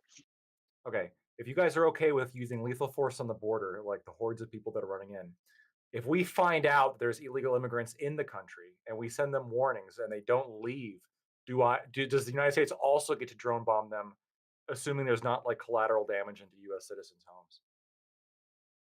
Mm. assuming that they have like a They're in an basic empty field. 0% chance. Yeah, Yeah, or like you could snipe them or whatever. I don't know. yeah. So the problem, I would say no, and the reason I would say no is because I don't know. No, the reason is No, like I got it. in the context of a rush on the border, right, that is a violent action. So this is self-defense. If you have 10,000 people or 1,000 people, right, that are all rushing the border to try and force themselves in, right, that is in the interest of self-defense by those border patrol agents, etc. If they tell people they're not allowed to come and then they make a rush on the border, that is the only instance that I would allow you to shoot them. I wouldn't allow you to shoot them just because they're like at the border, right? Like, or they're near the border. I'm saying like it has to be like a horde of people rushing the border, and then in that instance, yeah, I think What you're difference does allowed to that make? stop them from doing so. Whereas What, someone that is what an if they're not a illegal threat to the border immigrant, patrol? What if they're not What if like it's they're just like there's like a well, a horde of section where people the running at them is a threat, right? no. There's a section. Okay, there's a section of like the wall, the area that's like there's no Mhm. border patrol like right there. Okay, and they're all sneak wearing it like in? they're all wearing shirts that say if you're border patrol, we won't touch you. We're unarmed, and then like that's the only thing they're wearing. They're otherwise completely butt naked, so you know they don't have any weapons. And they're all charging in the thought directly. experiment. Hold on, pause. In the thought experiment, you This baked shit in the is premise organized. that This the shit's border patrol organized. are I think Gibbs, communicating. I they think Gibbs is won't okay arm with them. blowing them up anyway. You might be like, oh, I the would, border yeah, I patrol is a would blow them threat. up anyway. Yeah, see, Absolutely. Gibbs is okay with blowing them up anyway. So give something But ask him not- that. If you're okay with blowing them up anyway, Yeah, even if border not if patrol's you're not inviting them, right? Like, But you know, here's the the thing, border patrol is not in risk. just You want to blow them murder. up. So let's say the illegal immigrants are in America, right? Yeah, I'm gonna tell you They're not no, and threat to border patrol. Same concept. Why can't I you have snipe them? I have two reasons. One of them's a meme answer. Not I mean, this is a self-defense meme at that question. One is who's going to work for me. I need these people. Capitalism. I mean, once they're here, they're tangible. What's a economic successful assets. infiltration? Once they're Okay. here, they're tangible. Economic access. Yes. As Two, in, when they're outside, they're not tangible. They're ethereal. gotta be You can just like ethereal. your hand goes right they're through them. not, Kind they're of not thing. economic Pause, assets. pause. Then. He's Secondly, just imagining. He's imagining it's no longer SEAL Team 6, it's SEAL Team Sticks, and that's just because the people that survived the swim through the Rio Grande Yeah, are I mean- now automatically Navy SEALs. so yeah, that's another one. Anyway, I didn't even talk about genetic advantage we get from the breeding programs. I don't know. Listen, so here comes number two is Breeding that's a joke. Here you go. So just in case Twitch is watching. Breeding So program. the other one is if we're starting the precedent of like dropping drone strikes on the United States territory, that's a whole different legal precedent that I don't know that we want to set, even if it is What about, taking what out about the sniping illegals. them? What about sniping them? Well. Well, what? I mean, it depends on how economically viable they are, I guess, in my opinion. If they're But, if they're those strong, You know, strapping I'm only- young Weird thing Latinos. I is wanna be different very from clear. Slavery, okay? I I want to be it very is, clear. that's the same I issue. am only If they in have- favor of killing people That's in the also- sense that If there they are have calves the warming size of and attacking. cantaloupes and they've I made mean- it past the border, Yeah, then yeah, yes. yeah. they can- Jesus. This is not serious. Come on, we can't blow these people up. Let's I mean, go. yeah, I already said I'm let's go no to- against the no on here. Hold on, I got one question here for No. Before you give a question, no. Aiko, because it's gonna do a whole thing. Yeah, let's well, give that's Aiko okay chance. because this will what I have to say will take it back to Gibbs anyway because I'm just curious. So I've looked at the Langford bill, like we have new details like right now because it's being passed through the Senate right now. Here are the details, okay? It means that That's horrible. if the Langford bill passes, the feds would now process asylum applications at ports of entry instead of like letting them in and having them wait 10 years before they get a hearing and all of that kind of stuff. It happens at the port of entry, like before they can even get in. It raises the legal standard of proof to pass so that it's harder now to qualify past that first hurdle. It makes it so that instead of if you do get a hearing, instead of it being like 10 years from now, it has to be 6 months. It makes it so that even those final adjudications can happen without the immigration judges, which means you no longer have that bandwidth problem, which was what forces the numbers to go up and up and up and up. It also narrows the use of parole, so it's harder to give people parole at the border for stuff like that. And it gives the federal government the ability to shut down the border like immediately whenever there's a rush. Now, I'm not saying I get that you don't think it goes You're far enough leaving or out- whatever. You're But leaving out a few really important things that mitigate what you're saying. Massive. Okay. Let's go into those in a second. But I'm just saying, Yeah. are those things worse than the status quo? Like, I get that they don't go too far. I get that you don't want like Ukraine to get money or whatever. But do you think things are better now, or with those things passed? And get you can there put them might in a be separate other things bill. that may- Put them in a separate So- bill. Yeah. So Yeah. yeah, so here's my issue with that, right? Mm-hmm. Is a lot of times when these band-aid proposals are proposed and they're passed, then that's Mm-hmm. all you get, right? And like they never come back to it. So I get this argument, hey, So you're an accelerationist. You're saying we Yes. need more invasion so that we can have less later. no, what I'm saying is that Okay. this bill is not going to go is not going Things aren't strong bad enough. enough at the border yet. No, hold on. No, that's not what I'm saying at all. What I'm saying is this bill's not strong enough. And so we pass some half-ass legislation that's not going to get anything done. And then they can point and say, "Oh, look, we did something." That doesn't really help us. We need them to stand up and say, "This is not strong enough. We need to make a stronger bill that come in here and stop what's going on." Otherwise, we might as well just, it's like sticking the finger in the dike, right? You're stopping a little water when the whole thing is cracking, right? That's not stopping nothing. So And that's- Doesn't that always have the way it works? Like the Freedom Caucus does this all the time, right? Well, But then that stronger bill never comes, and then you have a missed opportunity for the bill that came before. Well, the Democrats aren't willing to push a stronger bill. This bipartisan bill is just weak. Mhm. It's just weak. It's all weak all around, and it's not strong enough. And I'm glad the House is standing up and But saying if that. that stronger bill does come around and the Democrats go, that's not strong enough either, so we're just not going to pass it. Well, then we're just So gonna no, keep this making it is worse for them. And just Nothing shut is up. ever So strong hold enough. on. Yeah. Let this me is know. really There's definitely dishonest. strong. Hold on. It's not dishonest. Here's one other thing. No, And not you, Admiral. I know, When but he I want goes to. I to want to violence on us. before we move on. I got to get this It out might because be I've an been meaning to say accident. it. So Fairy Queen mentioned this earlier to Scott, and when she asked about the United States having some responsibility to these El Salvadorians, and the answer is we absolutely do not have to answer to anybody. That's the benefit of being the superpower. We should be using our resources to be benefiting ourselves at the expense of everybody else because America first, and then Texas even on top of that. So that's what we should be doing. Is we don't owe these people a goddamn red cent. In fact, we should say, "Poo poo, get your shit together," so that you don't have to come up here. Maybe if y'all were stronger, we wouldn't have been Poo able to come poo, over there and and then get your and shit together, yeah, right? yeah, Grab get that it shit, together. You know what I'm get saying? together. If you We if should you sink just the boat that those You're other being people are on ridiculous. that we don't like I'm being because 100% serious. If they we were know Let they're them on stronger, the work boat. then we hard. couldn't go in there and do that to them. Tough Okay, tits, well, not our you know problem. what? Your argument is might makes right, and the That's problem with absolutely your what my argument is. argument, I'm the glad you problem figured with that the out. argument that, well, you shut the fuck up. The problem with the argument of might makes right is that it can very easily be turned on you when you no longer have the power, right? Absolutely. That's So why you don't want now to give it's that up. so now it's Texas. You can just say Texas, poo poo, get your shit together. Oh, Too except bad you're that's on the not what's southern happening. border, bitch. Except Like that's what we're Biden doing. We're standing up administration to is the going to government use and we're its saying, power. "Do something, bitch." That's what Texas is doing. We're saying, "Come get these hands." We're stopping you. We're It's sitting here fucking putting up this stupid. stuff going. I mean, it's called it's working. The people are talking about it. Maybe we get some Is it border stuff now? done. It It sure is. No, worked it's in the not Civil working War. because Yeah. so the Are we talking legislation about the in border now, question, or are we not? talking about it is fucking. There's a tension on First it. step It's a is fucking talking. crisis. Yeah, about time. The It's pro- been a the crisis for oh my years. Oh fucking yeah, god, you are let Scott go, just please. stop. So the problem that you have with the bill is Don't that stop. Keep going. I'm not. the shush. The problem that you have the bill is that many of these things in isolation, and this is often how policy works, would be a net boon, right? Well, presumably, like obviously you can't centrally plan immigration and it ever be as good as private borders, but regardless, it would presumably be a net boon as far as we can know. But there's a lot of other things that you're not talking about that changes this. So according to Senator Chris Murphy, it says one of the things that would require a requirement of the president. So you said like, yeah, they'd have to go through ports of authority if it's more than 5,000 people a day. So if it's not more than 5,000 people a day, which would be um a couple million, right? Like if it's more than a couple million in immigration throughout a year, right? Then then we'll make sure they go through the ports of which is like kind of meaningless.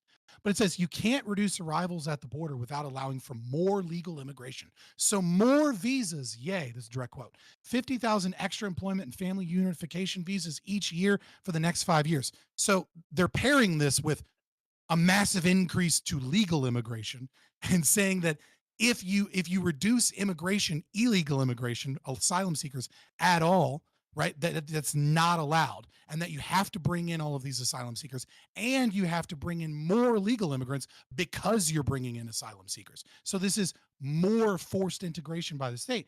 And then it also gives, and this is super important, right? It gives, quote, a brand new right to legal representation for all immigrants. Remember when Trump denied lawyers to victims of the Muslim ban? Never again, never again. And the first ever government paid for lawyers for young unaccompanied minors, a long standing injustice righted. So the amount of money that this is going to cost is nowhere near enough that is asked for in the bill. And by creating rights that all immigrants have, and by making it illegal to restrict immigration and bringing in more legal immigration, it's going to require massive increases in funding, but it's not going to be massive increases in funding for border security or border protection. It's going to be massive increases in funding to give legal pathways to citizenship for socialists that the Biden administration want to bring in. I thought you can So respond to that. Scott, yeah. I just want to ask you this. Let's say you wake up in Mhm. 2 weeks from now and the House has passed. They've passed the bill, but there's been modifications because that was the only way it was going to pass with this House, right? What Mhm. modifications would you expect last minute would have persuaded the GOP House? I try not to guess what the GOP House is going to do because it's half of them are owned and the other half are rhinos, right? So like, I mean, I don't have any faith in like there's like 2 or 3 Republicans that are basically libertarians, and the rest of them are just fucking. They're just progressives going the speed limit. So like, what would convince them? Probably 1 or 2 of the most egregious things, and then they'll still put a bill through that will make the problem worse because that's what Republicans do, right? They bitch and bitch and bitch, and then they get power, and then they spend money like all of a sudden they don't have to have financial or fiscal responsibility, and they're not going to get anything done. Like having faith in DC Republican politicians was like Well, I not agree with even. you on that part. Yeah. It's like, why even try? Why even think about it? I suspect Johnson has a laundry list, and I think like there's some kabuki theater going on, and he expects to be given something last minute that will justify like scheduling the vote and then just dealing with Mhm. it afterwards. I want to. I mean, if it gets bad enough, the I want to go Republicans to will probably FQ just because create a FQ wanted to counterpart. jump in. But quickly to Admiral Gibbs, I'm glad that he's on my side. I'm glad that he's the type of Drone person. striking children in the Rio Grande. Got it. Clearly, that's That's what where I the prime meant. guy We're stands. Indeed. That's not a cost But saving mechanism, by the way. Those are not it's cheap. like Yeah. I've gotten criticism for this before as well, specifically from Ico, right? Don't listen to this guy, right? Like I've talked about like bills to rein in the power of the police and say that this is weak sauce, and then Ico's like, oh well, you should be fine with just this much, right? But I said, hey, like if we get this bill, then the Democrats will point to this and say like, oh, we already did it. We already did it, so I don't know, right? Just like with Obamacare, when people you can demanded both be uh, accelerationists. That's fine. yeah, we No, I mean, he's demanded absolutely The correct. Medicare for left all. has been winning Instead, we got since Obamacare, 19. and now, right now, Biden's pointing to it. It's like, oh, we're just going to strengthen this or whatever, right? And that doesn't even Which you happen. did. Come on, So I man. just American want, Come on. Rescue Plan. I just want It's to, not happening okay. fast No, enough. But like for your belief, right? But literally, other than Roe v. Wade, can you think of a major conservative victory in the last 100 years in U.S. federal politics that hasn't eventually moved the country and Heller. legislation to the left? You PC mean Heller? like the Patriot Heller. Act? Citizens United. Sure. Is that a win for the right? It's a win. It Or was is a that a win? win That's a for. win for big corporations. It was a win that- for that- who that the Heller Republicans was a win for the represented right. at that time. The Patriot Act. Yeah, that's the one that comes to mind, the Patriot Act. That's a the Patriot neocon, Act yeah. that was like 70% of Democrats voted for. But Like, you know what I oh mean? yeah, Like, yeah. It was a win for the Hold on. right. All of them did, I'm What pretty do you think sure, I right? think Democrats are? Yeah. What do you know the answer, Yeah. right? Okay. What do I think Okay. Democrats So are? you'd be including the neoliberals with the right. Is that what you're saying? Yeah, well, yeah. Okay. All right. So the then easy way if of you doing if you that. equate the neoliberals with the right, that's fine, right? Like reaffirming that. The thing that I'm saying is, yes, there have been increases to state power and to corporate power over time, but in terms of like social issues and in terms of healthcare, in terms of the growth of socialism in the market, that has constantly grown every fucking year since 1913, Federal Reserve. You got Social Security, you got Medicare, you got Medicaid, you got workers' rights, you got consumer rights, you got increases to the FDA. Like every step of the way, it has been victories for the left. Like Welfare reform. if you look over a 5-year period, yeah, the left never gets what they want. But if you just zoom out 100 years, it has been nothing but Yeah, but that's every I want government. to Ever. engage with you on this Winning. because I think it's an interesting topic. But FQ, I think you wanted to say something previously. No, I didn't have anything to say. Okay, never mind. I'll hop Back to So men Pro- I talking. want- Wait, go ahead. Yeah, I want to say Prime is absolutely correct on this in some regard. Like, I mean, I think we disagree on which policies we need that are be stronger, right?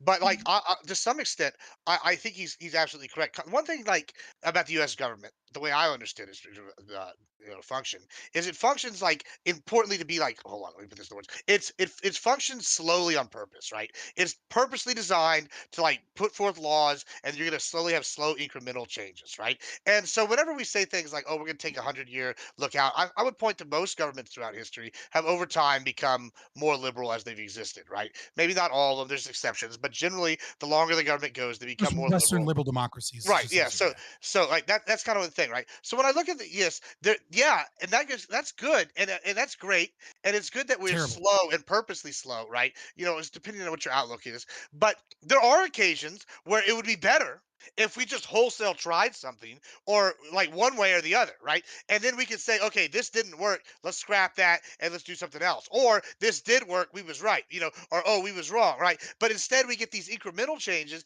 and then people will point no and say, oh, it didn't work at all, it made things worse, and then we never get the change we need. Or we'll do it something. And so I just like so to some extent I think we do need more like a stronger bills overall on either side, instead of Well, these like little piecemeal compromises that we get through. right. And that's why it's always shocking to me whenever a party controls both the house and the senate and the presidency, and they don't get shit done. It's such a tragedy for that party, because that's the time they can push shit through it without a compromise, right? And that's when they can really show, oh, our policies are working, whether 'Cause people all go to Republican dinner together. or Democrat. Yeah, but they don't They're all do the that a same lot of fucking. times. And I mean, I feel like the best legislation that has occurred has usually been in whatever presidency's first 100 days of office, when they controlled both, right? And that's usually the either most effective, but or maybe not necessarily the most effective, but it's usually the most like impactful, right? One way or the other, we can see. And so when we Or don't have that, wartime president, yeah, major or wars. wartime president, yeah, that's Yeah, another one. first They're 100 days all are major wartime wars presidents. presidents. Yeah. Yeah, so Well, either way, yeah, the point is we yeah, don't have but these you know what I drastic mean. changes, Like and like we Yeah. need one right fucking now on the border. And as for the other so thing, so for the legal immigration, oh, I also think we should increase legal immigration. I've said we definitely need reform on that as well. So you know what? This is one of those rare cases where I say, sure, let's get some government funding for that. But we also need equally to secure our fucking borders. We need like larger immigration and secure borders. And I don't know why that's controversial. so the thing I don't you like threw me through a loop through the idea that we need more and more legal immigration. I mean, The I'm not problem saying is we like need it, since but we should make it I don't easier. know. Right. It's just like I don't know because you don't have the right to discriminate, so you can't actually tell what the market needs in that regard. You kind of Well, the only just people kind are of have to here, they'll be guess. spending money, then then they're the market. Right, but it's a centrally planning immigration is like with a welfare system is like is almost doomed to failure. But I mean, you could perceivably guess close. Um, yeah, I don't that fucked me up. S- But what I was saying is in terms of like you were saying like, oh well, maybe we should try this and see what doesn't work and what does work. That is the saddest part of the failure of a federal system in America.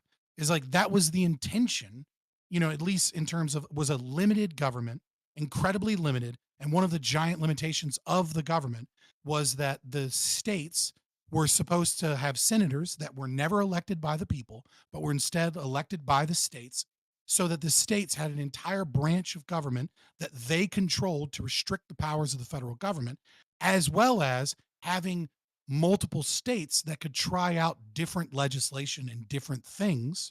And what has occurred is obviously with the good government and I can't remember was it 19th amendment, I can't remember, somewhere in there, um the election of senators, which is stupid, right? Like we should never elect senators, and by doing that we have created basically just a federal government where like local trash collection and property taxes, etc., are controlled by states. Like we used to have a system like that under federalism where you could try something in Florida and see if it worked. And if it worked, other states would adopt said system, or they might, they could look at the failures of said system. But now, because so much of the power is centralized at the federal government, there's not a massive, meaningful difference in state based policy because you're all kind of living under an oppressive 50% of wealth that's stolen by the wrong. federal Like we government. can see California like oftentimes leads the way in legislation, right? Like in terms of environmental legislation, California will do it first, so impose some standard, and then others will follow it. Yeah, I'm not saying that the federalism doesn't exist. What I'm saying is that it's greatly diminished from the desires of the founding fathers, Okay, especially once you sure, consider that the Senate fair is enough. elected as opposed to appointed, like it's I supposed also to be. This is somewhat of a good thing, though, right? Because like the founding fathers also didn't really envision the First Amendment applying to the states necessarily. Right. I mean, they didn't envision incorporation doctrine. They didn't envision black people being free. Right. So That was you after. know, fuck the Well, I founding mean, No, fathers. they did. They obviously envisioned incorporation. black people being free. That's silly.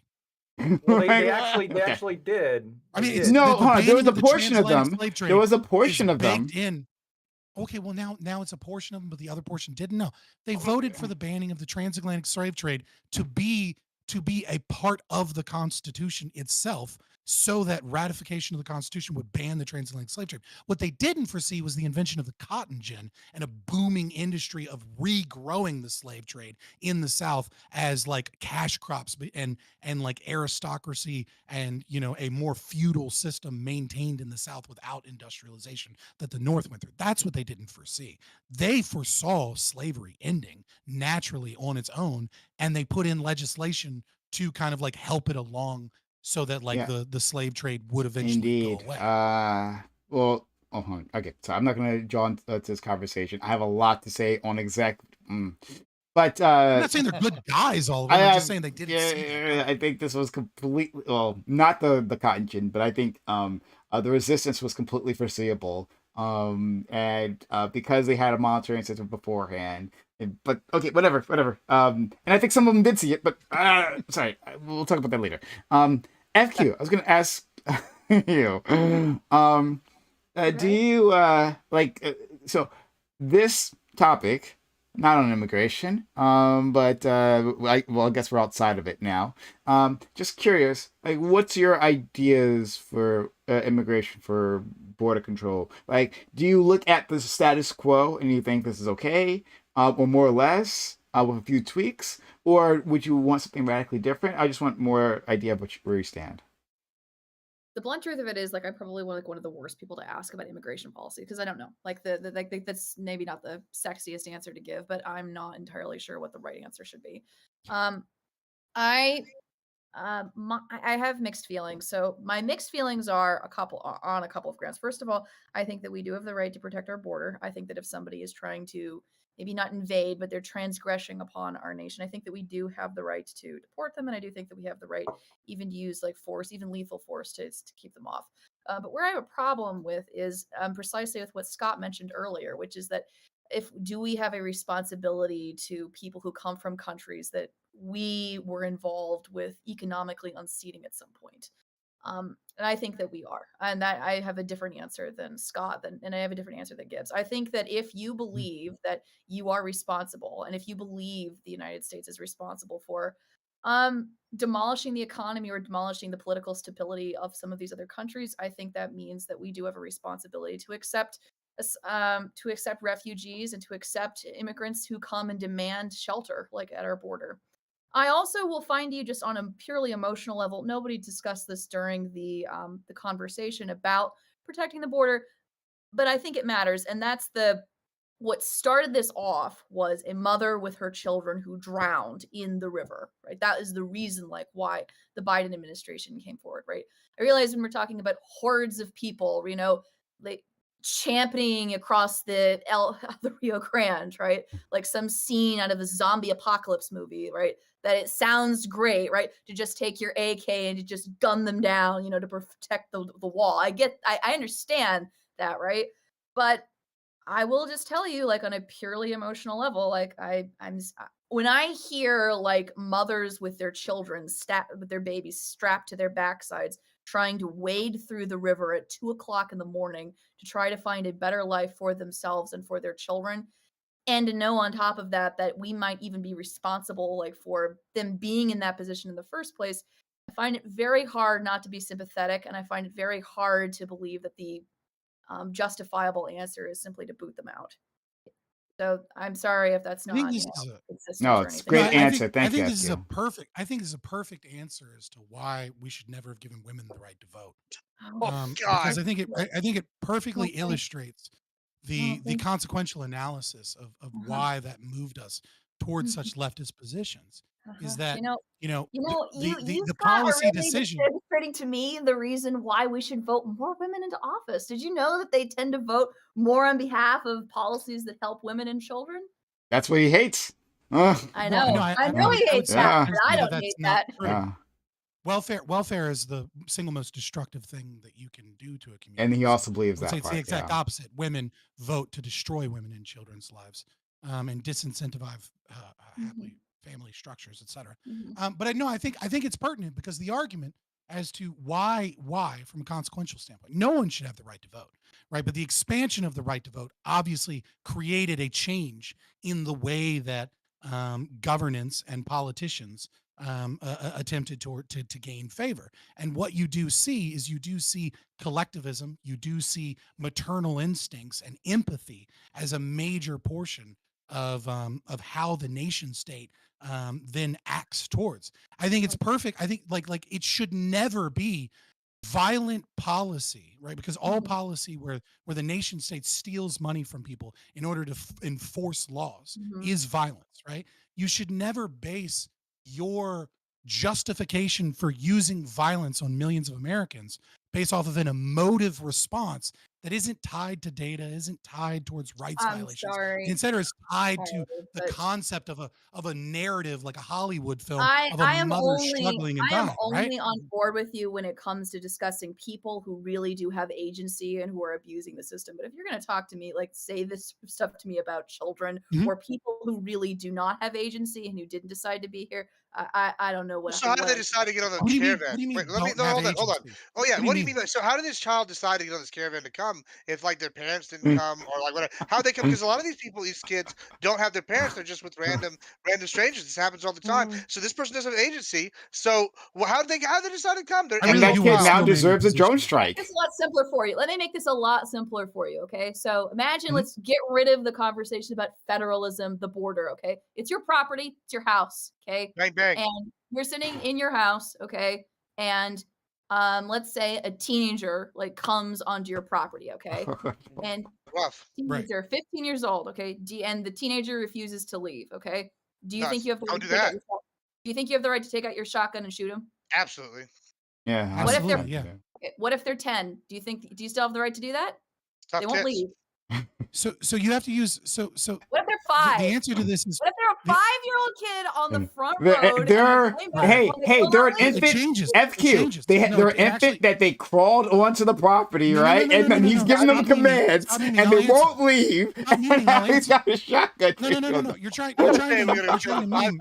No, you're trying to meme. Like the answer, right? The answer is when you have a 15, 16-year-old, right? You have someone with enough mental capacity that is capable of making the rational decision to leave your property, right? And so if they refuse to leave your property upon orders, and you can tell that they're acknowledging you, and you said they refuse, which is to say they actively refuse, right? Like you have to follow the gentleness principle, which is to say you need to use the lowest amount of force that is necessary to remove said person from your property that a rational person would determine given the available evidence. And so when you talk about a 10-year-old or a 5-year-old, you're in a position where it's not rational to assume that that child can understand the concept of being on your property, understand the concept that you might shoot or kill them because they're 5 years old. They might be scared or whatever. They don't lack the they lack the capacity to be able to make those distinctions. But we're talking about someone that is essentially enough of an adult brain to understand the threat of violence and the fact that they're on someone else's property. Should you shoot said person? That's a moral decision. It's very different from an ethical situation. I would say it would be immoral to do so under most unless they're threatening violence against you or something, they have a gun, etc. But that doesn't necessarily mean that the ethics involved here means that you don't have the right to shoot said person. You absolutely have the right to forcibly remove someone from your property that is an adult or close enough to an adult that they recognize that they're on your property, they refuse to leave your property, etc. But I would say morally, when it's you as an individual, I think you should try and help them move. You shouldn't immediately go to that violent action if you can. Try and figure out what's going on. But you're under no legal or ethical obligation to give up your private property towards leeches and parasites. FQ, you can respond if you want. I want to go to Aiko as well. Gibbs, you already had your turn yelling about this. I'm And what then, Oh well, no, I didn't even get to say what I was gonna say. okay. All right. Well, then Aiko and then Gibbs, and I'm sure Lyko has something. Yeah, I wanted to say, so this last bit of the conversation, some of this isn't even theoretical. Like we have kids that were during the family separation policy ended up becoming isolated from their family, and some of those were too young to like even be able to speak, like say what their names were, or anything else like Yeah. that. And later on, because the records were destroyed mysteriously, uh, we weren't able to place them back with their families in large numbers. I don't know, I think a lot of them were adopted out.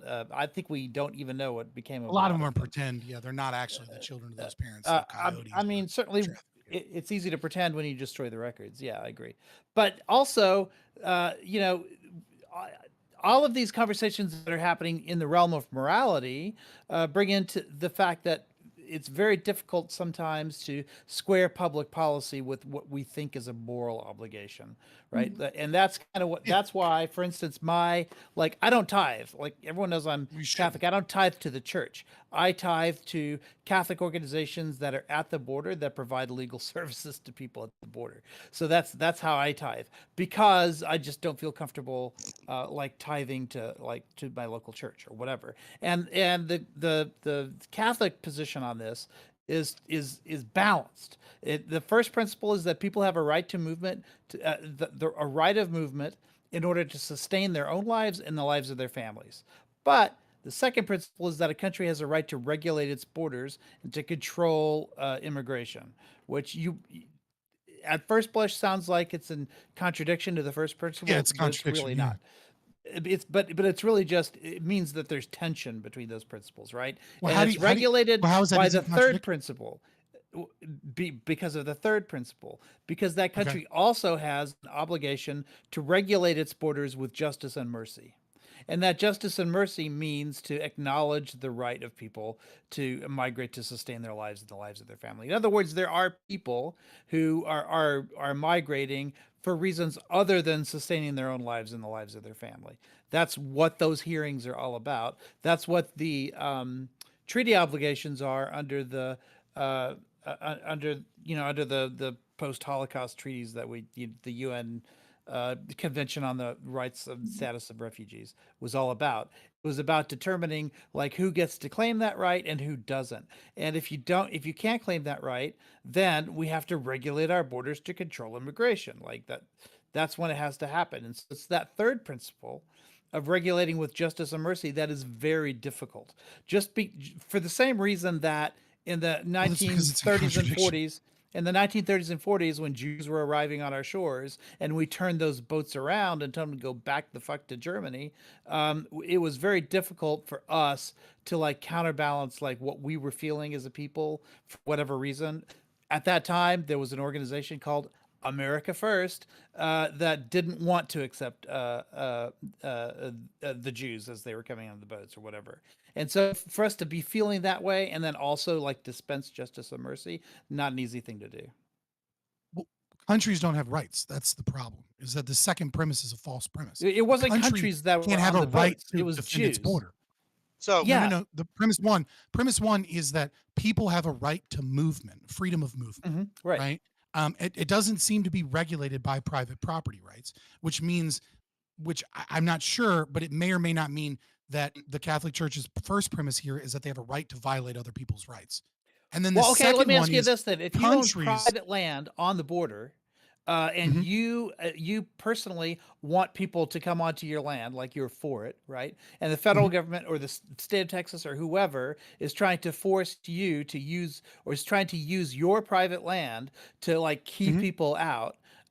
Don't you, as a private landowner, like is it your preferences more important than what the government's preferences are Yeah, in that yes, regard? yes. So this is the flip side of the coin of forced integration, right? Uh-huh. Is that there are people that want people in their neighborhood, that want employers, that want things, and they're Mhm. incapable of bringing them about because the federal government has control over the border and says that they They're can't, using eminent right? domain That's to why I put a take up. wall over their farmland and stuff like that. Yeah. Right, right. So it's like if I want people to come and pick strawberries, or hell, Mhm. maybe I just love uh, a certain group of people or a certain culture. It doesn't fucking matter what my preferences are. If I want to invite people onto my They're private activist property, groups that the are buying up existence that kind of land. It's for that right is the purpose. existence of the nation state enforcing a border by such a means is an infringement upon that right. It's the problem is the existence of the nation state itself must have a border and that border enforcement, no matter how it's done, is always a violation of someone's rights. It's So either do a you think violation of the it's people that don't want them, or a violation of the people that do want them. do It you think can't it's not be legitimate right. for private organizations to buy up land at the border in either direction, like for the purpose of keeping people out or for the purpose of helping people get in?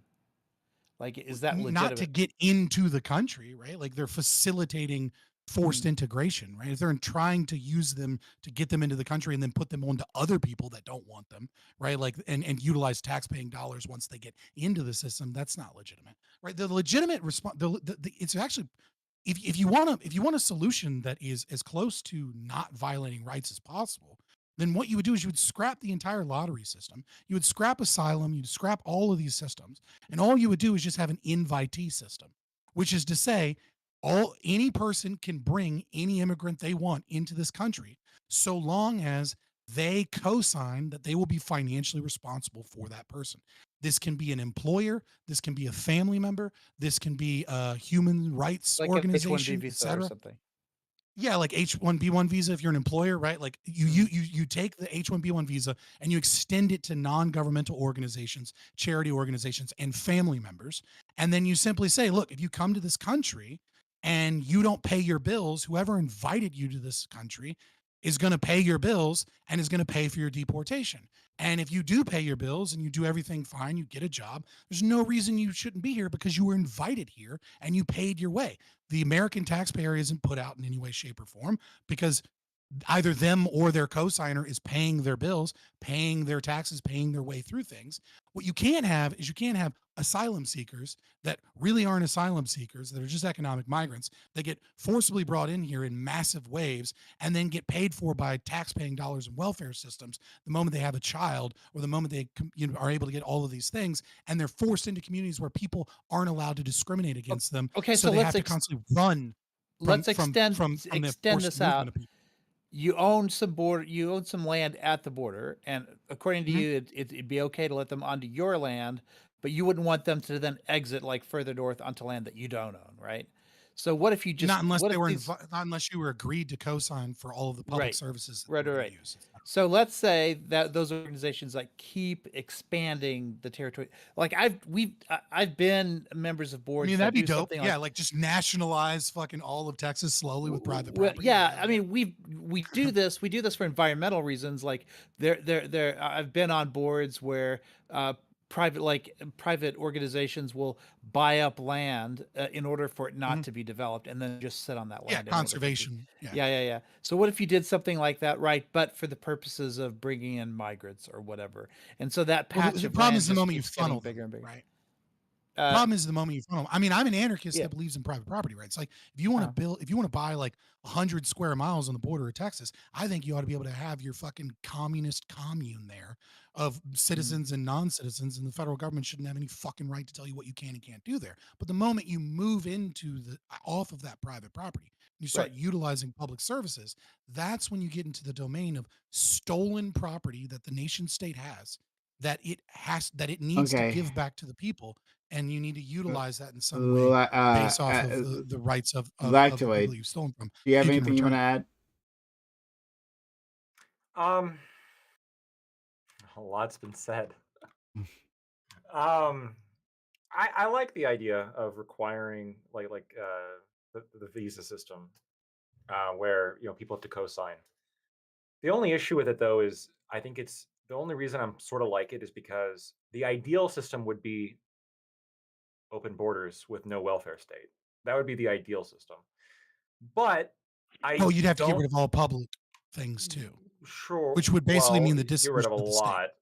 You would get rid of a You'd have to lot. dissolve the state because you couldn't have public schools, you couldn't have public libraries, you couldn't have public roads. You'd have to privatize all property. Public property couldn't exist anymore, and by doing that, you would just get rid of the nation state I because the don't immigrants think. would be using public property, right? I understand. Others pay I for it understand. Right. And so I don't without a necessarily vote, think by the way. I don't necessarily think that you would have to, especially open borders in the sense of, um, perhaps we could roll it back if something crazy happened. I don't know if you'd have to remove all public property in order to have it, but you could definitely get away with essentially with the current rate. You could remove like restrictions, I'm with as you. I'm long just as, saying as long as when you you got say rid of the get rid welfare of the state. welfare state, what I'm saying is public property is welfare. So it is an incentivization of people to come and utilize services for free that they didn't pay for. That's fair. That's fair, and I suppose you would have to develop some kind of system to protect against that. You have limited May- welfare. I get what you're saying. Let I'm just him saying go. it's, Yeah. Sure. When I'm referring to welfare here, I'm referring to like traditionally the redistribution programs that we identify as welfare: Medicare, yeah. Medicaid, Social Security, et cetera, et cetera. Social Security, And TANF, et so, cetera. yeah, 60% of the federal budget. well, I think about 60. It's closer to 66 now, but roughly, yeah. Um, Mhm. But I think that just pragmatically speaking, I think that as soon as people started dying in the street, you'd have like people get angry and try to vote welfare in to try to stop that from happening. And I think, Scott, that from a Mhm. consequentialist lens, your proposal might be the best protection from that because it at least gives us someone to blame, right? Yeah. Oh, they're dying in the street. Well, who signed off on their Why did visa? Red Cross is supposed to pay for this? Right, They and invited then we can blame them Now we instead of sue Red people Cross blaming the because someone government. died. Yeah. Right. So It brings it that back to a might be market the best system. way. Yeah. That might be the best way It's to handle Hoppe it. system. But on a fundamental level, I disagree with Hoppe that this is a system that actually is like principally correct. Like I can agree with it on a consequentialist element, but I think there's like Mhm. a problem with the principle of we have this public entity that's preventing people from walking onto public land. Why? Because they Mhm. happen to be on that side of the invisible border instead of this side of the invisible border. This shit's all made up anyway. Okay, we just fucking made it Yeah, up, well, and now we got guns to protect the but Hold idea. on. the Do position you is have anything both else? are rights violations. So this is a policy to limit rights violations the best we can. Right, which is Mm. consequentialism here, right? We're saying, okay, we're going to be Well, no, violating some rights it's here by gunning down strategy. people who are potentially going to be running across the border. But the idea No. is It's we not want to prevent consequentialism. like further rights violations down the line by No, having no, to no, no, raise no, no. taxes to pay for them, No, etc. it's not consequentialism. Consequentialism, consequential. First of all, it could be considered consequentialism, right? I understand that. There's nothing wrong with consequentialism so long as it Clip doesn't that. supersede the non-aggression principle. And the thing here is that in a choice between open borders and closed borders, both of these are violations of the non-aggression principle. So what you do is then you attempt to make the best decision you can to bring about the dissolution of the state or to bring about reduction in rights violations, and that is that system. Okay, all right. So I don't want to do any more ANCAP stuff. Admiral Gibbs, give it a try. I'm just and doing then we'll... the immigration system. I know. Yeah, I let me get some issue. excitement back in here. So as for what Fairy Queen asked earlier with her scenario, and then the whole comment about women not being able to vote or shouldn't be allowed to vote. I actually think it's good that some people are empathetic. It's real good. Some people think I'm not empathetic because I'm sitting here saying bomb these people as they cross the border. The children So too. be But you know empathetic what? with my money. It's because I'm empathetic Fuck you. to the people that are having to deal with this here, right? People are always real empathetic when we have this bleeding heart image of Mother Guadalupe and her child coming across the border, right? Like that's a problem. That's a problem. I get it. That happens. I'm not saying it doesn't. But you know who else is suffering? The American taxpayer. The Americans that are living here. We are suffering because we are literally being invaded. And so the idea that we can have empathy for one. That grandma, when you said "fuck that grandma," remember? She was I an did. American taxpayer too. Well, So she was. you're fucking the American taxpayer as Hold well. up. That was a whole different subject. And Oh, that was a welfare subject. And in that case, I don't want my tax dollars going to that either. But so I'm being consistent. So here's my point, though: is we have a duty as America to sit here and defend our national borders, right? That is important. So whenever we sit here and ask these scenarios, like, oh, would you shoot the 10-year-old? Would you shoot the 5-year-old? No, I mean, I hopefully, even if I'm old and decrepit, can throw a 10-year-old or a 5-year-old off my property. Now, if they came back with an AK-47 and they were a trained child soldier Those from the 5-year-olds Lord's will piss Army in these Africa, hands. yeah. I mean, sometimes you got to give them. Maybe they're a little shit. Hey, 5-year-olds that's are a little Gibbs shit. moderating, okay? I'm just saying. At Sometimes they least got to he's not shooting him. Sometimes they got to get a whooping, all right? Mom and daddy didn't teach them right. Maybe someone got to wring their neck, all right? Send them back across the property. But my point is, you know what? And that is empathy. We're teaching them a valuable lesson. Don't go on other people's property without permission. You're welcome. In fact, if we had more of that, we'd have less of this bullshit that's happening at the border. But you know what? But then we they could grow up and become a supervillain in 15 years and get revenge. That's the supervillains problem with don't have leaving them alive, okay? Yeah, it's a problem. You know, Listen, they're the not going to problem turn is into that it's Doctor not. Doom. You Gibbs, have to. It's not Gibbs, you are empathy. a You singular guys, existence, and I Use and I the spare appreciate the you. rod, spoil the child. We've clearly seen how this has worked out. We have a nation of little shits right now. We can all agree. We can all agree that people are problems. And when I say little shits, I mean people my age, your age. People just don't know what being told no does anymore. You told somebody they can't have their own way, they start crying. So you know what? It all comes back to spare the rod. We maybe need to go back and give these little 10-year-olds coming on our properties a whooping sooner, and they wouldn't be acting up like later. You know, you're welcome. So I'm glad you could get that off the and cast. you This and is a you and meme. you You and you guys. bombing them is an example of you not sparing the rod, right? If It's you a were hell of a utilizing that whooping. rod, Yeah. yeah. It solves the It's the problem. whooping. It's the They're mother not of gonna all whoopings. they're not gonna turn into a little shit later if they cease to exist. They I'm won't. just Yeah, they saying. certainly won't.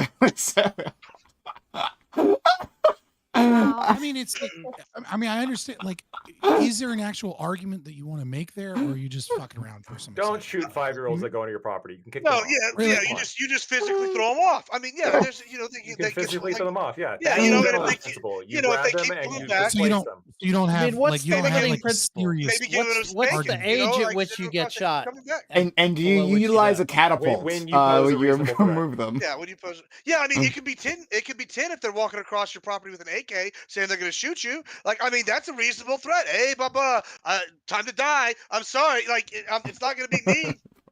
You know, like it sucks. Yeah, okay, Well, yes. If that's a they're pointing reasonable an point. AK, yeah, that's Gibbs different. should what is make. the Yeah, argument here? that's a reasonable point. See, It could be a Yeah, child let's make soldier, one. part of the what is the invasion. argument here? If Part of the if I'm trying to invasion, right? understand, Exactly. if I'm trying to understand the argument, They all have AKs, I thought, don't they? like beyond the meme, right? Like, is the argument essentially what I said earlier? Is that like you can't call something empathy when you're being empathetic with other people's money, right? Like I think there's this wonderful article by Jack Donovan, crazy white supremacist gay guy who's like a gay journalist, and now he goes out in the woods with like a bunch of like neo Viking dudes and has like gay sex and talks about the superiority of the white race, maybe. Regardless, fucking great article by Jack Donovan. Violence is golden, right? And and he has a ton of really good lines in it. But one of the lines that I really like is when he talks about, the mother, the soccer mom that is saying, um, I want a law to save the whales. And the thing is that like if you don't actually enforce saving the whales, then that law is meaningless, right? It has to be backed up by violence. And so when you say I want a law to save the whales, what you're really saying is I want the Leviathan to use its power to save the Leviathans. Right? Every law that exists is backed up by violence.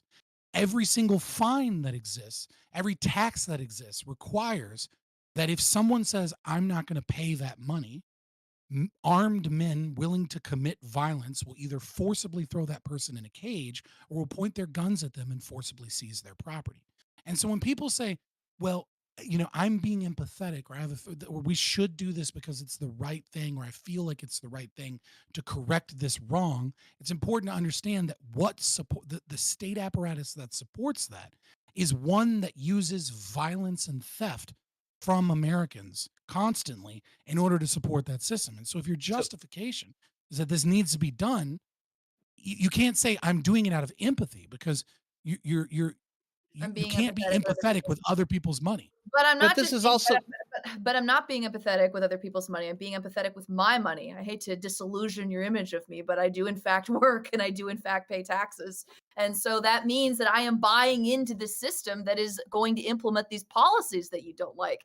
And as I live in the neighborhood, I live in the That's a community in contradiction.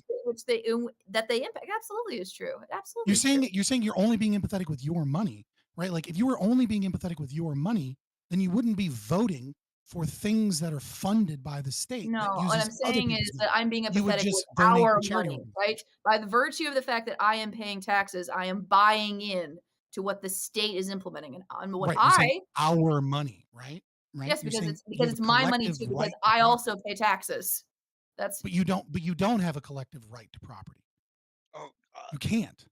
okay, but hold on, Scott. I do have a question. Not So, possible. like, after World War II, like actually considerably Mhm. after World War II, because it was a while before this kind of restitution started happening. But like all of that stolen Nazi gold and art and stuff like that, we started. So that was all done by violence, like through the state, right? But then the restitution came from governments using violence by the state in order to steal that from wherever it ended up, and often it ended up in private hands, right? Private German hands. Mhm. And then we stole it back through use of violence and then You gave can't it steal back something to back from the record. right. So that's my question. Are they actually were they just legitimately getting it back using the force of government, or was it What I would say is very You should use simple. a private investigatory Any force police to do that. or military organization by the state, what they have stolen is the monopoly and the usage, the justification of the usage for force and violence, right? So the police, the military, etc. The state has stolen the right for us to police ourselves, for us to defend ourselves with military action, etc. That being said, whilst that is stolen, right, it would be an additional rights violation to demand, for example, it would be a rights violation for me to say police should maintain that only they have a right to capture and imprison murderers, and also all of the prisons should let out all the murderers. okay, Because forget if the that were only to part. occur, But forget the only part. But right, let's say the French government like right, right, right. discovers that there's invaluable art like in some private person's like house or whatever. The Yeah, yeah, yeah. French No, I government was goes getting in. there. Okay. Right. So what I'm saying is it's unjustified for police to exist.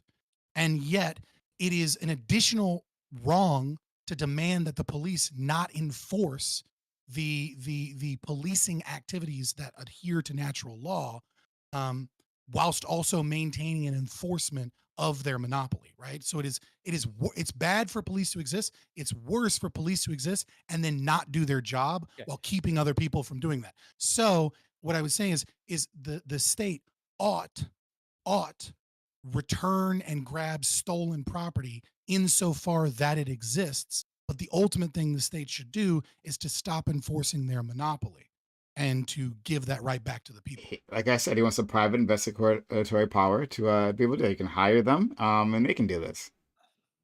Maybe that's how you get your reparations, right? Is you just black people individually just steal back their wealth from like No, no, he It's not can stolen. hire. No, no, He no, can no, no, hire no. an agency. or No, no, no. whatever, Like not steal, like no, no, no, like righteously no, no, like reclaim the wealth that they earned. reparations are absolutely justified. The problem is that you Right. can't use reparations as a collective right. You can't say black people deserve reparations. What you can say though is my great great grandfather passed on this piece of paper that is a deed to this property in northern Georgia before we walked the Trail of Tears. That property is my fucking property. And then they should be able to go to the government, and I don't care who lives there now. It doesn't matter. That's stolen land that you have a specific deed for that becomes your property. And then the state or some other entity The right of that return. like might pay might pay the property owner to get rid of like it would depend on the property. Like, and I think this is especially important when we look at, let's say, Israel and Palestine, right? Like, because I think there are a lot of people out there That's that where I was going because of next. Yeah. the Nakba in 48, they have property deeds to property in Israel. That is their fucking property. And they can prove is their fucking property. And it is absolutely incumbent upon Israel to let those people come back and get that property back. But the same could be true, right, of Israelis that were forced out of Gaza and other areas. Forced out of as well. Germany. Yeah, well, yeah. Yeah. Well. Okay. Okay. So I'll leave it there. Let's wrap up. I'm gonna wrap up the stream. We can still keep talking here if you guys want to. But thanks all for being here. Much appreciated. This was a interesting conversation as always. We have colorful personalities, and we love them all. But yeah, guys, if you enjoyed this conversation, consider supporting the channel, subs to the channel, gifting bits or gifting subs. I'll go to our friend Lactoid. Lactoid, thank you for coming through. This was exciting. And I really did appreciate your legal perspective, especially on the first topic. Couldn't have had that back and forth without you. Yeah, no, it was a lot of fun. Great personalities, great topics as always. Thank you all for arguing with me. If you like what I had to say, you could find me at Like Toy TV on Twitch, Twitter, and YouTube. Thank you. Yeah, I wasn't actually confident in the topics for today when I came up with them, but you all once again showed that you can talk about just about anything and have it be interesting, substantive. So shout out to my participants. Still Be want the to do ones to make it federalism. happen. I would like I this was supposed to be about federalism. We have to pick a pure Brought federalism it back topic. multiple Yeah. times. I argued Oh, yeah. almost exclusively federalism, except for the very end. Yeah, fair enough. Scott, thank you for coming through and being a part of this. It was a lot of fun. It's not the same without you. So we're really glad you're here. Appreciate it. Yeah, I'm Scott Fabian Liberty. You can find me pretty much everywhere. Fabian Liberty, anarcho-capitalist, debating in philosophy, and yeah, so that should be fun. Gibbs, And you I are. enjoyed everyone. Obligatory. Oh. Everybody's cool. I stand by my statements that it was consequentially bad for women to get the right to vote, and I also stand by my statement that Fairy Queen appears to be the only Twitch streamer I've ever seen that doesn't look stinky on camera. The rest of you, myself included, look stinky. You all look stinky, but not her. All right. There you go. What if we based voting off of stinkiness, and then that would be interesting. I would say it's a more objective metric than age of majority, right? Like I would say, like you're probably it's better to only give voting rights to people that aren't stinky than to give voting rights to people just because they hit 18, because there's a lot of stinky retards out there. Gibbs, thank you. You're a singular existence. No one quite like you, friend. And I love that you come on. Like I miss. I didn't get to say this in the intro. But I missed not having you around. I know you had other obligations. But I'm very very happy that you came back, especially for this topic. Because I really want to hear your opinions, and they were as batshit as I hoped. So I used to think no one bit more bullets than Lactoid, but Gibbs has proven me wrong. I'm ready to buy some bullets. You gotta like get that taste of lead in your mouth. No, I really miss being on here. I enjoy these quite a bit. It's really fun. I was missing my politics while I was being a degenerate. It was good times. But just in closing, I just want to say, hey, federal government, y'all can come and take it, all that good jazz. You got to get the obligatory to vote in there. But yeah, you can find me everywhere, Admiral Gibbs. It's always really fun to come and do these. I hope you keep having me back. Absolutely. Aiko, thank you for being an example of a sane Texan. They do exist. Being a once in a while. representative of your people. Aiko, thanks so much We for have coming through. 5 blue cities, by the way, in Texas. So just want to say. And you still can't fucking overturn these are the. blue. Okay. Yeah, no, still it's not enough. Yeah. I just want to say though, I do want to say, I wish I had like the tools in here to flip over to a picture of De Zavala, because he's like the whitest guy. Yeah, well, I ever. also said once again for the record, and once again is very dark. That's all I'm saying. Okay, all right. Pick your guy better than next time. Yeah. Hey, listen, I'm Hispanic too. It counts. I look like Dave Zavala. Yeah. And you're the only type of Hispanic that they like. But thank you, Early Aiko. red-haired Hispanic, yes. Well, I mean, he'll get Cortez in the is circle redhead. before I will, right? He'll get into that circle before I will. He's mixed. He's Yeah, mixed. no, for sure. Yeah, fair enough. And finally, we have our friend FQ. Be a pharaoh. 2 things with FQ. First, I'm really appreciative of you coming back. We didn't have FQ here last week, and it hurt because I think she would have had a lot to say in those topics, something and provide interesting things. But you were here today, and we're very grateful for you. Secondly, though, this is a shout out to our friend Admiral Gibbs, right? He saw through FQ's bullshit, right? Clearly, she's a crypto mainer, just like Lactoid's a crypto Canadian. He sees through you, right? We all know. Everyone here knows that FQ's favorite bird is a black capped chickadee, right? The state bird of Maine. So she pretends like she's from some other state, a state that loves freedom, right? But we know, no, she's indeed from Maine with the other elites. So, but we appreciate despite your lies, FQ. You're very much appreciated, and we hope to have you back in the future. Thank you very much. Thank you all. It was super, super fun.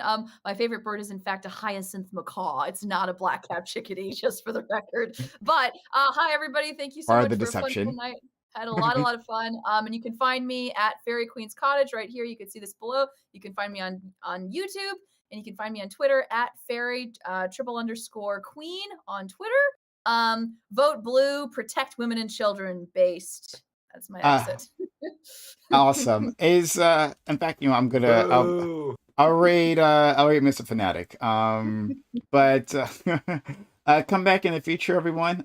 We'd love to have you. We'll do more of this.